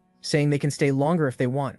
He says he's in a hurry and asks where the bathroom is. She says it's at the end of the hall. Then he asks a favor and hands her his car key. He tells her to bring his car around from the parking lot, since he's running late and the bathroom will slow him down even more. Smiling, she says not to worry and leaves right away. She hurries over to the car and opens the door. As she starts putting away the umbrella, a hand suddenly reaches from behind and grabs her neck, choking her out at once. It was the man in his 30s. To him, knocking someone out with his bare hands is easy. The fat boy is shocked and asks why it had to be her. The man tells them to stop talking. They need to move fast. Then he loads the unconscious woman into the car. After that, they all get in and drive off. They arrive at a warehouse and head inside for the final stage. Once inside, he throws the woman onto the floor and asks who wants to kill her. He offers the chance to the fake Black Reaper first. The man says he doesn't mind, but then someone tells them to wait. It's the MC. He asks if he can do it instead. The man in his 30s is surprised. He didn't expect that from someone who seems so timid. Still, he says that's fine and asks the fake Black Reaper to give the boy his turn. He agrees.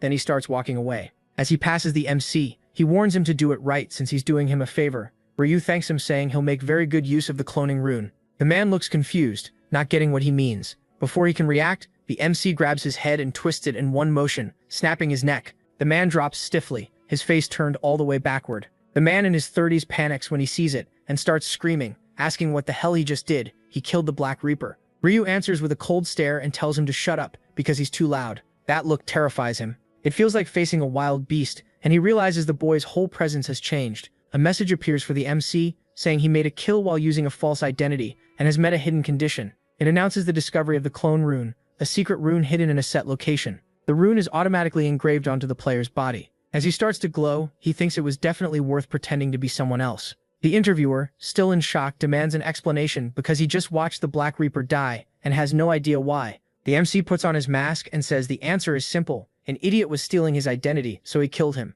The old man still can't process it, and angrily says the woman was supposed to die, not the Black Reaper. Ryu repeats that he only killed a loser, and adds that the old man is one too. Then he covers the girl's face again and stands up. The old man summons his sword and dares him to say that again. Ryu instantly calls out his huge scythe and answers that yes, he called him an idiot. So is he wrong? The man is shaken, staring at the weapon. He's never seen a player use such a massive scythe before, until he realizes only one player is known for fighting with a scythe. Then he remembers the boy just said he killed that man for stealing his identity. The MC asks if he finally gets it. He's standing in front of the real Black Reaper. Then he mockingly apologizes for the lie. The man in his 30s drops his sword, shaking hard. The boy was never Maraschino. He was the real Black Reaper all along. He falls to his knees, trembling, apologizes for not recognizing him, and begs for mercy. But it means nothing. The MC says not a chance. And in one swing, he sends the man's head flying so far it lands right at Black Dragon's feet. He stares at the severed head in horror, now fully realizing the one before him really is the true Black Reaper, far beyond everyone else.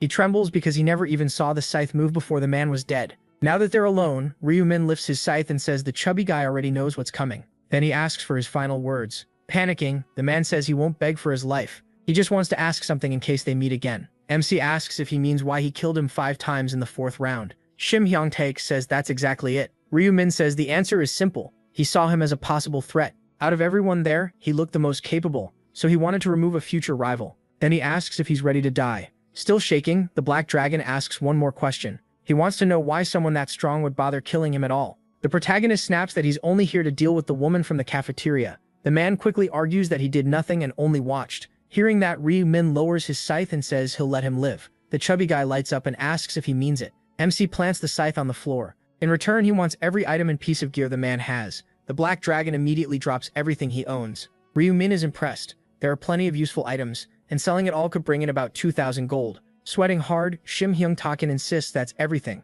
He has nothing else in his inventory. He picks up the magic crystals and says he believes him. He adds that he'll only take the stones since the rest is useless to him. What he doesn't say is that the other stuff can't even be sold in the shop. After putting the items back, the Black Dragon asks if he'll really be spared. Ryu-min says yes. A promise is a promise. Overjoyed, the chubby guy starts thanking him non-stop, and the protagonist tells him to quit it. He says to act decent from now on and leaves the bodies to him. Then MC heads to the woman and says he'll take her back to the cafe. With that, he starts leaving the warehouse. Shim Hyung-taek just watches. He lets out a huge breath, relieved to be alive. He really thought he was dead, so trading a few items for his life feels cheap, but something still bothers him. He wonders if simply watching was really enough to deserve losing his stuff. That thought makes him angry. Then he looks back at Ryu Min and notices his back is turned while he's carrying the woman. Cold sweat runs down his face. This is the perfect chance to strike from behind. If he kills the Black Reaper, his stats will jump a lot.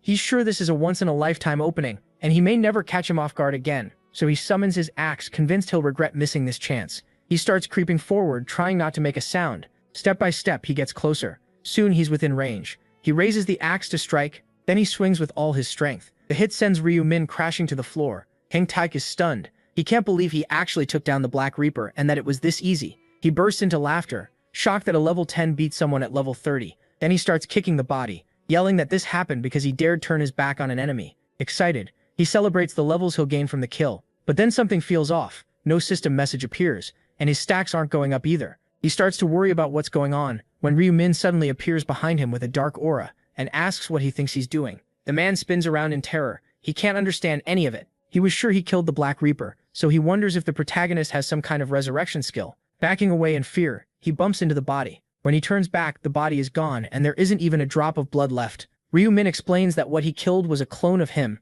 The clone rune lets him make a perfect copy, but it can't attack. This is the clone rune. By saying create clone, the user makes one duplicate. The caster turns intangible for 10 seconds and hides after casting. The clone is mentally linked to the user and moves by his will, but it can't attack, use skills, or open the inventory. It also has a 10-minute cooldown. MC is pleased the trick worked on a real player. Even without combat power, the clone is useful, and this was a great test. Hong Taek explodes, saying he was tricked. Ryu Min asks if he's insane. The real victim is him, since he was almost murdered from behind. Then he summons his scythe and cuts him down in one clean swing, leaving the fat man confused for a split second. His body won't move because his head rolls off right after. Ryu Min doesn't waste time and uses erase traces, making the head and the rest of the body burn away in black flames, wiping the scene clean without leaving even a trace of blood. He's always impressed by how useful this common skill is. Now no one can prove anything, except one person. Thinking of that, he calls out to the woman. He tells her to get up already, because he knows she's only pretending to be unconscious. A player can't be fooled that easily,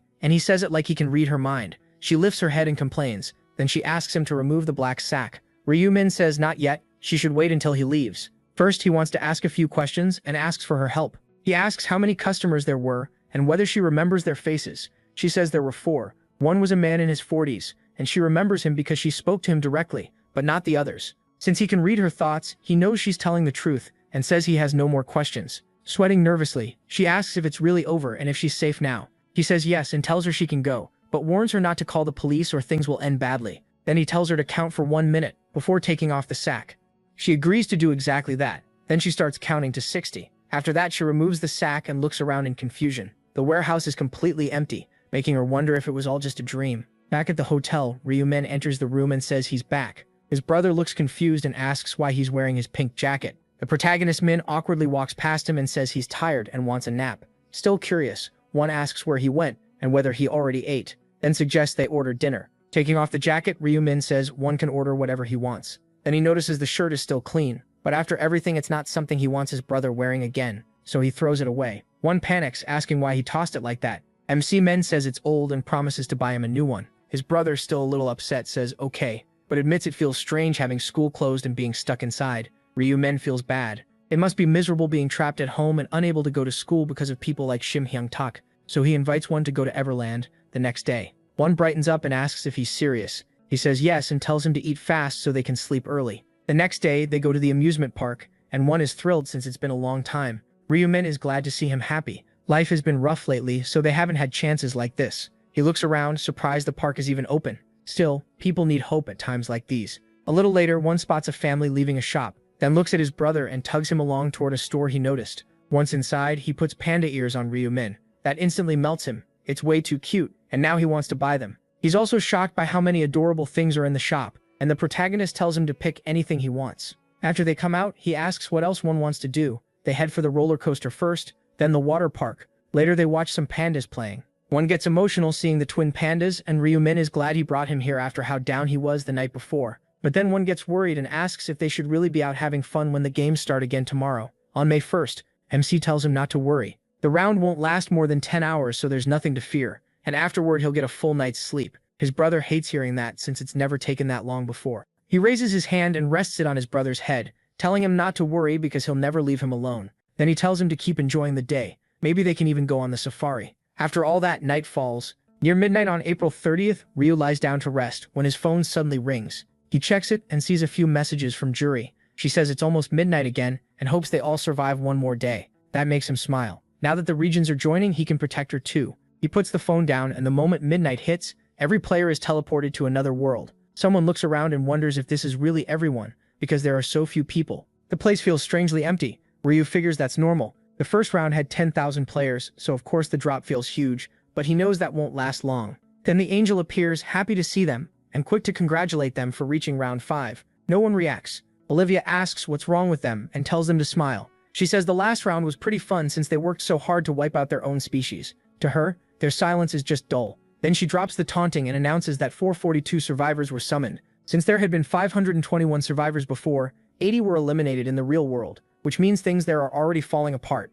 The players barely react since each round usually starts with fewer people anyway. Olivia says she doesn't care about that part. She just thinks it's boring to start with so few players. So she says she prepared something more interesting for them. A zone integration. One player doesn't get it and asks her to explain better. That instantly annoys Olivia, who snaps that the players here are too stupid to understand one simple term. She spells it out. The zones are being merged. In this country alone, there are 875 zones. Everyone is stunned that South Korea has that many by itself. Olivia laughs and says they shouldn't be so shocked that number is actually small compared to other countries. That only confuses them more. If each zone started with 10,000 people, then each nation must have had millions. Another player wonders about something else. If every zone has an angel, then there must be thousands of angels too. Olivia says that's right. Each zone has its own angel, and she mocks them for only figuring that out now. Then someone asks if that means she didn't create the game. Olivia goes quiet for a second and asks why he would think that. He says he can't believe thousands of angels teamed up just to run a survival game. At once, she drops down in front of him and asks what exactly is wrong with them working together.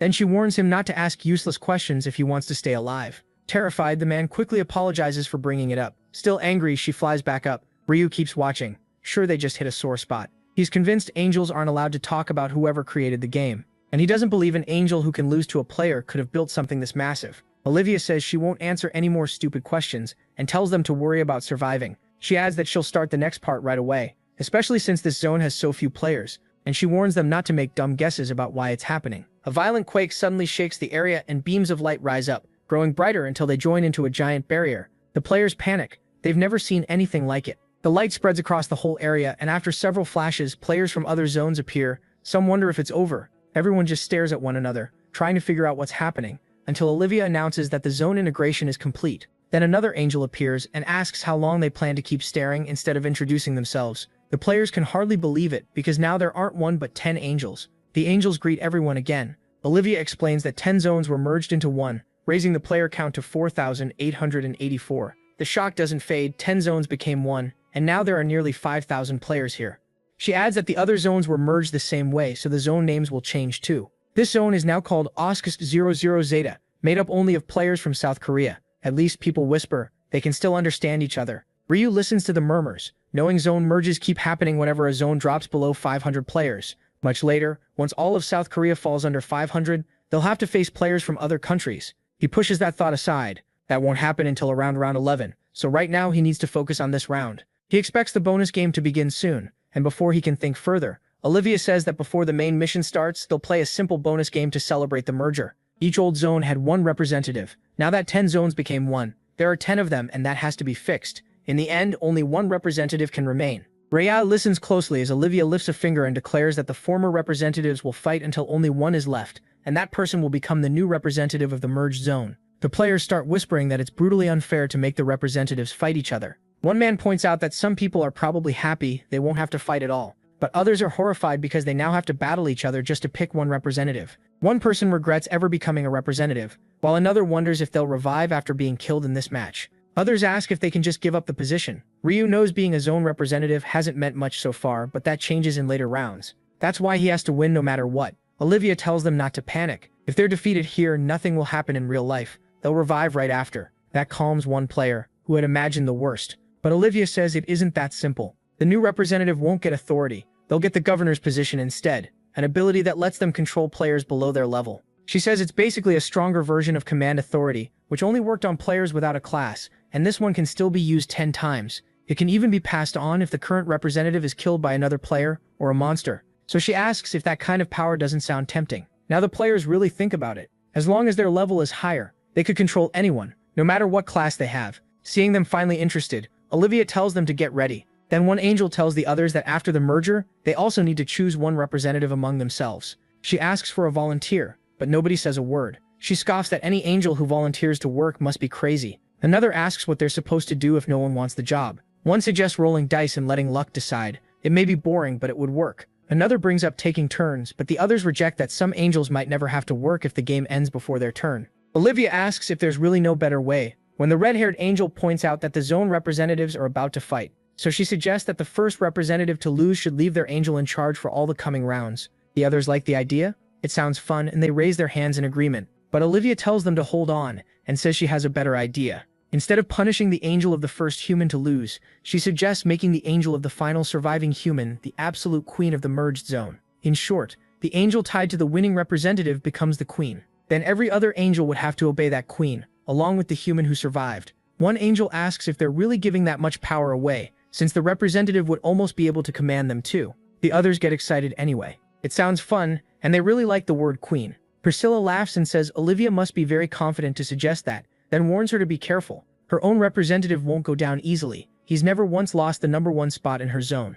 Olivia asks if she's serious. Laughing to herself, Priscilla is bragging about some bug in first place while her own zone has the Black Reaper as its representative. After that, Olivia asks if Priscilla is in or out. Priscilla says she has no reason to object. The other angels agree too, all of them confident in their own representatives, and they tell Olivia to announce it. So Olivia informs the players that the bonus game to choose the representative of the merged zone is about to begin, and she orders each former zone representative to come stand beneath her. They obey and start moving forward, including Ryu, until all 10 stand there, looking up and waiting for the next command. Olivia lifts her hand, and the ground starts trembling hard as a massive arena rises around them, taking shape completely. The players grow tense, unsure how this fight is going to begin. Olivia says the bonus round is starting. They'll fight until only one person is left standing, but losing won't get anyone eliminated. She tells them to hold out as long as they can, then gives the signal to start. At once, everyone draws their weapons, and Ryu brings out his black scythe too. The players stare each other down. This is their shot at becoming king, if they can beat just 9 rivals. One man notices nobody moves first. Everyone's being careful, which tells him they're all dangerous. Even so, he stays sure of himself. He's never lost the top spot in his region, and he has the rune of dismantling. That rune is so broken that when his sword pierces someone, it activates on its own and tears the target apart. To him, it feels like his blade already knows the perfect place to hit, and that's how he killed over 300 players in round 4. Then the angels start yelling, asking why they're just standing there and telling them to kill each other already. The player thinks that's odd. The angels seem way too excited, like they made a bet, but he walks forward anyway. He's sure nobody here can beat him, and this is a great chance to impress them. He stops at the center of the arena, then he raises his sword. Right now, he just wants to sacrifice some weak target to get him going. In his mind, it doesn't matter who comes first. He'll kill them on the spot. That's when Ryu starts walking over and stops right in front of him. The man is pleased. His little lamb finally showed up. Still, he admits that scythe is insanely huge, nothing like a normal weapon. He's seen plenty of players with scythe in their names,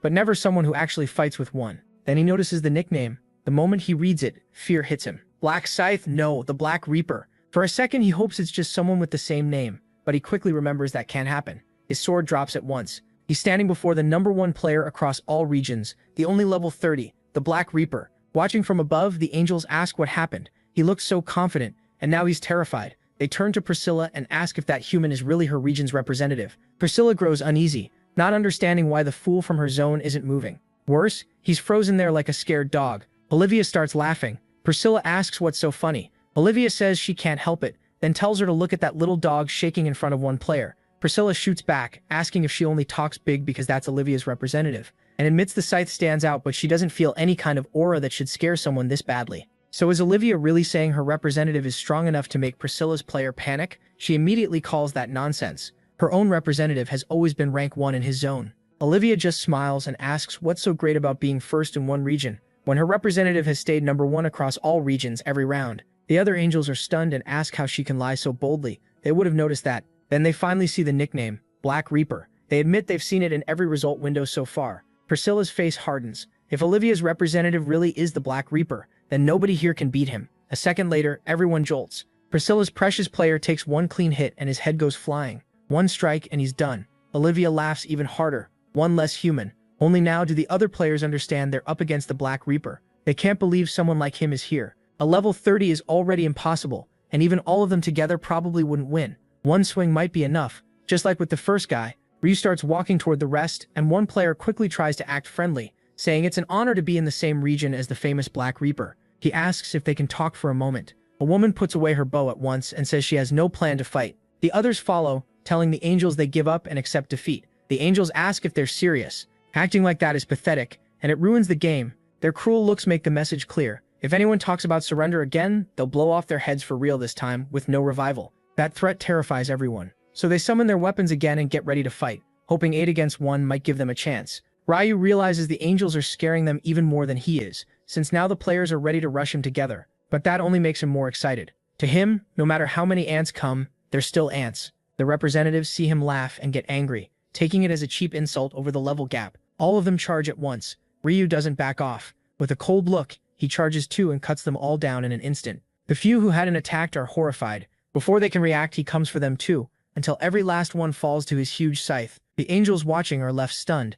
Even knowing the Black Reaper was here, they didn't expect it to end that fast. Then they ask if this means they really have to serve Olivia, since that player belonged to her zone. Priscilla suddenly screams Olivia's name in rage. When Olivia comes closer, Priscilla demands to know if she knew this would happen. Olivia answers that of course she knew the result. The redhead turns to the other angels and says they were tricked. Olivia doesn't deny it. She says she made a suggestion that helped her. Obviously, why else would she bring it up? Then she asks if she forced anyone to join the bet. They all wanted fun, so they agreed on their own. Priscilla can't hide how furious she is. Olivia then asks if she wants to fight. If so, go ahead. But she adds that angels brawling in front of humans would be pathetic, and if the chief angel hears about it, Priscilla will end up in the insect penitentiary. The redhead goes pale. The second she hears that, she hates that place with all her heart. Olivia declares that she's queen now, so Priscilla will serve as the guide from this moment on. Priscilla asks how long, and Olivia says until she feels satisfied, so she should get moving now. Priscilla flies toward the players, regretting ever accepting that bet. After taking her place, she announces that everyone just witnessed the choosing of the human's new representative.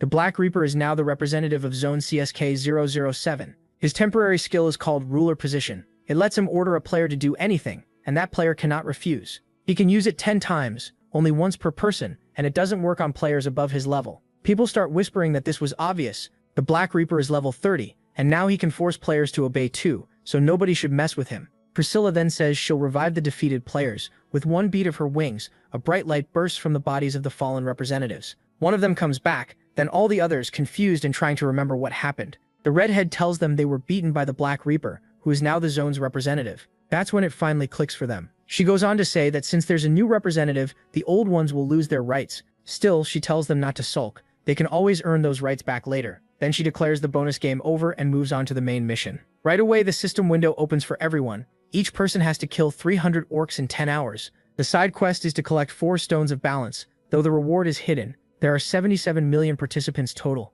nearly 5,000 in this zone, and only 1,211 can pass. One player panics at the crazy number of orcs, especially with so few spots available to pass. Already annoyed, Priscilla asks why they're whining, and warns that she can cut the number of survivors even more. Everyone shuts up instantly. She says the earlier rounds were too easy, so this time she prepared something harder. Some players wonder if the orcs will still be easy, and assume they're probably just weak monsters. Priscilla is disappointed by how little they think ahead, so she says she won't explain any further. Now they start asking about the side quest, and why the reward is hidden behind question marks. The redhead explains that unlike before, everyone can see the side quest now, but the reward stays secret. Ryu finds all these secrets annoying, even though he already knows the side quest reward is the Rune of Balance. It's one of the 18 runes he needs, and only one person in each zone can get it through this quest. He also knows there are other ways to earn that rune in each zone, but those are even harder than the main mission. Because even if someone clears the side quest, meeting the conditions for the Rune of Balance is still difficult. Priscilla explains that the side quest is to gather the Stones of Balance. Collect all 4 and you get a mysterious reward, but only one person can claim it, since there are only 4 stones in each zone. Someone asks if nobody gets all 4 stones, does that mean the side mission fails? She says yes, but tells them not to worry. If someone has a stone, they can take it by killing that player. That shocks the crowd since it works a lot like the representative's ability. The angel says it does, but only for the Stones of Balance. Other items don't work that way, and if they die, they're not coming back. With that, she says she's done explaining, and tells everyone to do their best. There are 10 hours left in the round. The MC watches the angel vanish. He thinks she's a pain, then decides to clear the orc quota fast, set a new record, and help Jury after that. He takes off running,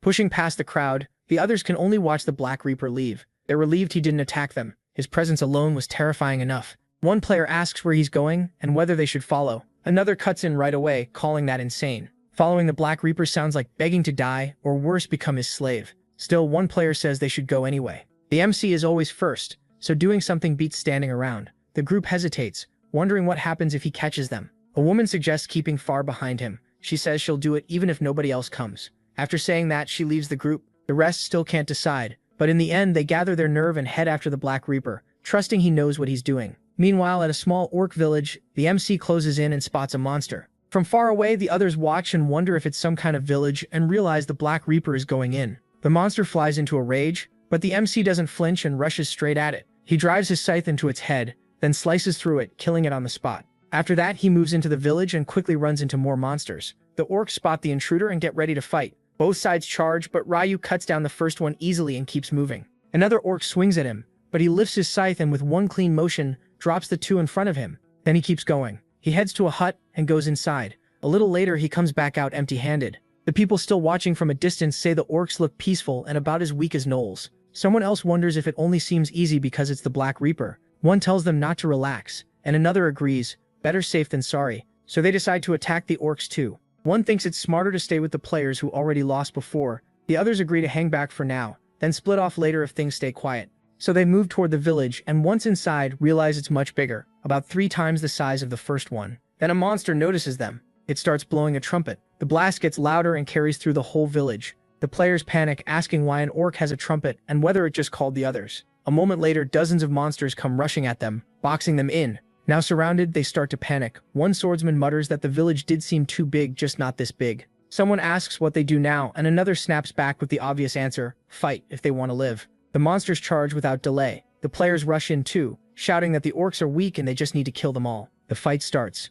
One orc gets hit, and the players gain confidence, saying these monsters are amateurs and too slow. So they start dropping them one by one, happy at how easy it seems. But then things go wrong. One player can't pull his sword out of an orc's body and gets smashed by a heavy club. The players start getting overwhelmed and fall one after another to the huge orc force. One player on the ground can't believe they're losing to an orc and screams for help right before a deadly blow lands. Elsewhere, the MC moves through the forest and notices the people who were tailing him are gone. He figures a group of 20 can't move quietly for long, but if they weren't dumb enough to attack a much bigger orc village, they should be fine. He knows the real danger is villages with watchtowers. Once an orc guard blows the trumpet, more than 50 orcs show up right away, and the larger villages hold over 200. Soon he reaches another orc village. Getting ready to attack, he recalls that orc bodies are built very differently from human bodies, so if he stabs straight in, pulling the blade back out gets hard. He moves in and slashes one across the neck, the orc's weakest spot. Then he keeps cutting through them, striking from behind too, instead of stabbing through their bodies.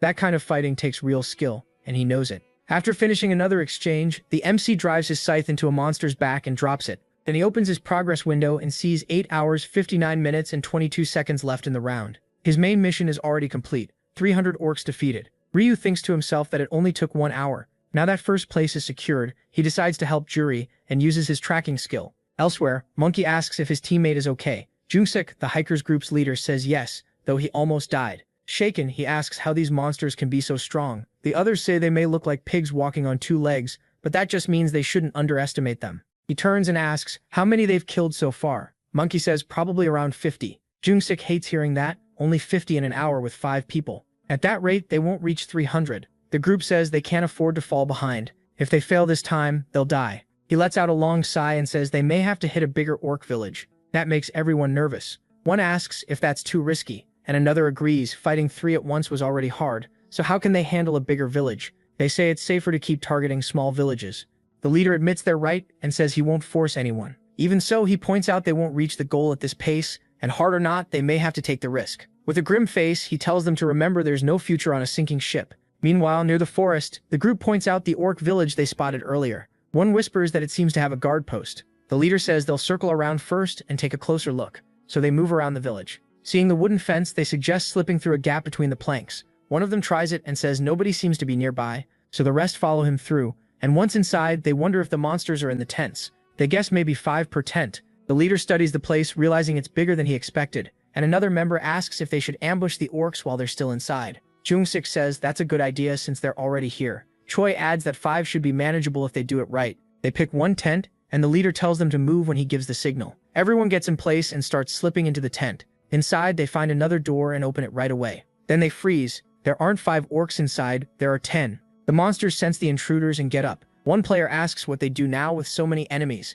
and the leader says they need to take down at least one first. They rush in, telling each other to focus on the one to the left. The warrior blocks the orc's attack, while Jung-sik steps in and cuts its leg, bringing it down. Then Choi swings his sword and kills it at once. One of the other monsters roars in anger and squares up with the group. As it closes in, it gives off a chilling aura and smashes Choi with full force. Seeing his teammate take that direct hit, the leader panics and strikes back at once, thrusting his sword into the monster's neck and killing it instantly. The other orcs only stare while the players pull back and reset. There are still 8 orcs left. The captain starts to worry, they still have too many enemies and he's not sure they can win. One member says they can't do this and need to retreat. Jung-sik agrees, he was thinking the same thing. So they turn and run out with the orcs chasing after them. But the second they get outside, they're stunned to see even more orcs waiting around the tent. They can't believe the number. There must be over a dozen. The blonde player groans that they're finished, and this is probably the end. But the captain just tells everyone to draw their weapons. They answer that there's no way out, but it was still an honor fighting beside him. Jung-sik asks why the orcs still haven't killed them,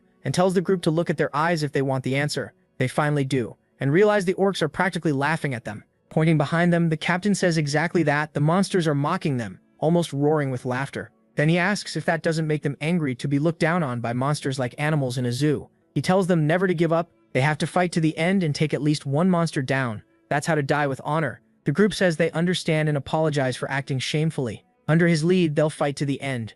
The orcs start closing in, and the leader tells them that on his signal, they all hit the same one. They answer that they got it, but the orcs suddenly start looking around. It sounds like they hear something. A second later, they rush off in another direction and vanish from the area. The group is stunned. The orcs just left for no clear reason. Then the captain gets their focus and points elsewhere. There are still orcs inside the tent. He grins, only 8 are left. Everyone nods and charges in. After a hard fight, they manage to kill all 8 and feel relieved. One of them says they survived because of the captain, and another agrees without his push they'd all be dead. Young-ho tells them not to put it all on him. They won because everyone chose to keep fighting. Without that, he would have died too. Then he checks on Mangji's arm. Mangji says it still hurts, but he can handle it. The captain tells him to rest and stop using it. He orders the others to find a hiding spot while he looks for a way out of the village. When someone asks if that's too risky, he tells them not to worry and wait for him. Then he heads out. Before long, the silence starts bothering him. Ever since earlier, he hasn't seen a single orc. He keeps moving through the village until something catches his eye,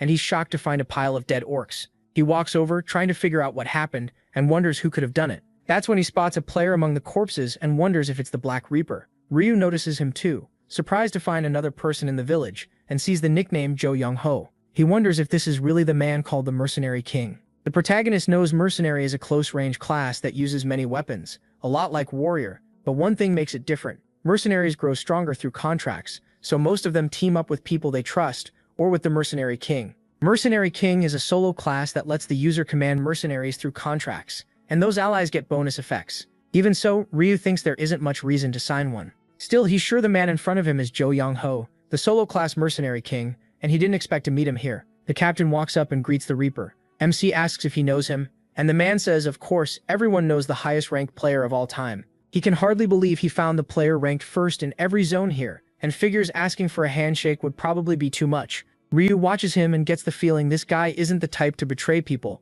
That, he thinks, is why he became the Mercenary King. To get that class, you need a leader's mind and a kind heart. Jo Young-ho asks if he killed all the orcs here, and he says yes. Young-ho is impressed, saying the ranking fits him, then bows right away and thanks him. If the protagonist hadn't drawn the orcs away, they would have died. The protagonist says he didn't even know they were there. Young-ho says he understands, but Ryu still helped by wiping out the monsters. MC brushes it off, and tells him to leave with his team if they're finished. Every orc in the village is already dead, so they don't need to worry anymore. Surprised, Jo Young-ho asks how he knew he had a team with him. Before the protagonist can answer, Young-ho turns back and asks why they came when he told them to stay put. One of them says he got worried and thought Young-ho might have left them behind. The captain looks crushed and says he'd never do that. Ryu figures 4 mercenaries must be under contract with Jo Young-ho. He assumes they came because they were worried about their leader, which means Young-ho already has companions who truly care about him. Then the group finally realizes the man before them is the Black Reaper and asks, shocked, what he's doing here. MC says he just came for a quick hunt. The player says he gets it, Ryu tells them again to leave if they're done. He's saying it because the mid-boss should appear soon and staying here will be way too dangerous. They answer right away, saying they understand and that meeting him was an honor. But then they hear something. One asks if the others heard it too. The captain asks what it is and he says it's the mid-boss. He tells them again to run. Yang-ho goes tense, trying to process what that means, until he sees a giant monster coming toward them. The team freezes in fear, asking what that thing is and whether it's really an orc. The boss lets out a deafening roar. Ryu had stayed for this exact monster. He needs to kill it to get the balance stone for the side quest. Once this one and the bosses from the other 3 tribes are dead, the mission will be complete. The giant orc suddenly charges forward, and the captain mutters that it looks seriously mad. He desperately tells everyone to run because the thing looks terrifying. To make it worse, the boss closes in at insane speed and slams the ground, blowing apart everything nearby. Yang-ho realizes he was barely missed and is horrified by the attack. Then he remembers the Black Reaper striking him with the end of his scythe and knocking him out of the way just in time. Ryu snaps, asking what he thinks he's doing. Yang-ho quickly thanks him for saving his life, but the protagonist just tells them again to leave if they don't want to die. The boss lumbers closer with its huge body and starts laughing in a creepy way. Ryu attacks, asking what's so funny, and slams a heavy hit into its foot. That only makes the orc warrior angrier, and it lifts its sword to smash the ground. MC dodges with ease. The monster swings again, this time with the other sword, but misses again. Ryu almost laughs. What's the point of huge damage if every hit can be dodged? The boss glares to the side and grumbles while he gets into position and leaps. As he winds up, he tells the monster to quit whining, then drops a crushing strike. The blow sends it crashing down. Ryu doesn't pause. He jumps again and attacks once more. This hit cuts straight into the boss's neck. Enraged, it tries to counter with another ground-smashing attack, but it's pointless. Remy avoids every one of them. He realizes 2 hits still won't be enough to sever the head. The neck is too tough. So the protagonist charges in again, throws his scythe behind the monster's head and hangs onto it. Then he jumps, using the swing to spin the weapon harder. This time the cut goes so deep it tears right through the boss, sending its head flying. The monster is finished. Ryu stands atop the corpse and the system announces he killed the orc warrior. He also gets 37 more experience and 4,000 gold, plus another 2,000 as a bonus. The group stays near the dead boss, and can hardly believe the Black Reaper really killed that giant. Ryu steps down from the body, and a notice says he got the pommel ring sword. He also picked up an orc heart and a low-grade dark blue mana stone, along with the balance stone. That means his side quest has moved forward with the balance stone now in hand. Looking over the rewards, Ryu realizes boss fights pay way better than normal mobs, and he got a really solid item too. It's the pommel ring sword, an epic weapon that raises attack speed by 5% with each hit, stacking up to 10 times. Its raw attack power is even better than his scythe, so he decides it's best to sell it for a high price. Then he checks the orc heart, an item some players would toss out in disgust. It's listed as a possession item and only looks like a real heart, but it isn't actually one. He knows throwing it away would be stupid since it's used to make a unique item. Just then, the players come over to thank him for dealing with the boss and saving them again, asking if he somehow knew it would appear. Ryu figures an excuse is easier, so he says a monster like that showed up before when he cleared another village.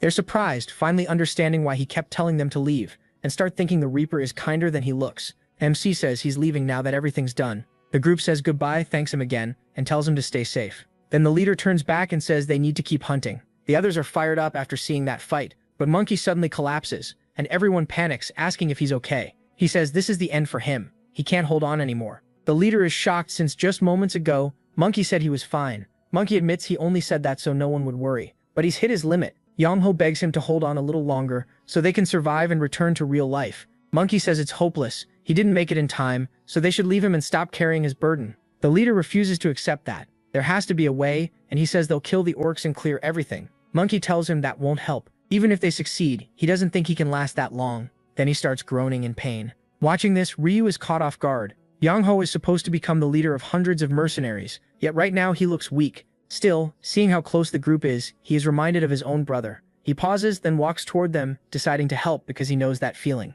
He calls out to the group, saying it looks like they need help and asks to take a look. Without hesitating, the leader asks if there's any way to save him. He says yes, there is a way to save him, even if the injury is serious. As he says that, he holds out a hand filled with energy. Then he directs that power into the wound. The injury heals right away. Everyone is shocked when the wound vanishes and asks how he did it. The MC tells them it is a skill called First Aid, and anyone can buy it in the shop.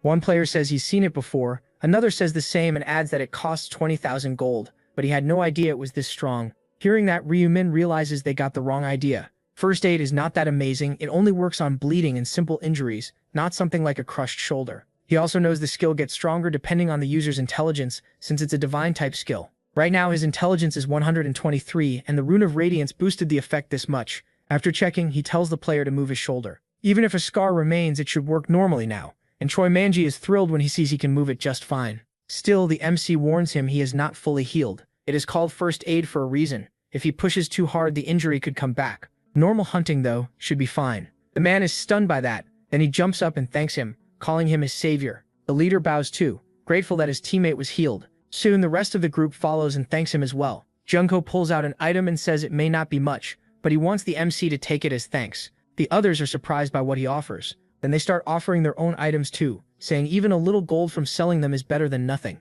The MC doesn't refuse right away. He starts to say he doesn't need all this, but they keep insisting it is their way of showing thanks. Ryumin is surprised by how much he ends up getting. None of the items are great alone, but together they are worth a lot. Still, he decides he gains something even better. The leader says he gave Choi Mangi hope again and promises they will repay him someday. Looking at them, the MC thinks the future mercenary king now owes him a favor. Gaining an ally like that from a skill he had to learn anyway is a huge win. With that, he says goodbye. Then he leaves the village as everyone sees him off. Meanwhile, deep in the forest, Juri sits down and checks her system screen, starting to worry. There are only 8 hours, 55 minutes, and 15 seconds left in the round, and her main mission still shows 0 out of 300 orcs defeated. She panics, knowing she will never reach 300 at this rate. Juri blames herself for getting scared and losing track of the Black Reaper. Back in round 5, finding him was easy because he was one of the bonus game candidates, but now she feels uneasy because she saw the Reaper attack the former leader and tear his head off. After that, he cut down all the other former regional leaders too, and the way he looked while doing it terrified her at once.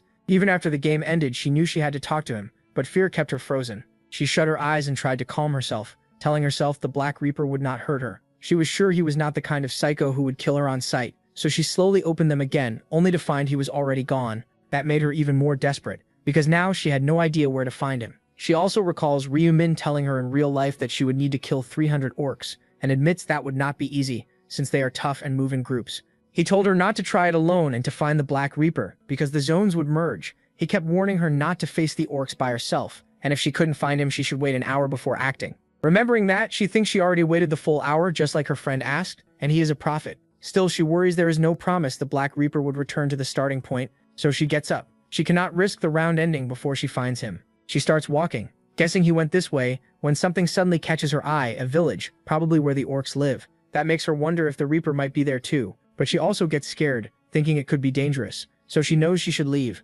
Just then, an orc comes up behind her. She spins around, startled after sensing it. The monster lets out a roar, and she quickly buffs her sword with blessing magic. She does not want to fight, but now she has no choice. The buff raises all her stats by 50. As the orc gets ready, she feels a little relief. First, there is only one, and second, she knows this monster's weak spot. She dodges and aims for the neck, since the rest of its body is much tougher, but she worries about landing the hit. If she misses, the orc will strike back, and if her blade gets stuck, pulling it free will be hard, so she knows she has to be fast and exact. She attacks, but the orc jerks its head, and her sword hits its arm instead. She gets frustrated right away because it avoided the real target. Trying to back off, she realizes the cut was not deep, which at least lets her pull her sword out easily. The orc does not waste a second and charges in, throwing a flurry of attacks that force her to keep dodging. While avoiding them, she sees an opening and strikes back, barely cutting its neck. That gives Juri some hope. Her attacks are working, so she follows with a combo, sure that a few more hits will do it, and she is right. The orc is badly hurt and drops to the ground.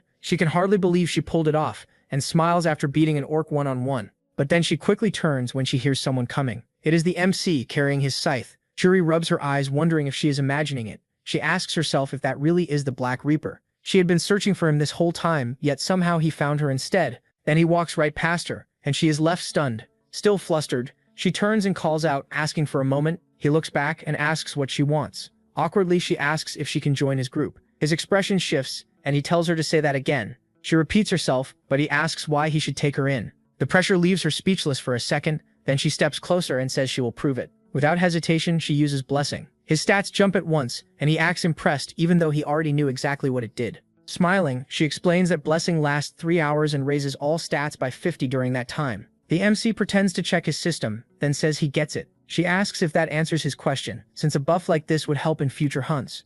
He asks if teaming up with her would just be for the buff. She says yes and begs him to help her. Still acting, Ryo-min says he is not sure. With the temporary ruler position, he could just keep her around as a personal assistant instead. She is shocked because she had not thought of that, and he is right. If he can force her help, there is no reason to add her to the team. Then he asks if she can promise never to betray him. She answers at once that she never would. Satisfied, he says fine, he will trust her. And he holds out his hand. He introduces himself as a level 32 Death Reaper with the nickname Black Reaper. She introduces herself too. Her nickname is Democracy. She is level 13 and she is a support class. Ryo-min then asks what kind of help she needs, since from what he saw, she handled that orc pretty well. Juri admits that was actually her first kill. He looks concerned and asks if she really got only one kill in 30 minutes. Embarrassed, she gives a small laugh and says yes. The MC says there is not much time left, so he will help her kill as many as possible. She is shocked by how easily he agrees. Then they start moving through the forest, and he tells her to stay close at all times. If she leaves his sight, he will not be able to protect her. Democracy agrees. She steps closer, thinking the famous Black Reaper is not as cold as he looked, and feels glad she listened to Ryo-min in the real world. She barely has time to think that before she freezes again. 3 orcs are right in front of them. She panics at once. The MC only lifts his scythe and tells her to wait. Then he stomps the ground and rushes straight at them. With one clean swing, he cuts all 3 across the legs, leaving them helpless. But he is not finished yet. A second attack follows and chops off both of their hands. Juri is completely stunned after seeing him disable all of them in an instant. With that terrifying presence of his, he tells her to use the chance and finish them. Then he snaps at her, asking what she is waiting for. She quickly apologizes and heads to one of the orcs, deciding to be careful anyway. She delivers a clean strike to its neck and kills it. She gains 235 experience and 40 gold. The ease of it shocks her. She thought it would be far more dangerous. A chill runs through her as she wonders if killing an orc is really this easy. Then she looks at the MC and realizes he must just be insanely strong. He turns and tells her to keep moving, because he is still not done. Happy she joined his group, she runs off. A little later, she finishes off another orc. She praises his skill, saying he made hunting way easier than she expected. He barely reacts and only asks how many kills she got. She says 52 in 30 minutes, which felt really fast. To him though, that pace is still too slow. He knows heading into a village is risky because if dozens of orcs rush them at once, he can't keep her safe. So he decides they need to find a shaman orc. Excited, she says, they could probably hit 300 orcs in 3 hours. He cuts that off. They don't have 3 hours, only 1. Startled, she asks if he's serious and how that's even possible. He says the key is the shaman orc, a monster that keeps summoning more orcs. If they find it, they won't need to search for targets anymore. He warns that she won't kill the shaman. They'll leave it alive and use its summons until she reaches the 300 kills the mission needs. Surprised, Julie asks how he knows so much, like he's seen these monsters before. He says he has fought them already, so he knows where they are and how they work. She nods, saying she gets it. He adds that he'll handle this in the safest way possible. Then he heads deeper into the forest. She feels relieved, thinking the famous Black Reaper is nicer than he looks. Guess first impressions really can be wrong. After a short walk, they reach the place. She asks if a boss is really hiding in such a tiny village. He says yes, and once they go in, they'll find him fast. The real problem is the orcs. The shaman will keep calling out. He knows the whole setup is a trap for players. It was the same in his past life. Go around the back and you'd find a pile of player corpses. The shaman hid there. That alone shows how clever and cruel it is. To him, that also proves the monster is a coward. It doesn't want a fair fight. He tells her to move up, but she says she doesn't see any orcs. He explains that's the point. The village is bait and the shaman is the only one actually inside. He raises his scythe and points to a house, warning that the monster is in there, and the whole place is set up to lure people in. He explains that once players go inside and trigger the trap, the shaman starts summoning orcs. Usually it calls 10 to 20 at once, more than enough to crush most players' will to fight. Minjuri gets nervous and asks how they're supposed to handle that. Ryu-min says it's hard, but there is a workaround, and leans in to explain it, making her blush. After hearing the plan, she asks if he's serious and whether the monster would really fall for that. He tells her not to worry, he's tested it before. That helps her steady herself, and she says she'll do it. He checks one more time if she's sure she can handle it alone. Democracy says yes. She adds that she feels bad making him do all the hard work, so she wants to help in her own way too. That catches Ryu-min off guard. Still, he agrees and says he'll wait outside. She braces herself and walks to the door. Once she opens it, she finds a long, dark hallway. Even so, she keeps going. Then something grabs her attention when she spots a red carpet ahead. She figures this must be the trap Black Reaper warned her about, so she knows she has to be careful now. Before she went in, he told her the shaman was hiding inside. The moment she stepped on the red carpet, it would summon orcs and block the exit. So her job is simple: get close enough to the carpet, then turn back. The shaman should send scouts to check. Thinking it over, she realizes the plan is actually pretty simple. She moves in just enough to show herself, planning to run right after. Then a crushing aura pours out from deeper inside the hall, and she knows it's the orc shaman. Realizing the monster noticed her, she bolts outside at once and shuts the door behind her. Only then does she let out a breath, her heart pounding hard. The MC asks if she's okay. She says yes, she got near the carpet and came right back like he said. Then she asks if the shaman will really send scouts. He says they'll know soon enough. A moment later, the door starts to open, and several orcs step out to look around. One of them starts to turn back, but they freeze when the protagonist is already on them, cutting through the group in one sweep. Once they're down, unable to move after losing their limbs, he calls her over and tells her to finish them. She does, and after a bit, Julie says she's done with all of them. He praises her and says they just need to repeat the same thing again. She asks if the shaman will really fall for that twice. He admits it's smart, but its memory is basically that of a goldfish. With a smile, he tells her not to worry. That reassures Julie, and she says she's ready. After repeating the process for a while, Julie says that last batch brought her total to 300. He's satisfied, and even more pleased they did it in just an hour. She gets emotional and thanks him again, saying he made the hunt fast and easy. He asks her level, and she says she's already at 19. He tells her that's great, one more level, and her rank will rise at level 20. He knows that rank up will unlock new skills and strengthen the ones she already has, which makes her even more useful to his team. He also wants her buffed stronger for what's ahead, so he says he'll keep helping until she reaches level 20. That should make dealing with the orcs even easier. Julie is shocked by how considerate he's being. She starts thanking him again, but a group shows up behind them. One recognizes the Black Reaper, another doesn't know who he is, and the rest are just stunned by the pile of orc corpses. One of them steps forward awkwardly and says they were only passing through and didn't know anyone was hunting here. Still, he can hardly believe just 2 people wiped out this many orcs. 2 others whisper that it's weird for such a small village to have so many orcs, and they wonder who the woman beside the Reaper is. Maybe his teammate. Another says that's even stranger, because he can't imagine the Black Reaper working with anyone. One guy starts staring at the girl, joking that she must be the Reaper's type, and his thoughts quickly turn nasty. Right then, the MC slams his scythe into the ground and tells them to get lost because they're in the way. Intimidated, they ask why. After reading their thoughts, he decides they've crossed the line.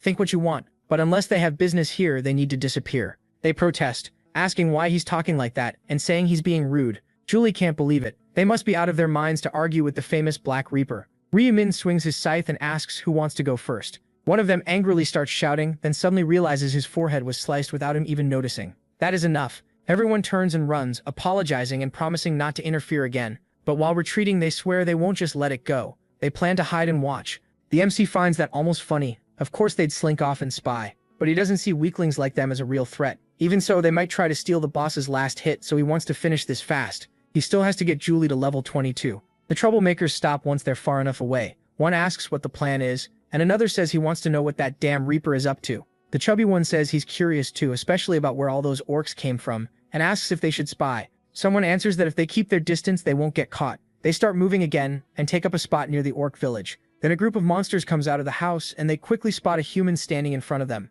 More orcs pour out, lining up from the doorway. The MC moves first and with his fist drives a full-force punch into one orc's stomach, launching it back into the others and knocking them down like dominoes. Then he follows with his scythe and starts severing the orc's limbs, leaving the rest shaking in fear. Watching from afar, the group is horrified. Now they understand why the Black Reaper is ranked first. While they struggle to beat one orc, he's tearing through a whole wave. Then they see the girl walk toward the monsters and can't figure out why he didn't finish them himself. Julie starts killing them one by one while they can't fight back. At last, the group understands. Black Reaper is boosting the girl by crippling the monsters so she can land the final hits. They wonder what he gets out of helping her like this and grow jealous, because from their view she's getting easy kills for free. They watch her go into the house and they get mad, thinking it's unfair that they have to fight for every kill while Julie gets them handed to her. They watch her come out of the house and start wondering if something weird is going on. The leader notices the pattern. Every time Julie goes inside, more orcs come out toward Ryu. Meanwhile, the protagonist keeps chopping off the monster's limbs without stopping. The gang can't believe one house holds that many orcs. They start guessing it might be where the orcs are spawning, and realize that's why the Reaper told them to stay away. From a distance, they wonder if they should just wait until the pair leaves and take the place for themselves. One agrees, though he admits they still can't beat the Reaper head-on. Just then, Julie checks the system with a big smile and says she finally hit level 20. Ryu congratulates her. She excitedly shares more news. Besides her blessing going from 50 to 60, she also unlocked a new skill. MC says that's great and asks her to try it. She says she'll use it right away and raises her hand. The skill activates, and an aura wraps around them, boosting all stats by 60% with 2 hours, 59 minutes, and 59 seconds left on the timer. Julie explains that her blessing got stronger too, and now she'll show him the new buff she learned. An aura drifts toward Ryu's scythe and spreads across his body until it covers him completely. The agile skill boosts his attack speed and movement speed by 60%. Its duration is 29 minutes and 59 seconds. Ryu says the skill is amazing, and Julie explains she can cast it every 30 minutes. He thanks her, but Julie says she's the one who should be thankful for all his help. He starts moving and says they'll go after the shaman now, since they don't need more regular orcs. Julie asks if she can do anything, and he tells her to just stay out of the way. Then he notices something nearby. Spotting those idiots still hiding there, likely trash-talking them, Ryu gets irritated and decides to try something. The area goes quiet, and Julie stays hidden. The troublemakers start wondering if the Black Reaper went into the house again. Then two slashes appear across the door, and Ryu bursts out, smashing through the entrance while a huge crowd of orcs pours after him. He keeps running because he's leading them straight to those fools. Julie is completely confused by this and can't figure out why he's running when this wasn't part of the plan before. The group is confused too. They don't get why the orcs are chasing the Black Reaper or why he's retreating at all. Then another orc appears. It's the orc shaman holding a magic staff and giving off a creepy aura, and he attacks Ryu at once. The protagonist dodges it easily. That power starts bringing in even more orcs, and before long 5 more appear in front of him. The chubby guy panics because this new monster is way bigger than the rest,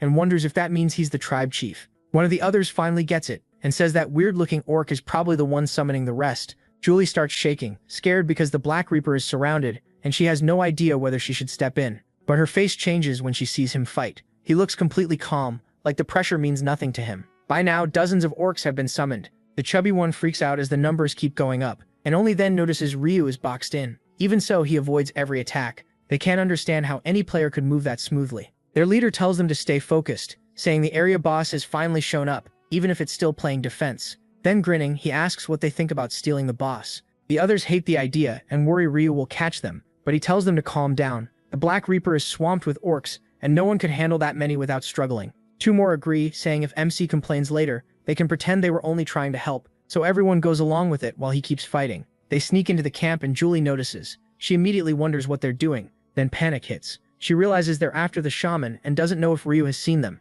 It reminds her of what happened back in the forest. Julie thanks the protagonist for everything and admits she really hopes she's not dragging him down. He tells her it's fine because he already cleared the main quest. That leaves her confused, so he explains he's working on the side quest now and already has enough fragments. Since he beat a boss called Warrior Orc before, he figures another boss will give him the rest, and tells her not to worry, that's all he needs. Now, seeing the group get closer, Julie worries more. As far as she knows, Ryu needs that shaman for the quest, and if this keeps up, they'll steal it. She gets ready to help right as the group prepares to strike. Then the Night of the Dead skill activates, and black smoke spreads across the area, frightening both Julie and the group because they have no clue what it is.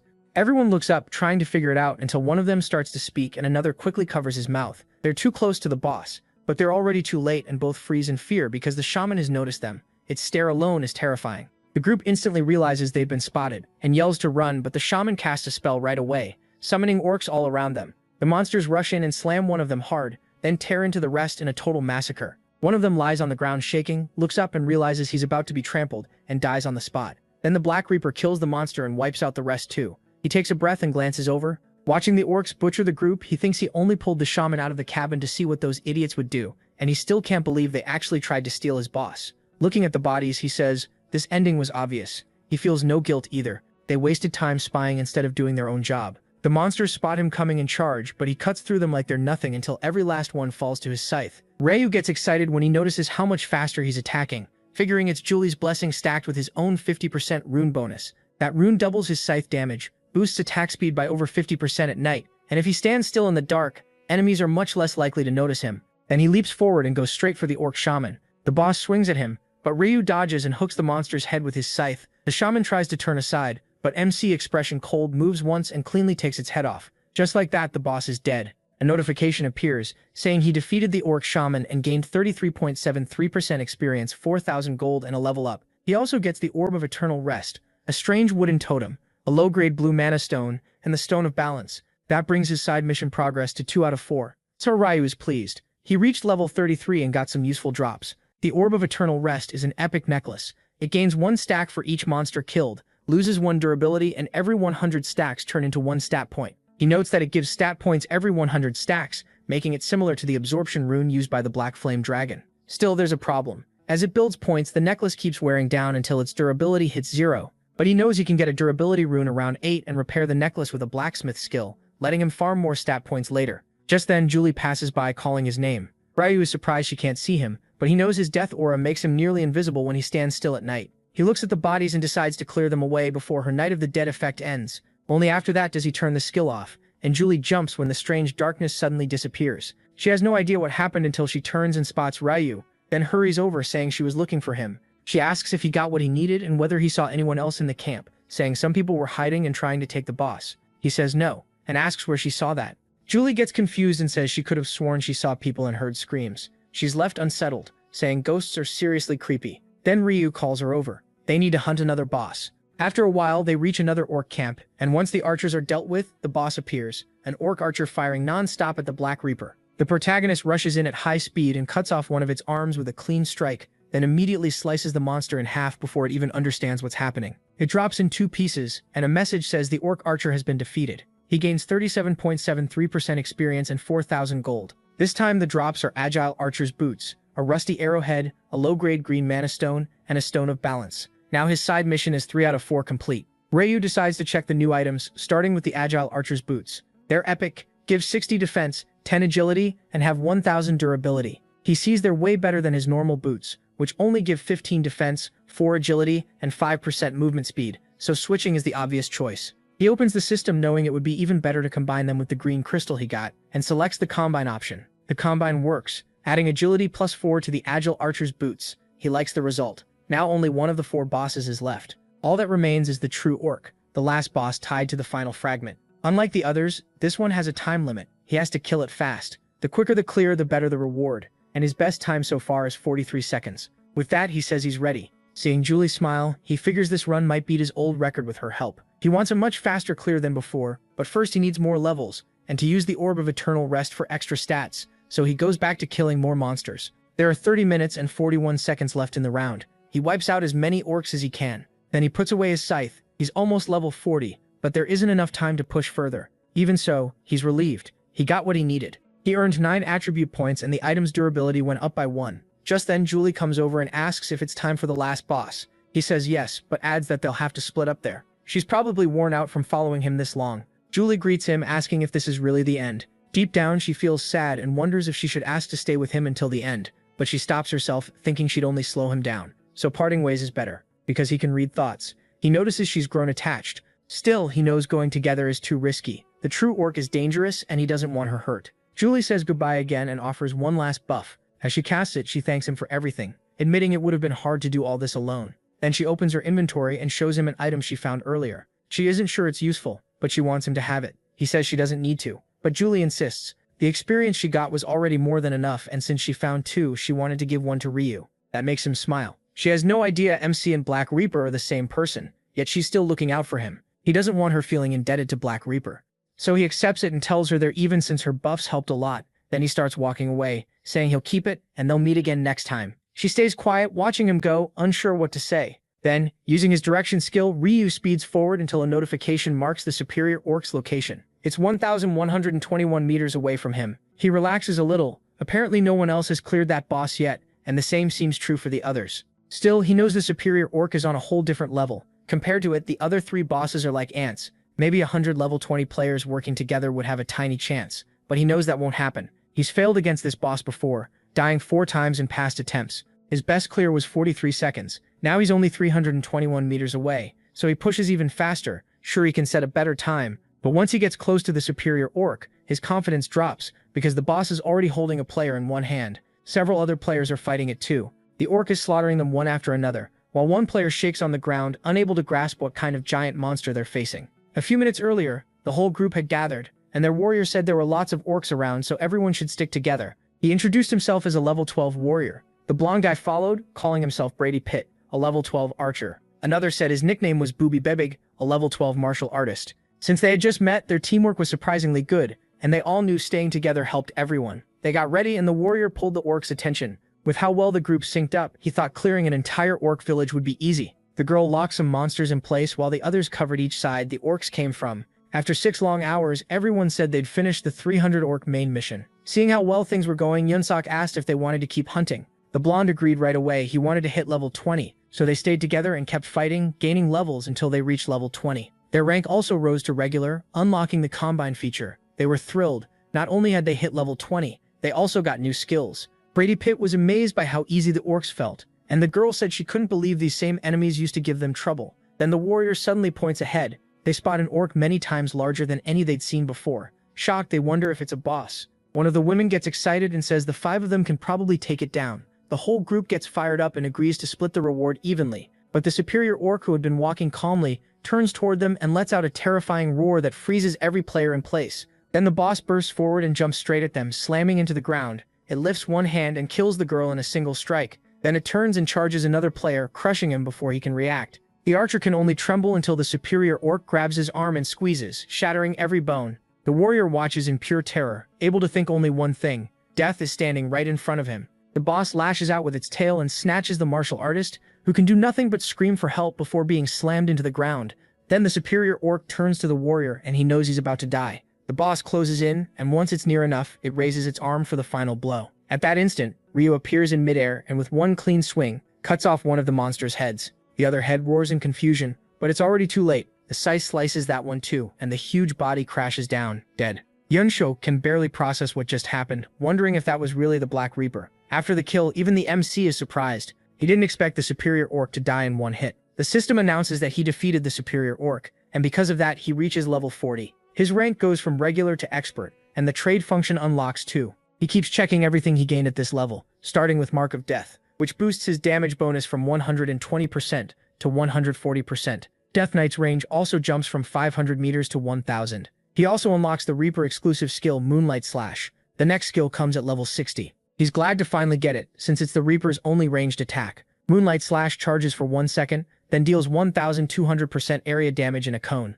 It's half physical and half magical. Gets a 1.5x boost at night, has a 10-minute cooldown, and only works while using a scythe. Unlike his close-range attack skills, this one is much safer. It covers a wide area, so landing it is almost guaranteed. He also likes that it scales with both physical and magic damage, so even if an enemy ignores physical attacks, the magic half can still finish the job. He smiles. Right now, only weak monsters are around, but later he'll face things even worse than the superior orc. Still, he puts that aside and checks the rewards. Notifications pop up, saying he got the superior orc's gauntlets, the superior orc's fang, a low-quality purple mana stone, and a balance stone. That gives him all 4 stones needed for the side quest. As a reward, he receives a balance rune. He figures that rune was the real goal of this round all along. The rune is engraved onto his body automatically. Balance rune: if the gap between your lowest and highest pure attribute is 10 or less, all attributes double. Only stats raised with attribute points count as pure attributes. He notes that it focuses on 4 stats: strength, intelligence, agility, and luck. Before this, his pure attributes were 27 strength, 18 intelligence, 26 agility, and 28 luck. He had already spread his points evenly because he expected to get this rune, so now he's eager to see the result. After opening his status window, he sees his strength rose to 374, intelligence to 614, agility to 518, and luck to 374. He's stunned. Every stat shot past 300. He knows the rune caused it, but even then, this is way beyond what he expected. He decides nothing beats the balance rune for getting stronger, then moves on to check the rest. The system reports that he defeated the superior orc of the 5th round in 1 second. Since the boss follows time attack rules, he also gets bonus gold. The notice says he earned the maximum reward, 100,000 gold, for beating it in under 10 seconds. He's thrilled. Last time, 43 seconds only gave him 23,000 gold, but this payout is enough to grab all the basic skills he still missed. Then the system announces he just broke the world record. It adds that the feat will be stored in the Akashic records. On top of that, he earns a unique item selection ticket that catches him off guard. He doesn't fully get what this means. He wonders if setting a new record really comes with a reward like this. Sweating a little, he stares at the words unique item selection ticket and starts thinking he might get to choose from every possible item. He instantly opens the ticket in his inventory. A menu pops up with choices: weapon, shield, helmet, armor, boots, gloves, necklace, and ring, so he really can pick anything. He skips weapons right away since he already has a scythe and plans to replace it once he gets back. With that settled, he picks the helmet. Not far away, the warrior keeps watching him. He's stunned after seeing one player kill that giant monster in a single hit. He wonders if the Black Reaper is really that strong, because he did alone what even 5 level 20 players couldn't do. Then he stops himself and thinks he should just be grateful his life was saved. At that moment, Ryu notices him, but he quickly leaves. The time limit is over. Yunsuk can only stand there in silence, thinking time ran out before he even got to say hello. Soon, everyone is sent back, and the angel Priscilla asks if anyone still has questions now that the mission is over. Looking at how many are left, she wonders how so many died in just 10 hours. Did the orcs kill them, or did the players kill each other? Then she says she'll announce the results. First place is the Black Reaper, level 40, who cleared the main mission in 1 hour. Second is Idiotasia Stupidos, level 20, with 2.5 hours. Third is the Celestial Demon, level 24, finishing in 2 hours and 47 minutes. The players are shocked that someone already reached level 40. They can't believe anyone could wipe out 300 orcs in only an hour. Hearing all that, he just takes a breath. He wants his reward and wants out. The system congratulates him for ranking first in his zone and first across every zone, For that, he gets an intermediate epic necklace for winning his zone, and a special reward box for taking first overall. It also confirms he placed first in all 5 rounds. That earns him a huge achievement. He receives the title, the one ahead of everyone else. He's pleased. Another title added to his collection. The title is only given to someone who ranks first in all zones through the first 5 rounds, and it boosts all earned experience by 1.5 times. That's exactly why he pushed so hard for first every round. Passing up that kind of growth would be stupid. Satisfied, he moves on to check the rest of the rewards. The system lets him choose one epic necklace, Skeleton Knight necklace, Java necklace, or Strength necklace. A normal player might grab the flashiest one, but he's used them before and knows the only one worth taking is the Java necklace. It's an epic item that gives +3 to all attributes, +35 resistance, and has 1000 durability. The stat boost isn't the main draw. The real value is that big resistance bonus. Items with high resistance cost a lot, and once he's done with it, he can always sell it. After that, he checks the special reward. The choices are a triple experience bonus for round 6 only, 6,000 gold, or information about round 6. He doesn't think twice. The experience boost is what he needs.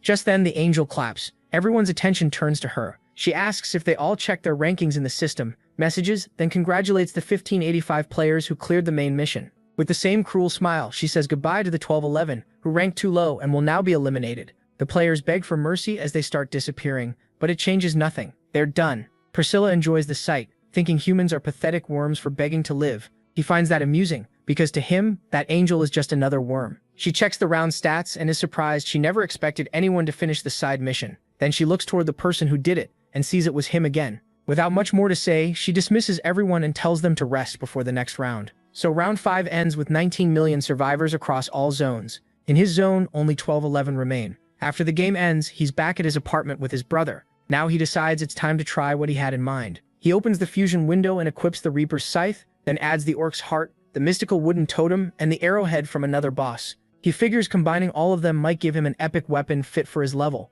Then he remembers the diamond he got from Yahello and thinks adding that might even push it to unique rank. He starts the fusion, and a message appears the combination worked. He got the Scythe of Death. It's a unique weapon with +300 damage, +10 to all attributes, +10% skill damage, and 3000 durability. He can't hide how happy he is to finally replace his old weapon. His grin looks so weird that his brother has no idea what's going on. Next, he checks the skill list to see if he should learn more. First, he buys Search Around, which lets him view the nearby area like a minimap. He also takes Dynamic Visual Acuity to sharpen his vision. Then Basic Resistance, raising status resistance by 15. Last is Hand-Eye Coordination, which boosts skill accuracy by 20. Ryu figures he's bought all the general skills and still has 140,000 gold left, so saving it for epic items coming soon makes more sense. For now, that's all he can really do. So he opens his status window. He's level 40 with 4 hidden titles, and his current stats are 106 Strength, 150 Intelligence, 136 Agility, and 106 Luck. He now has 8 general skills, 3 class-only skills, 6 runes, and 3 extra skills already unlocked. The next opens at level 60, and the last at level 99. He notes these are his stats with the Balance rune active, and if he adds the Death rune effect, they'll double again. That's good enough for him. With this strength, he should be able to get through the Abyss. After that, he'll use Yahello for his plan. Still, he realizes he never saw him in round 5, and isn't even sure he survived, since he'd completely forgotten about him. So he activates tracking, using the player's name and face. The skill locks on, which means the guy is still alive. He feels a bit relieved. He can still use him. Then he says this will be the last time he uses that guy in real life. After that, he's done with him. The next day, Juri sits in a cafe, wondering why Ryu asked to meet her. Her mind runs wild, and she even imagines him confessing that he missed her so much he could die. That thought makes her blush, so she tries to calm herself down. Then he walks in. Seeing she's already there, he asks if she waited long. Juri says no, she only got there a little earlier. Still flustered, she offers to order, and insists she'll pay this time. He asks if she means it, then says he just wants an iced Americano with a double shot. After that, they keep talking, but she's still dying of embarrassment, wondering if it's because of what she imagined before he arrived. He reads her thoughts but awkwardly changes the subject, asking about round 5 and whether she happened to meet the Black Reaper. She lights up and says she did. They even hunted together. At first, she couldn't believe the top player would team up with her, but he agreed as soon as he saw her buff skill. Ryu says he figured that would happen, even the Black Reaper would want a skill like that. She thanks him, saying it was his idea, and because of that help she cleared the mission and even finished second for the first time. Smiling, he says that's amazing, and asks what reward she got. Excited, she summons the item and says she received an intermediate necklace that boosts her speed. Then she offers it to him. He's confused, but she tells him to take it since she only survived the round because of his advice. Ryu says she doesn't need to do that, she earned it herself, but she argues that she barely had to struggle because the Black Reaper made everything easy. He says that in that case she should give it to the player who helped her. Juri quickly answers that the top player in the game would never take a tiny necklace like this. He thanks her, but says the problem is he's barely at her level. That surprises her, and she asks what level he is. He tells her he's still level 19 and needed almost the full 10 hours to finish the orcs. Juri puts the necklace back in her inventory and feels bad, thinking life must be rough for a prophet in this game, since it isn't a combat class. To move past the awkward mood, she asks how a prophet even fights. He says he has a few spells, but he's too shy to show them. That makes sense to her. A speed necklace wouldn't suit a magic user anyway. He needs intelligence, not speed. So she pulls out a different item and tells him to take this one instead. She says it dropped while hunting orcs. She doesn't know what it does, but she feels like it could help him. The MC checks the item, then he accepts it and thanks her. When his hand brushes hers, Julie turns red and says it's nothing much, just her way of thanking him for all his prophecies. Then he tells her he'll give her something even bigger. That catches her off guard because he's talking about details for the 6th round. Julie admits she'd be thrilled if he really shared that, so they start talking about the next round. After hearing it, she says she's shocked because it sounds like she'll have to team up with the Black Reaper again. He says the top-ranked player probably won't refuse. Her buff in the 5th round already proved how useful she is. She goes quiet, thinking about seeing him again,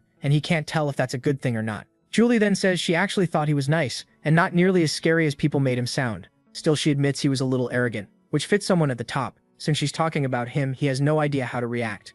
She adds that the Black Reaper seemed really smart too, like he always knows what people are thinking. That makes the MC feel a little low, since he knows it's only because of the mind rune. Still, he knows he isn't some flawless genius. He failed 99 times before, and that round was especially hard because it needed 5 players. By then, they had already reached the boss room. The system had warned that at least 5 players were needed to enter. He knows this is his last chance, so he has to make it count no matter what, even if that means bringing Julie with him. Julie notices him spacing out and asks what he's thinking about. He tells her it's nothing, and not to worry. But she asks if he's nervous about the next round, and he admits he is, because he's still not very strong. Julie says that if they were in the same territory, she could help him. She feels bad because he's done so much for her, and she wants to repay him, but thinks she isn't that useful. That makes him smile, because she's completely wrong. Her buff was the reason he, as the Black Reaper, could kill the real orc in a second. So he tries to cheer her up, saying he's sure they'll meet again in the game someday. She jumps up, fired up, and says they just have to hold on until that day comes. He joins in. But deep down, he's worried. He has no idea how she'll react when she learns he really is the Black Reaper. Elsewhere, at the Q&Ma group, Sangchul tells the president that major shareholder Ryu has arrived. Q&Rock gets up and says he's glad to see him. Then he tells the director to bring 2 cups of chamomile tea. Once they're seated, he asks if anything happened on the way over. He says the trip was fine. Q&Rock says that's good, and if anything ever does happen, he should report it right away so they can handle it. The MC finds that funny, considering the president treats weekly executions like routine business, but he keeps that thought to himself. Just then, the director comes in with the tea. Q&Rock wastes no time and asks if he can share anything about the next round. Ryu Min finds it interesting how direct he is. Picking up his tea, he says that's fine. It's exactly why he came. The president is clearly pleased that he's willing to tell him, but in return, he wants to call a general meeting. It's time to talk business too, since the company name and some of its operations need to change. Q&Rock asks what exactly he needs. Ryu Min says it's simple. He wants the president's support for everything he brings up at the meeting. He says he hates delays, so he needs Q&Rock to persuade the other shareholders too.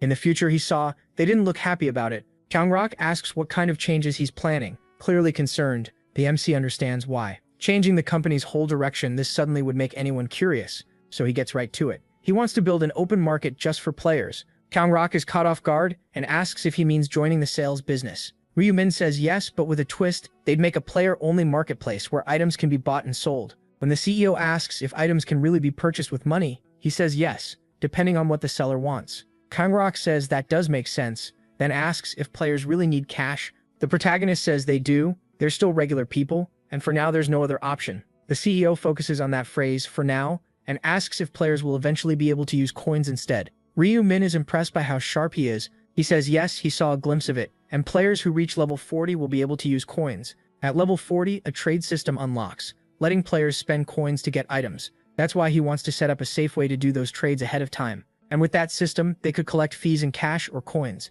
Q&Rock thinks it over. A player-only open market is a strong idea, and if it works, they could dominate that whole field before anyone else even thinks of it. After a moment, he asks if people would actually use a market like that. MC points out they just cleared the 5th round. That means players have probably piled up plenty of items already. Everyone knows the system shop won't let them sell those items, so doing it in real life would be a huge draw. He adds that most players have reached level 20 and unlocked fusion, so they're all testing combinations. If there were a place to easily buy what they need, players would flock to it. The CEO admits it's a brilliant idea. He starts picturing how much money it could make later on. He even imagines an app for easy access, or an auction system where players can list items without extra fees. Hearing all that, the MC realizes his new partner is fully into the idea. Even if he's not a real prophet, he's sure this deal will work out great for both of them. He also knows item fusion is still mostly a mystery. If they get ahead now, they could control that market, and maybe even create unique, legendary, or someday divine items. Kyungrock agrees they should move forward with the open market, then asks if he has a new company name in mind.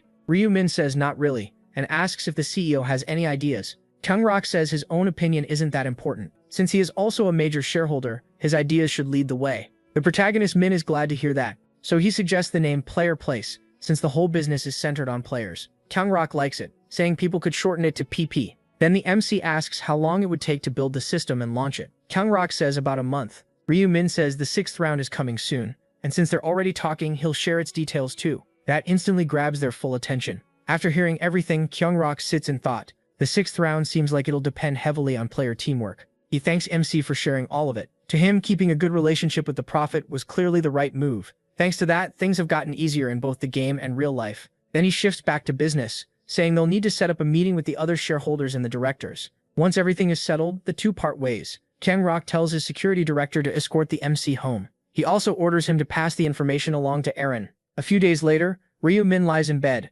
thinking that today should be the day the epic items show up. So he checks the item of the day. He's thrilled to see the Torn Wanderer's tunic. It's epic armor with just 1 defense, but it boosts attack speed by 30% and movement speed by 30%.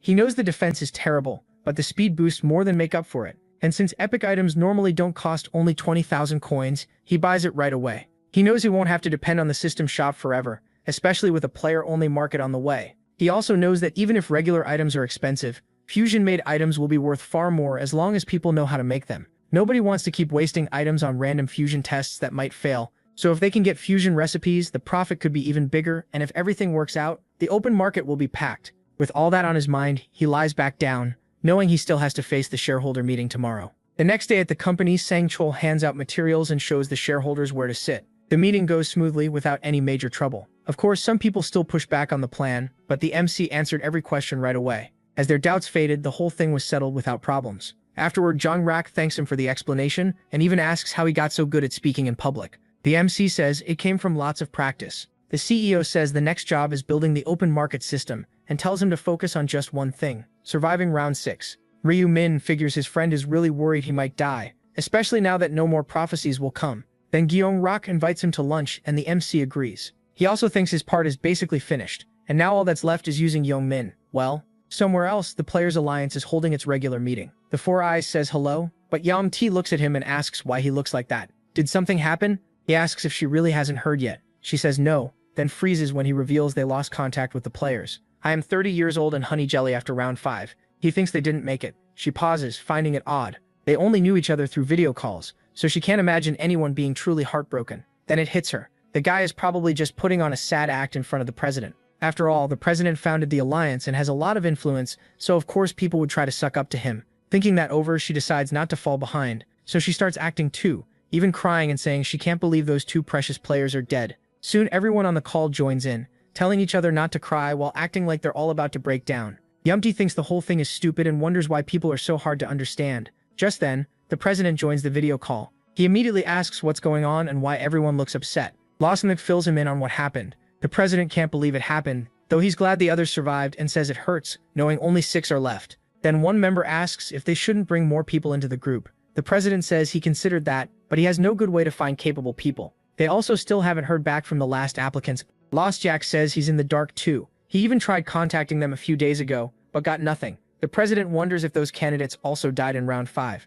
Losjoke says the only thing they know for sure is that Black Reaper is still alive. The president says everyone saw the round 5 results. Someone that strong must be hiding their real power, both in the game and in real life, and he can't understand why a player like that stayed unknown for so long. Losjoke says he isn't sure, and another member wonders if Black Reaper was just messing with them. The president asks if the person who applied might not have been Black Reaper at all, and maybe that person is missing now because they died in round 5 too. Everyone agrees that would explain it. Then Kukuru Bang suddenly says a big name like Black Reaper would never join some cafe. The moment it leaves his mouth, he realizes he messed up. That remark instantly catches the president's attention, and the others also ask what he meant by cafe. The president reminds him that this cafe brings players together and serves as a base for the new era. then asks if he has a problem with that. Panicking, he quickly apologizes and says that's not what he meant. But the president cuts him off and declares that Kukurubang is removed from his official role and permanently banned from the cafe. At a time like this, they don't need anyone looking down on it. The player panics as the whole thing blows up in his face. The president adds him to the blacklist,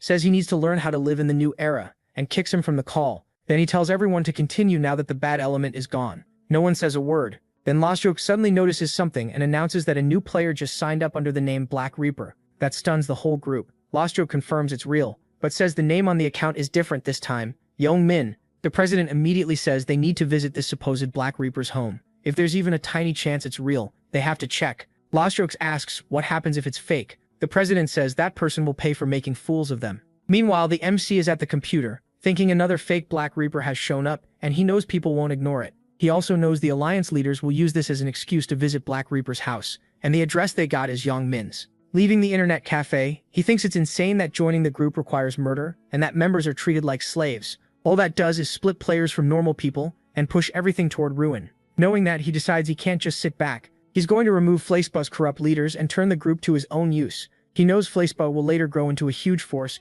gathering over 30% of the country's players, so destroying it would be a waste. Using it to control a massive number of players is far better. That's why he asked to join the famous Flaceba. His plan is to use Yang Min to bring down the current leaders, and then take the president's seat himself. Elsewhere, someone walks into a shop. The owner greets him, but the man pulls a robbery, telling him to hand over all his money if he wants to live. The old shopkeeper panics and asks if he's a player. Impatient, the robber smashes the table with one punch and asks if this looks like a joke. The old man hurriedly gathers his cash and stuffs it into a backpack. The robber asks if that's everything. The man says yes. Business has been bad since lottery ticket sales were suspended. The robber steps closer and says that wasn't the question. He knows there's a safe, so he hands over the backpack and orders him to bring that money too. The shopkeeper runs off and comes back with more cash. Seeing there's 10 million won in the bag, the robber decides that's enough. He leaves but warns that if the crime gets reported, he'll escape the police station and kill him. Then he heads outside and runs off. A little later, he pulls back his hood. It was Young Men all along. He thinks the day turned out great.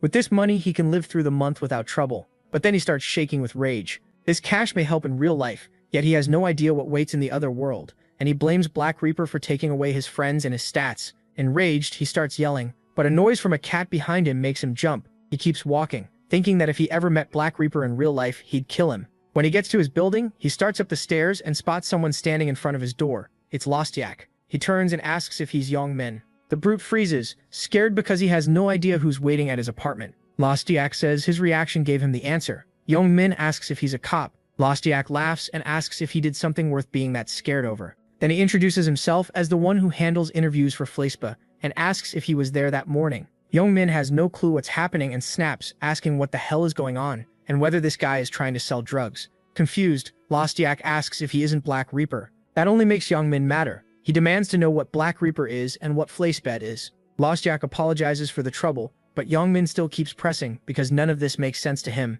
Lostyak says it looks like someone who knows him played a prank, since the name and address matched. Young Min gets furious and wants to know which bastard did it. Right then, the MC shows up and says it was him. Then he greets Young Min. Young Min can't tell who it is because of the mask, so he demands to know who this bastard is and whether he knows him. The MC says of course he does. Then he starts summoning his scythe, and when it fully appears, he asks if that answers the question. Lostyak is stunned to see a player carrying a scythe that huge and wonders if this is really the real Black Reaper. Still, something feels off to him. The figure is short and looks weak. It's nothing like the Black Reaper image he had in mind, so he struggles to believe it. Young Mouth panics. He's sure the real Black Reaper is standing right there. The body may look different, but the voice and aura are exactly the same. More than that, he recognizes that terrifying gaze he's seen so many times. He starts shaking, unable to understand why this is happening, and his mind races. Why did Black Reaper come after him in real life, and why use his name? As far as he knows, they had no unfinished business. Worst of all, he came armed. Lostyak glances over and notices how badly Young Min is trembling.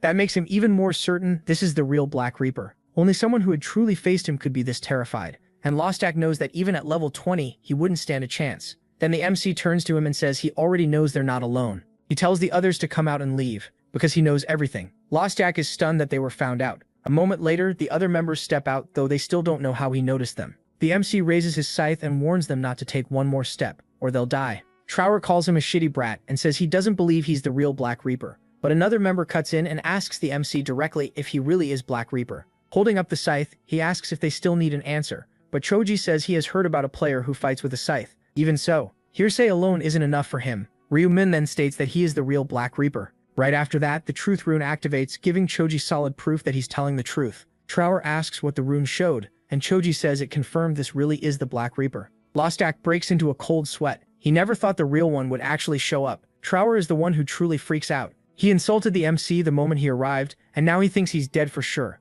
not even knowing if saying sorry will help. Even so, Trower quickly switches sides and says it's an honor to meet the legendary Black Reaper. Ryumin says he didn't appreciate all their doubt, so he tells them to verify his identity with whatever skills they have. That only makes Trower panic, even more. He instantly bows and begs forgiveness for being rude, but the MC tells him to shove that apology after all their non-stop questioning. Choji steps in to smooth things over. He says no more proof is needed, that they already recognize his power, and explains he only checked because of his rune. The MC says he'll let it go if they can stop even one of his attacks. Trower panics again and starts apologizing all over. But in less than a blink, Ryumin flicks his scythe once, and the man's head goes flying. Even Yomin is left horrified. Lostak also freezes in panic because he has no clue what just happened. He didn't even see the scythe move. Choji is just as stunned. His teammate was beheaded right next to him. Lostak starts yelling, asking what that was. The MC calmly says he just proved with skill that he is the real Black Reaper. Still, Lostak says that was unnecessary. He figures they came to recruit him, but bringing in a lunatic who chops heads off is a disaster. Choji agrees.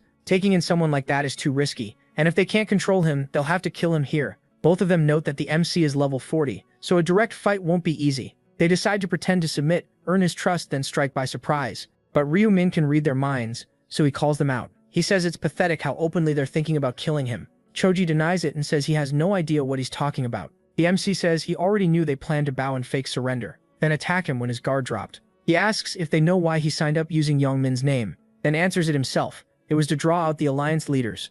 Lostak asks what he wants from them. Ryumin answers simply, he's here to kill every leader with his own hands. Choji realizes how bad this is, and thinks the only way out is to stall and talk him down. But before he can do anything, he's startled. Lostak gets killed in a single blow. That pushes him into full panic, because now it's obvious the Black Reaper really lured them here to wipe them out. He starts shouting, demanding to know what grudge he has against the player alliance. The MC lifts his scythe to Four Eyes' neck. He brings up how they murder innocent people and call it an interview test. Horrified, Choji asks how he knows that. Ryumin says the test for becoming a chief is even worse. You have to kill an innocent person by yourself. Choji tries to justify it, saying the targets aren't innocent at all, just worms who dared to. But the MC cuts him off, saying hypocrites like them deserve to die. Then he asks what punishment Choji deserves, since he's a hypocrite too. Four Eyes gets offended and says Ryumin doesn't know anything. He finds that annoying because he knows plenty. He already saw everything through his thoughts. Without another word, he cuts off Choji's head. Looking at the corpse, he sees nothing worth pitying,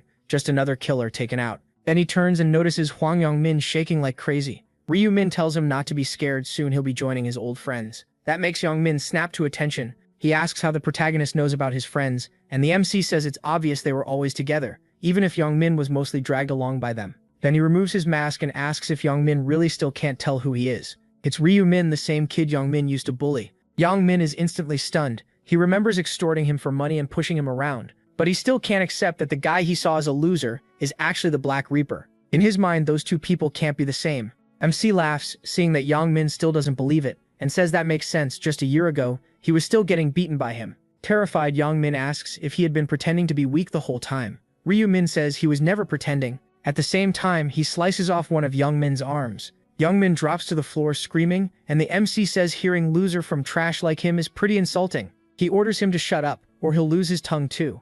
Yongmin clenches his teeth and forces himself silent. Only then does the MC use his healing skill. Since Yongmin obeyed, the wound closes, but the arm doesn't come back. Ryumin says it doesn't matter. He's going to die soon anyway. Shaking all over, Yongmin asks if he really is the he knew. The protagonist says no. The protagonist those bullies knew is gone. Then he raises his scythe and says goodbye. Yongmin instantly panics. He begs for a moment, admits he bullied him badly, and says he's truly sorry, he just wants to live. The MC asks if he means that. Yongmin swears he does, adding that killing someone useless gains nothing, so maybe he could be used for something else. Ryumin asks how, and Yongmin starts listing ideas. He can be a servant, follow orders, crawl, run errands, do chores, even act as bait during hunts. MC thinks it over for a moment. Then he says no. He can see Yongmin still plans to betray him, and that whole servant act is just a way to wait for a chance to kill him. Yongmin breaks into a cold sweat, wondering how the Black Reaper knows that, or if he just guessed right. Rinzua lifts his scythe again and says, "A dog that tries to bite its owner can't be kept around," and Yangmin's use as a tool is over. Yangmin begs one more time, but it means nothing. With one smooth swing, the MC cuts his neck and drops him dead. He says Yangmin already got his chance in the previous regression. Back then, before he had the inner thoughts rune, he believed Yangmin's lies and spared him. Later during the game, Yangmin came up from behind and stabbed him in the back. With that, he says goodbye to the dead weight. He figures this is the end of that long, ugly connection. He'll never have to see Yangmin's disgusting face again. He takes a deep breath. First, he has to clean everything up, so he uses erase traces, a skill that burns away evidence like black flame. He turns it on the other bodies too, until nothing is left. After that, he decides it's time to check someone's house. Meanwhile, Yamti from the Flacepa group joins the video call and quickly greets the president. Choji asks if she's really there, and she says it looks like the Black Reaper interview is already over. Then she asks where everyone else went. In a gloomy voice, he tells her all the chiefs who went to the interview were killed. She starts sweating, wondering who could have done that. Then she goes stiff when she realizes it was the Black Reaper. The president says that's right, and it looks like the player is hunting members of their cafe. Yangmin puts it together and says the people from the last recruitment were probably killed by the same person too. She asks what they did to deserve death. He answers that when a player kills, they don't need a reason, and guesses it was done for fun. Then he adds that maybe the MC was bothered by how much their group was growing. Yangmin thinks it over and says there's always someone who wants to steal others' success by force, so maybe it was jealousy. She decides that if that's true, they need to find a way to kill the Black Reaper. Then Yangmin asks if he signed up just to lure out the cafe chiefs. The president says that seems to be the case. She gets nervous and says she had actually been excited to meet the Reaper. She never imagined he was a psycho who saw them as enemies, and if they had made him a chief earlier, it would have been a disaster. Choi agrees, saying he could have lost his own head to the Reaper, and makes it clear that now the Black Reaper is their open enemy. They have to find him and avenge the members they lost. Yang Ti still clings to one hope and asks if he's sure it wasn't just someone pretending to be the Black Reaper. He says there's a witness and introduces none other than Ryu Min. After talking a while longer, the president says he has to go, then leaves the call. The others start logging off too, and Yamti tells the MC to get some rest, since seeing what the Black Reaper did must have been a shock. He says he's fine and thanks her for worrying about him. Then Lost Jack, the MC's identity in the call, logs out as well. Ryu Min is pleased that no one seems to suspect him, so he takes off his disguise and goes back to his normal look. To himself, he thinks he'd make a pretty great actor. He remembers picking the Assassin's Mask as his reward after round 4 because he needed a rare item. The Assassin's Mask lets its user take the exact form of the last person they killed by saying, "Disguise." To him, that power is huge. There's no easier way to kill someone than by earning trust as an ally. He even thinks he could kill the cafe director and copy him. But the mask doesn't work on non-players. That makes it funny to him. The head of a player group isn't even a player. He knows getting close to Yamte won't be easy because she's extremely strong. So he decides to avoid the executives for now and keep acting like Lost Jack. Leaving the house, he figures no one will chase him before the next meeting, though he may need to restore the Pearl of Eternal Rest. Looks like he'll have to travel, and that brings us to England. There, a blacksmith works on a weapon. When he cools the blade in water, he can tell it's finally at the right stage. After a bit more sharpening, he's glad the job is finally done. But that good mood doesn't last. He sets the dagger down, thinking there's no point getting excited. Since the angels appeared, customers have almost disappeared. With a long sigh, he admits he's hanging on by a thread and nearly out of money. He thinks maybe he should find other work, even though he wants to stay here for the rest of his life. So he starts searching for a way out. Then he remembers something. If he survives to round 20, he gets one wish. That fires him up again. He can't give up now. If he just lasts until then, maybe he can still follow his dream. Even in a world like this, he believes he's meant to be a blacksmith. He recalls fighting monsters and the weapon polishing skill he got at level 20, which boosts weapon damage by 150. That thought lights a fire in him again. He wants to make it to the end. Then reality hits. To do that, he needs money, and he has none, so he sadly decides to pause that dream until he saves enough. For now, he has to head down the mountain and look for work. Just then, the MC arrives at the cabin. The blacksmith notices him right away and thinks it's odd to see an Asian man out here, so he asks if everything's okay and whether he got lost. The MC asks if he's the famous blacksmith Daniel. Caught off guard, Daniel asks who he is and how he knows him. Ryu Min says he didn't hear about him. He saw him because he's a prophet who can see the future. Daniel almost laughs that off, having no idea what he's talking about, until the MC says he's level 21, a blacksmith, and in area C008. That completely stuns him. Guessing his class and level might be luck, but knowing his area 2 is different, so he asks if Ryu Min really can see the future. The protagonist explains that prophet is a rare class, and unique classes only belong to one person. Daniel still thinks it's strange and asks why someone like that came all the way here. MC tells him to relax. He's just here for business. He only wants Daniel to repair an item with his blacksmith skill, and in return, he'll share valuable info about round 6. That shocks Daniel. If he really knew round 6 in advance, he could plan for it, but fixing one item for something that useful sounds way too good. So he asks if that's really all Ryu-min wants in exchange. He realizes Daniel is still the same cautious guy and thinks he'd actually be disappointed if he agreed too fast. So he says he also wants to know him better. That only makes Daniel more uneasy. And then Ryu-min says he saw a future where Daniel became the greatest blacksmith, surviving to round 15 without anyone's help. Still, he says that's as far as he could see, which is a shame. Then he offers help. If Daniel becomes his ally, he can grow much faster, get past round 15, and secure his dream of becoming the world's best blacksmith. That leaves Daniel's mind spinning, and he asks what the protagonist Min really wants. MC says it's simple, they can help each other. He knows Daniel is the only blacksmith who made it to round 15, so keeping him close is the smart move. Seeing Daniel hesitate, he decides to nudge him a little more. So he repeats that he only wants him to inspect some gear with his blacksmith skills, and he'll trade info about the next round. With that knowledge, Daniel would grow far faster than someone going in blind. Daniel thinks it over. There's no clear reason to refuse, but trusting people this easily still feels dangerous, even if Ryu-min doesn't seem to be lying. In the end, he says he's thankful, but wants to decide after round 6. He says that's fine, there's no contract. Daniel agrees to repair the item now, and the rest can wait. With that settled, the protagonist takes out the item whose durability he wants restored. It's the Marble of Eternal Sleep. It stores 1 charge per monster kill, and every 100 charges can be traded for 1 stat point at the cost of 1 durability. Right now, it only has 1 durability left after being used 999 times. He hands it over and Daniel focuses his power to repair it. A minute later, he gives it back, fully fixed. The MC takes it, happy he can start collecting charges again. Daniel watches his reaction and figures that whatever this necklace does, it must matter a lot if someone wanted its durability restored this badly. Ryu-min notices Daniel doesn't know what it is, and also that he was polite enough not to pry. He thanks him for restoring it to full durability.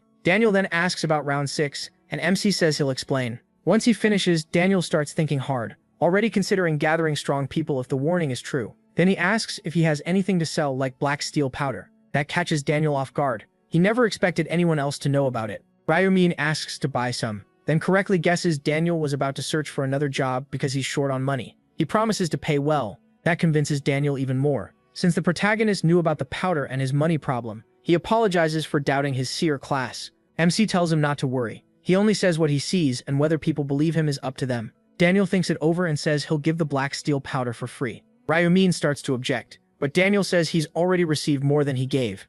To him, the round 6 information is worth far more. Black steel powder's description only says it gives off a faint mana. He can't believe he's getting it for free, especially since it's a rare and valuable item that's almost impossible to find before round 11. Apparently, Daniel has no idea how valuable it really is and feels he should be the thankful one. So Ryu-min asks if he's sure. Daniel says yes, he doesn't even know what it's for, and figures a seer like him must understand its value better than anyone. He assumes the powder must be important if a prophet came looking for it, but he doesn't want to push for more. After getting such huge help about round 6, asking extra questions would feel greedy. The protagonist is pleased by that and can tell Daniel is genuinely a good person. So he hands him a big backpack and tells him to open it. Daniel does and finds a pile of cash inside. The sight leaves him stunned. Ryu-min says there's 30,000 in total. He refuses to take the item for free and asks if that will be enough to buy the materials Daniel needs. Daniel realizes this means he won't have to find another job anytime soon. Snapping out of that thought, he asks if this isn't way too much. He still can't believe the amount. Ryu-min says no, the powder is worth every bit of it.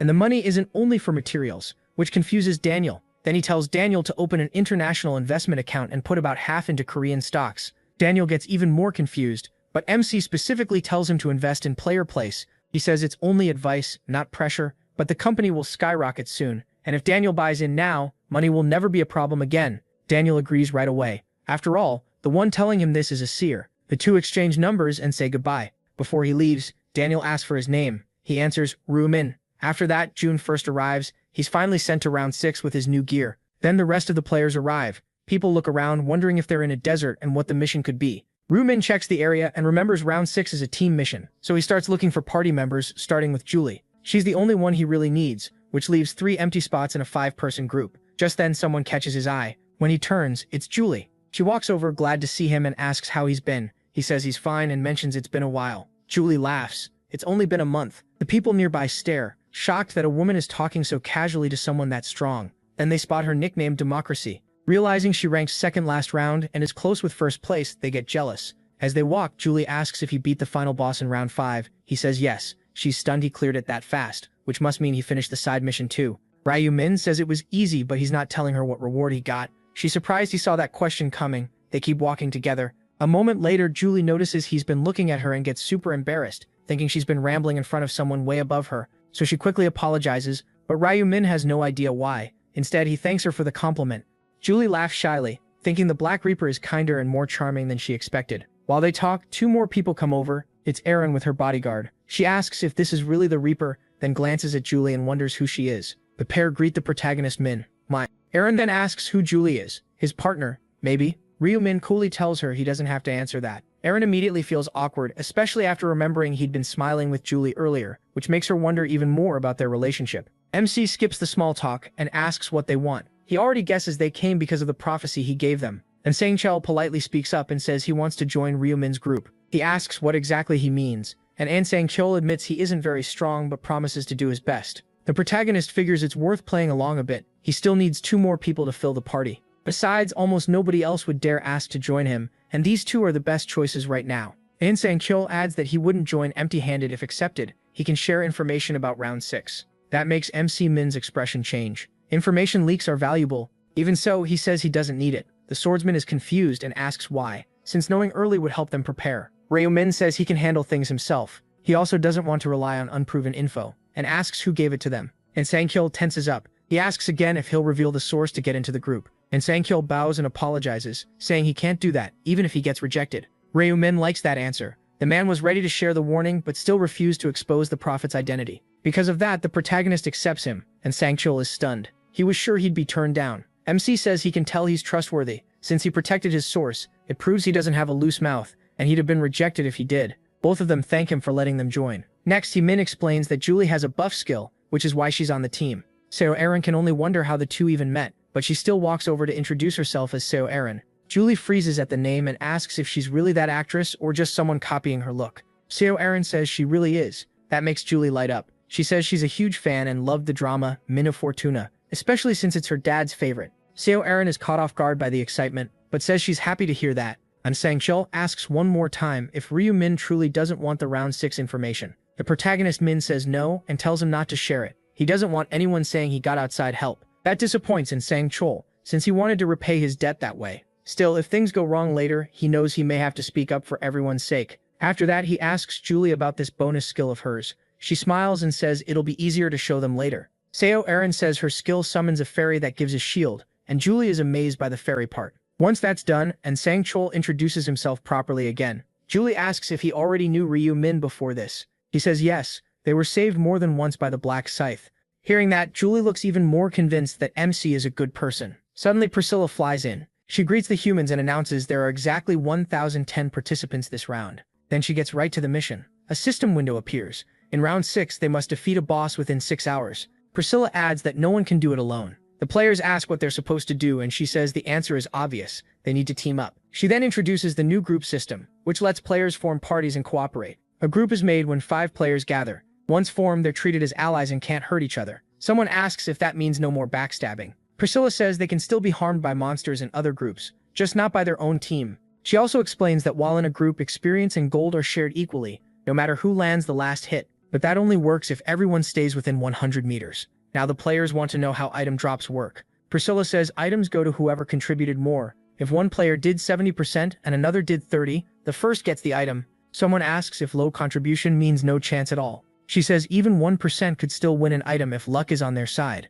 Still, the system decides contribution using several factors. Damage matters, but it's not the only thing. Support skills and buffs can also count as major help. One player thinks that sounds great. Just helping teammates can earn contribution. Ryu-min realizes this means even weaker fighters can still matter a lot. Priscilla warns them not to forget, if they kill a monster without being in a group, they get nothing. So to clear this round, forming a team is mandatory on top of killing a boss. Then she drops the key detail: there are only 101 bosses in the field, which means just 505 people can pass. She wraps it up by saying it's simple, kill one boss as a group, but Ryu-min knows it only sounds easy. Priscilla wishes them luck, and adds that there's no side mission this time. Some players start wondering if the round is too easy. They only need one boss kill, and they're allowed to do it as a team. Another system notice explains how to form a group. 5 players must hold hands and say group formation together. Without a group, mission progress won't count. Time remaining, 6 hours. And Sang-chul is shocked. It matches the prophet's warning exactly. Round 6 really is a 5-person team mission. That convinces him even more that approaching the Reaper right away was the right move. He moves to form the group, but Ryu-min stops him. They still need one more person, since 5 are required. Julie asks who they should bring, and the swordsman says they should leave that choice to him, the strongest one there. The protagonist Min thinks it over because he already knows someone who'd be useful to keep close. All around them, people start acting friendlier than they really are to make groups, but most are still unsure what to do. One girl asks a guy to team up, but he first demands to know her level. Nearby, another player yells that he's a level 20 warrior and asks who wants to join his party. Even so, a lot of them are really thinking the same thing. If they can join any team, it should be the Reapers. One player decides to try his luck and walks up with a friend to ask Ryu Min if he wants to join their group. MC shuts them down right away. No, and get lost. The two quickly back off, upset because for a second they thought he might carry them through the round. He knows that before he would have taken anyone, just to fill the last spot, but this time, he needs someone who can truly grow with them. He also sees that people are exactly the same as in his past regressions. Players keep trying to squeeze into his group, but he turns down every single one. Some get mad because he won't even hear them out. Others just envy the ones already standing beside him. And Sangxiel keeps wondering who will get the final spot, and the only person he can think of is his boss. If only he were in this area, he'd recommend him right away. Julie thinks that if her friend Ryu Min were here, he'd probably beg to join them, which makes it feel even more unlucky. Just then, someone calls out to the MC, and the swordsman turns, expecting another pest. Instead, it's Jo Young-ho, greeting him with a smile and saying it's good to see him again. Ryu Ming says he's glad Jo Young-ho made it, since he thought he might have died in round 5. Jo Young-ho laughs and says he's not that weak, then admits, eyes shining, that watching the protagonist pushed him to finish that hunt. He quickly gets to the point. He wanted to say thanks because MC's help saved his friends too. Then he calls them over. Monkey steps up and thanks him from the bottom of his heart for healing his arm. Before, without that, they never would have passed. He tells him he's glad he made it. Then Jo Young-ho asks if the Reaper is still looking for a group member. The protagonist's face shifts, but Jo Young-ho quickly says not to misunderstand. He's not here to ask for a spot, and his own team is already formed. Ryu Min figures he already knew that, since anyone in a team gets a gold bracelet. So he asks why Jo Young-ho came. Jo Yun-ho says he came not just to thank him, but to offer something. They can't be on the same team, but they want to work together. They don't want loot or EXP, and if they find a boss, they'll leave the kill to him. All they ask is help surviving again. Ryu Min says no. Jo Yun-ho blinks in confusion and asks if MC thinks they'd just be a burden. MC says that's not it. He just doesn't want to carry anyone. He appreciates the offer, but still declines. Jo Young-ho looks disappointed because he really wanted to repay him, but brightens when he adds that he'll step in if it's truly needed. That gets Jo Young-ho excited, and he tells Ryu Min to call on them if he ever needs backup. After that, he heads off so his team can get organized. Then Sangxiel says they need to choose the last member, but the protagonist Min says he already has. He points in one direction, and everyone looks over at once. Ryu Min calls out to the hooded player and tells him to come here. The boy looks uneasy, but he still walks over. MC asks if he'd been watching them. In a shaky voice, the boy says yes. He was hoping for a chance to join. Ryu Min asks his level in class, and the boy answers that he's level 23, a dark mage. That's all he needs to hear. He says this is their 5th member. The boy freezes in surprise, and so does the rest of the team. The choice came way too fast, and Sangchul is the most confused because the protagonist shut everyone else down instantly, but picked the shyest one there. Ryu Min is already thinking ahead. He knows this boy will one day be called No Pain No Gain, and become the leader of the group that worships the Dark Reaper as a god, meaning him. He's someone MC can trust, and later on he could be very useful. With that settled, he tells everyone to join hands so they can form the group. As they do, a magic bracelet forms on each of their wrists. Seeing that, the Dark Mage can hardly believe it. He really joined the Dark Reaper's team. His mind goes back to school, where he spent his first year as everyone's target.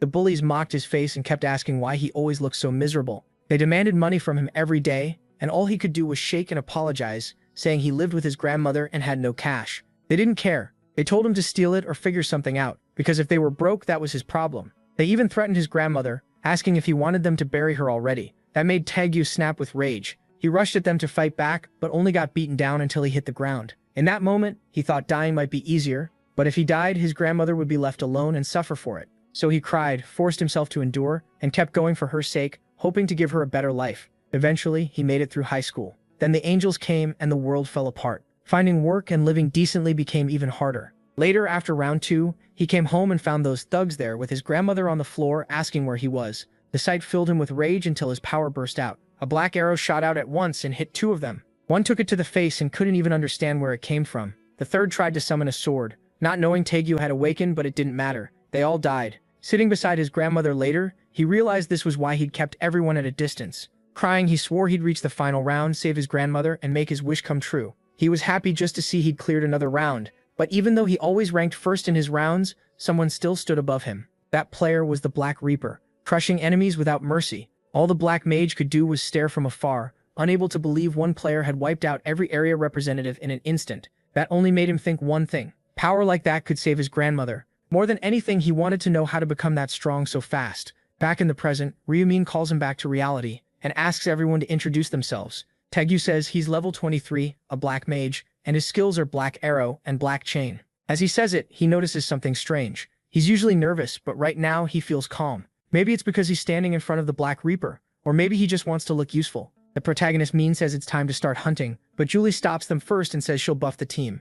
She uses a skill that raises all stats by 60, and it lasts for 3 hours. Then she casts another one that boosts attack speed and movement speed by 60, with a duration of 30 minutes. Everyone is stunned by the buff and even wonders if the system glitched, and Senkyeol says now he gets why she's with the Black Reaper. That skill is incredible. Julie thanks him for saying that. Then Ariel decides she should show her skills too, and summons her fairy spirits. The others are amazed, and she explains that the fairies were first meant for defense, but after level 20, she could summon 2 that use magic attacks as well. Next she uses another skill and brings out a new golem she can summon. Julie is impressed, saying it works as both support and tank, and Ariel shrugs it off, saying it's nothing amazing, it just pulls the monster's attention. Even so, Ariel can't help wondering if the Black Reaper finally sees her as useful, but he hides whatever he thinks and simply tells everyone to move. Taegyu, meanwhile, can only think about how this group already has 2 people with amazing abilities, and he wants badly to help too. They keep moving until they hear something nearby. The Black Mage slips behind a rock and spots another team fighting a monster. That group thinks they got lucky finding the boss so easily, and they go all out. But the monster easily knocks one fighter's weapon away and forces 2 of them back, making it clear this thing isn't weak. The others ask what to do, and a swordsman named Rosa decides to strike from behind. Watching them, Ryumin already knows this will end badly. The moment he thinks it, the player gets slammed and sent flying far across the desert before crashing down. Ryumin thinks they've made a huge mistake by targeting the horse. Still, the group keeps attacking with everything they've got, stabbing and striking the monster again and again until it finally drops to the ground. They celebrate, believing they killed the boss first and locked in first place for their area. Watching from a distance, the Dark Mage is stunned, thinking they've lost first place. He feels like they hesitated too long and let it slip away. But when he looks at Ryumin expecting disappointment, the Reaper seems totally unmoved. One of the other players starts getting confused because the mission clear message still hasn't appeared, and another agrees something's wrong. MC watches them realize it far too late. The centaur they beat was never the real boss. The true boss is the Minotaur, the one with the bull's head, and beating it takes at least 20 level 20 players. In other words, they need 4 full teams of 5 just to stand a chance, and that's the real trap of this round. It was set up to make everyone think a team of 5 could beat the boss. That came from Priscilla, who said the round would end once a team was formed and a boss was killed. But the MC knows she never said 5 people were actually enough to win that fight. Still, he can't go around warning everyone. Right now, all he can do is watch. He also notices Hyotae-seok is clearly upset, while the other 3 stay calm because they know the prophecy. That makes him decide it's time to step in a little. He says the other team's reaction proves that monster wasn't the boss. The real one has to be somewhere else. Then he lays out a plan. Ignore the boss for now and hunt centaurs until time runs low. The others are stunned, and the Dark Mage asks why. He says, 5 level 20 players barely took down 1 centaur. If that's just a normal monster here, then the boss will likely need 3 or 4 full teams. On top of that, they don't know how strong the boss is, so rushing in would be reckless, especially if more traps are waiting. He adds that beating the boss too early could trap them inside a pillar of light, leaving them stuck, so it's smarter to keep farming and watch what happens. And Ankarl is stunned. The Dark Reaper figured out the best plan without ever hearing the prophecy. The Dark Mage says he gets it, but asks if waiting might cost them first place. The MC says that doesn't matter. They'll earn tons of experience in 6 hours, and first place might not even go to whoever kills the boss first. That shocks Senkyeol again. He can't understand how the MC keeps finding the right answer without a prophecy. Minjuri asks if they should start hunting, though they may want a quick plan first, but Ryumin makes it clear he'll hunt alone. Saikap Arin worries because even 5 people struggled before. The Dark Mage, though,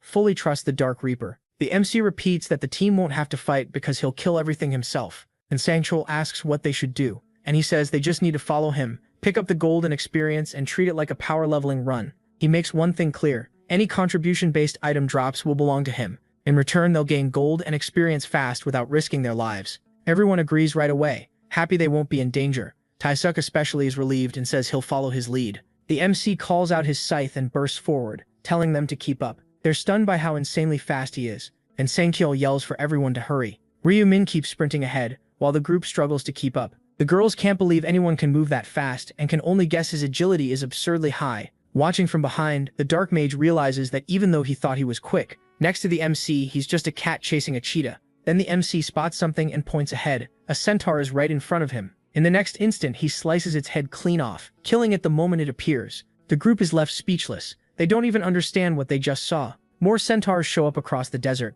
and the MC doesn't hesitate. He rushes in and cuts their legs one after another, then targets their heads and finishes each with a final strike. He doesn't pause for a second before moving to the next one. Then, using a monster's leg as a step, he leaps up and beheads another. The system confirms the kill, his triple XP buff is active, and his title adds 1.5 times more experience. He gets 0.89% XP and 60 gold. His kill count has already reached 172, and the Massacre rune is boosting his stats by 100. He realizes that in just 30 minutes, he's piled up a huge number of kills. There are 2,000 centaurs in the desert, and he figures he can take almost all of them within 6 hours, aside from the ones other teams already killed. Then he glances aside and sees his team dragging themselves toward him, completely worn out.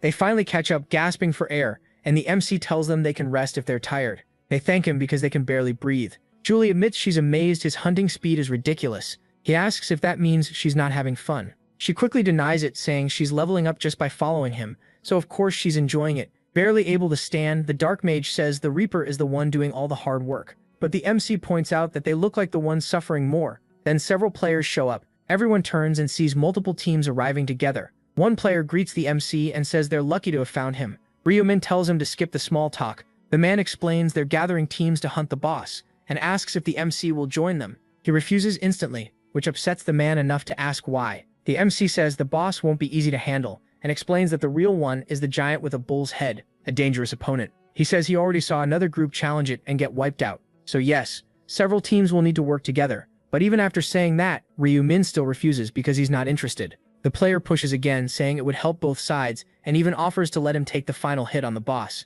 Now annoyed, the MC warns that he won't stay polite if he has to say no a third time. That sends the guy running off with an apology. After returning, he shares the bad news. His teammates ask if he offered the last hit, but the captain says he did, and still got turned down. He admits he doesn't get it. As far as he can tell, even the Black Reaper should need help against the boss. Nearby, the boss keeps moving calmly, and the players begin trailing it. Up close, they get nervous because it's even bigger than they expected, but they try to stay confident since they have 20 players. Then the boss notices them, turns and lets out a huge roar that shakes everyone. With no better choice, they all charge in. The MC, watching from nearby, jumps onto a rock for a better look, and wonders how long they'll take, since the Minotaur isn't actually as hard as it looks. Its movements are slow, so its attacks are easy to read and dodge. The players manage that much, but their attacks keep failing because its hide is too tough. A heavyset player swings his sword and yells that even his blade can't get through. They panic at how thick the skin is, but decide to keep attacking. If they strike enough times, they might eventually hit a weak spot. The Minotaur starts feeling the pressure, and Ryumin keeps watching from a distance, knowing they'll win eventually. The archer tells everyone to focus on dodging first. Then a teammate gathers energy and moves in for an attack, hurling his axe with all his strength. It lands cleanly and finally wounds the monster. Seeing that, the whole team attacks without hesitation, and one by one they strike the open wound. But even under all that pressure, the Minotaur grabs one player and crushes him in its hand. The mages, shaken by that, still manage to launch fireballs that make the boss scream in pain before it finally collapses. Everyone cheers. They killed the boss. Then beams of light fall on a few players and they celebrate surviving as the mission window pops up saying it was a success. But Yunki notices they didn't move on and gets annoyed, realizing they'll need to kill another boss. His partner agrees, since no pillar of light appeared. The players inside the light pillars wonder if they're stuck there until time runs out, and one of them guesses that's probably the case, at least they can rest. The captain tells his team to move out again until he notices the Black Reaper had been watching. He thinks about asking for help one more time, but gives up and walks away, knowing it would be pointless. Ryumin drops back down and says he was right. If they'd killed the boss at the start, the rest of the time would have been wasted. Julie is amazed that he predicted it exactly. The MC says the break is over and tells them to follow him. Then he takes off again, using his tracking skill to find more centaurs. After a while, several other players clear the mission by beating the boss. One of them wants to know what rank he got, but the system doesn't show any placement. Another player doesn't care, she's just glad she survived. Then one of them notices something and realizes it's the Black Reaper fighting a centaur, dropping it with a single hit. They're shocked he can one-shot it, but they can't understand why he isn't challenging the boss instead. A woman agrees. To her, killing the boss and resting sounds way better, so she can't see why he's wasting energy. A guy says that wouldn't help much anyway. Even if he killed a boss now, he'd still be outside the top 50. So after losing his shot at the rankings, he's just farming now. He ends by saying that even the mighty Black Reaper can't always take first place. Still, he admits the guy made the right call. Just look at how much he leveled up. After a while, Ryumin gets a system message saying it can't find any more centaurs. His total is now 1,920 kills, with 20 minutes and 43 seconds left in the round. That tells him the hunt is finally done. His teammates ask for a short break, because they're barely able to stand. Ryumin tells them it's fine, the hunt is over, and now they'll take down the boss. They ask if he's sure it's really over, and he says his tracking skill found no centaurs left anywhere. Then Anne checks his system and freaks out, telling everyone to compare levels. Once they do, they're stunned by how much they gained. Ryumin asks for the numbers, and Anne says he jumped from level 20 to 34. Ariel also reached 34, while Julie made it to 35. Tammy says he went from level 23 to 36. The protagonist Min figures everyone gained about 13 or 14 levels, and he did too, rising from 40 to 54. He also checks the loot: 19 magic stones, 9 normal gear pieces, a bunch of items, and even materials for divine grade crafting. One drop is the shining horsetail, a glowing tail with faint mana coming from it. Julie is shocked by how much gold they stacked up, and the rest of the team feels the same. None of them has ever seen that much money before, and admits the amount is so crazy he doesn't even know what to do with it. Ryumin tells them to spend it on general skills like presence detection, enhanced kinetic vision, and basic resistance. He also says the shop's items of the day are worth grabbing whenever something useful shows up, but first he urges them to move the final bosses next. He tracks the Minotaur and takes off at full speed, then suddenly senses something and stops on the way. Players gathered near the boss notice him and rush over, asking him to join their party. Ryumin refuses because he has no plan to split the contribution, saying he'll kill the boss by himself. That stuns them. They can't believe even the famous Black Reaper could do that alone. One player says it should take at least 20 people to beat the boss, and mutters that now he sees just how full of himself Ryumin is. MC asks what he means by that and says if others can beat it, why wouldn't he? The player argues their side only managed because they had a big group, but he says that changes nothing for him. Then he walks off. Julie tries to stop him, but he just tells the team to wait. He'll be back after ending it fast. A woman who already cleared the mission wonders if he's really going solo, though she admits it's interesting at least. Ryumin notices dozens of people are watching, including those inside the light pillars, so hiding his ultimate skill might be smarter. Then again, he thinks this is the perfect chance to show everyone what he can do. If he drops the Minotaur fast enough, nobody will dare look down on him again, so he decides to finish it as quickly as possible. With that, he plants his foot and readies his scythe. The nearby players notice his odd stance and guess he's about to use a skill. Ryumin knows the system only starts counting once his attack reaches the boss, so while he's still setting up, the timer hasn't begun yet. Just then, the Minotaur roars and charges in. Ryumin starts counting, and with 1 second left, he uses Night of Death, spreading a black cloud over the area. At the same moment, he follows with Moonlight Destruction, sending out a storm of slashes straight at the monster. One strike cuts through its neck, launching the head away and killing the boss on the spot. The players are left staring in shock. The Black Reaper really did kill it in one hit. All they can do is shout that it's impossible. Ryumin almost laughs, knowing none of them has any clue how high his stats really are. The system congratulates him for defeating the Minotaur, and he receives bull leather and a Minotaur armor mold. The bull leather is high quality with durability perfect for defensive gear. Looking at the mold, he figures that one should sell for a nice price too. After that, Ryumin checks if his team is alright, and they say yes. Tammy though can't hide how excited he is to be on the Black Reaper's team. The protagonist finds the look on his face kind of weird and guesses he's a fan, so he'd rather keep some distance. Soon, a beam of light comes down on his team too. Then Priscilla appears and announces that 101 bosses were defeated, while any team that failed to kill even one will be wiped out.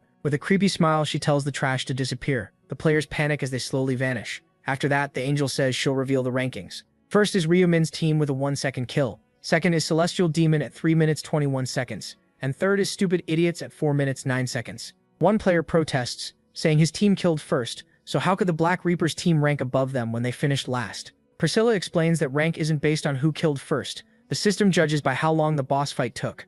That leaves them angry, since they never knew that was the rule. She adds that the slowest clear took 11 minutes 30 seconds, which she mocks for taking forever against a mere Minotaur. Then she praises the Black Reaper's team for the shortest time before calling it 1 minute by mistake. A player quickly points out that she read it wrong. Priscilla pauses, confused, then checks again and realizes it says 1 second, not 1 minute. Now she knows she slipped up in front of the humans. To cover it, she shrugs it off and says that just proves how weak the boss was. Then she announces rewards for the top 3 teams. The system congratulates Ryumin for placing first in his zone and across all zones. He gets an epic helmet ticket for his zone rank and a special reward box for ranking first overall. He's pleased, since he was ready to replace his helmet anyway. His choices are Angel's Ring, Minotaur's Bull Mask, and Hermes Feather Adornment. He picks the last one because the bonus is the best. The Hermes Feather Adornment is an epic helmet. It gives 180 armor, 10 agility, and a skill that grants invisibility. Once he equips it, the temporary skill info appears. Invisibility hides him completely, but not his sound.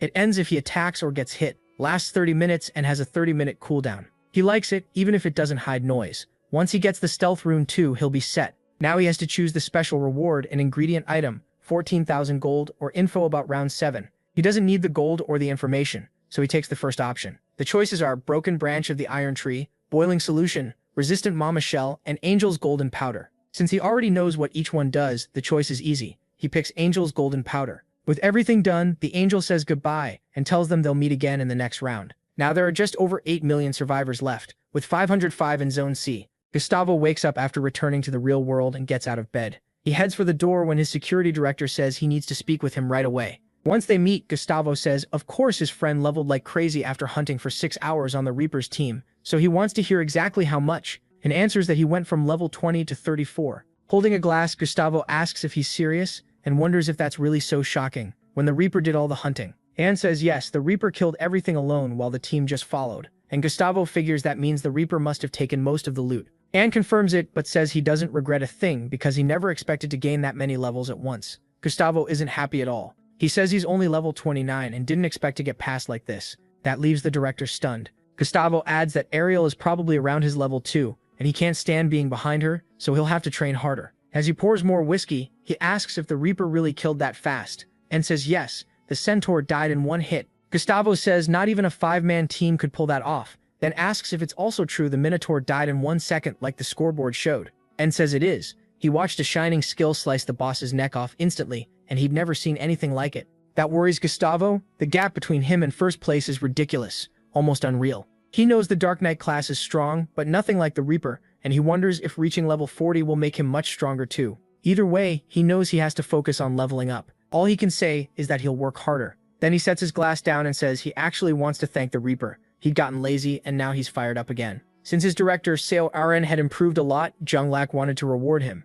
Then Insangshell asked if the Prophet had survived too, saying it might be worth contacting him. He slips a hand into his pocket and apologizes, saying he should have handled it without asking first. Junglak tells him not to apologize and asks what skills he got. And Songchel says he learned tracking and how to hide tracks. Hearing that, Junglak tells him to help with cleanup and test those skills too. It's been a while since he took out the trash. He asks if the situation is finally settling down. Junglak tells him not to worry, they won't have to kill anyone. He keeps staring out at the cloudy sky. To him, the weather feels just right for blowing off steam. Somewhere else, Tezsok is lying down, overwhelmed because his idol accepted him onto the team. Even back in the real world, he still can't shake the main character's huge presence. He knows that person is far beyond him, someone he can barely even face like a god. He tries to think of a way to repay that help, but compared to Julie, who always sided him, he feels completely useless. He just wants a job that can actually help, yet no matter how hard he thinks, nothing comes to mind. Then he gets excited and starts wondering if there's something in real life a loyal follower like him could offer. After that, Ryu Min wakes up feeling like the air suddenly got colder, figuring he must just be tired. Then he checks his phone and sees an international call coming in. He picks up and finds out it's Daniel. The blacksmith thanks him first, saying he only survived because of the main character, and adds that he has things to discuss once he arrives. Ryu Min asks what he means by that. Was he coming to Korea? Daniel says yes, and that he'd already booked the flight. MC goes quiet, uneasy, because this never happened in his past timeline, and he can't figure out why it's different now. The silence makes Daniel nervous, so he asks if he did something wrong and says he'll cancel the trip if needed. He tells him not to worry, he wanted to meet him too, which makes Daniel happy. The next day they meet in person. Daniel says he's glad to finally see him face to face, and the protagonist welcomes him to Korea. Then Ryu Min offers to show him around. After a short walk, they stop at a restaurant. Daniel is stunned by the amount of food and says he's never seen a table this packed. MC tells him to eat as much as he likes. Daniel apologizes, saying he doesn't want to feel indebted, and asks to at least pay for the meal. Ryu Min refuses, and says if Daniel wants to do something in return, he can just restore the durability of his item like before. Daniel says that's easy and repairs it right away. The necklace is fully restored again, and he thanks him, saying he'll still cover the meal. Then he changes the subject and asks what happened when Daniel said he almost died. Daniel says he hunted for nearly 6 hours just like the protagonist told him to, but the Minotaur was way stronger than expected. He nearly died, and if he hadn't leveled up before the fight ended, it would have been over. Ryu Min says he's glad he could help and asks how many levels Daniel gained. Daniel says he's level 29 now, but he still hesitates over what he really wants to ask, whether he can truly become the best blacksmith like MC claimed, because it still sounds hard to believe. He tells him that if he keeps putting in the work and follows the Prophet class advice, he really can become the best. That reassurance helps Daniel relax. Under that guidance, he doesn't need to be afraid. The protagonist then asks if he looked into the company he told him to invest in. Daniel says he opened an account that same day and put in a little over half the amount the protagonist suggested. MC says that was a smart move because the money is safe. Curious, Daniel asks what kind of company it is and how it will grow into something big. Ryu Min, a little concerned, asks if he invested without even checking first, and Daniel admits he just trusted his word, so he decides to take him there and show him himself. As they get close, the protagonist thinks the setup is almost finished. Inside, Daniel asks if MC invested more than 70% of the company's assets. MC tells him not to worry about that and asks if something's wrong. Daniel says no, money is just a little tight, but he can handle it by cutting down from 3 meals a day to 2. Ryu Min says he'll pull out 10,000 for him once they're outside the company, and hopes that'll be enough for now. Daniel doesn't get what he means, then stares at him in shock and says he looks like an angel before correcting himself, since he's obviously not the angel from the game. He just laughs. They get on the elevator, but Daniel worries about entering without telling anyone first. The protagonist tells him not to stress. He may not be the CEO, but the company is basically his. He adds that the company recently changed its name and was fully reworked, though he'll explain the details later. Daniel says there doesn't even need to be an explanation. He trusts a prophet completely. Soon they reach their floor. Ryu Min tells him to stay close. As they move forward, MC notices there are strangely many people around. He also can't figure out why the door is blocked, and starts wondering if someone important is inside. Right then, Anseng Kiel spots him, gets startled, and asks why he's here. Ryu Min apologizes for coming without notice, and says he brought a foreign investor to see the company, so he'd like to meet the CEO. And Sangtail says Ma Kyung-rak is inside right now, but he's already meeting another guest. That throws him off because he knows the boss told everyone to let no one in, and they obey that order like their lives depend on it. So who could have shown up and gotten access? He reads in Sangkiel's thoughts and learns the truth. The man is embarrassed because a major shareholder arrived at the exact moment the CEO's fiancée came to visit. Only then does the protagonist Meme understand the situation. And once he does, he finds it interesting, because he knows exactly who that woman is. A moment later, Kimrock, sweating nervously, asks why the main character came by without warning. Ryuman asks if he now needs an appointment just to visit. Kimrock quickly apologizes and says he spoke badly, but MC knows there was no mistake. Kimrock simply thinks the prophet class isn't strong, that seeing the future is all it can do, and deep down he looks down on him for it. Kimrock apologizes again, saying an important shareholder can come whenever he wants. He laughs and turns to the side, noticing the woman. He recognizes her as Christine Craig, the only unique class priestess, a woman who survives all the way to round 15. Like buffers, priests are usually treated as support types. Their biggest advantage is resurrection, learned at level 60, an insanely strong skill that can bring someone back to life, as long as they've been dead for less than 10 minutes. Even with that limit, it's basically an extra life. Ryumin realizes his reason for getting close to Kimrock was really to reach Christine. He didn't expect to meet her this early, and no matter what, he needs her as an ally until at least round 20. After that, the CEO introduces Christine and calls her his friend. That annoys the protagonist because she's his fiancée, and after all their talks, there shouldn't be secrets like this between them. Still, he greets her and introduces himself as a partner in the company. Christine says she didn't know the CEO had a partner, and Ryu Min answers that he also didn't expect the owner's fiancée to be so beautiful. Kimrock is stunned. He had no idea his fiancée spoke English, and he's even more shocked that MC already knew they were engaged. He fixes him with a stare, and Kimrock hurriedly apologizes, saying he never meant to deceive him. The protagonist says it's fine, but admits he's still a little disappointed because he hoped for at least some trust. That mistake hits Kimrock hard, while Christine can only watch in silence.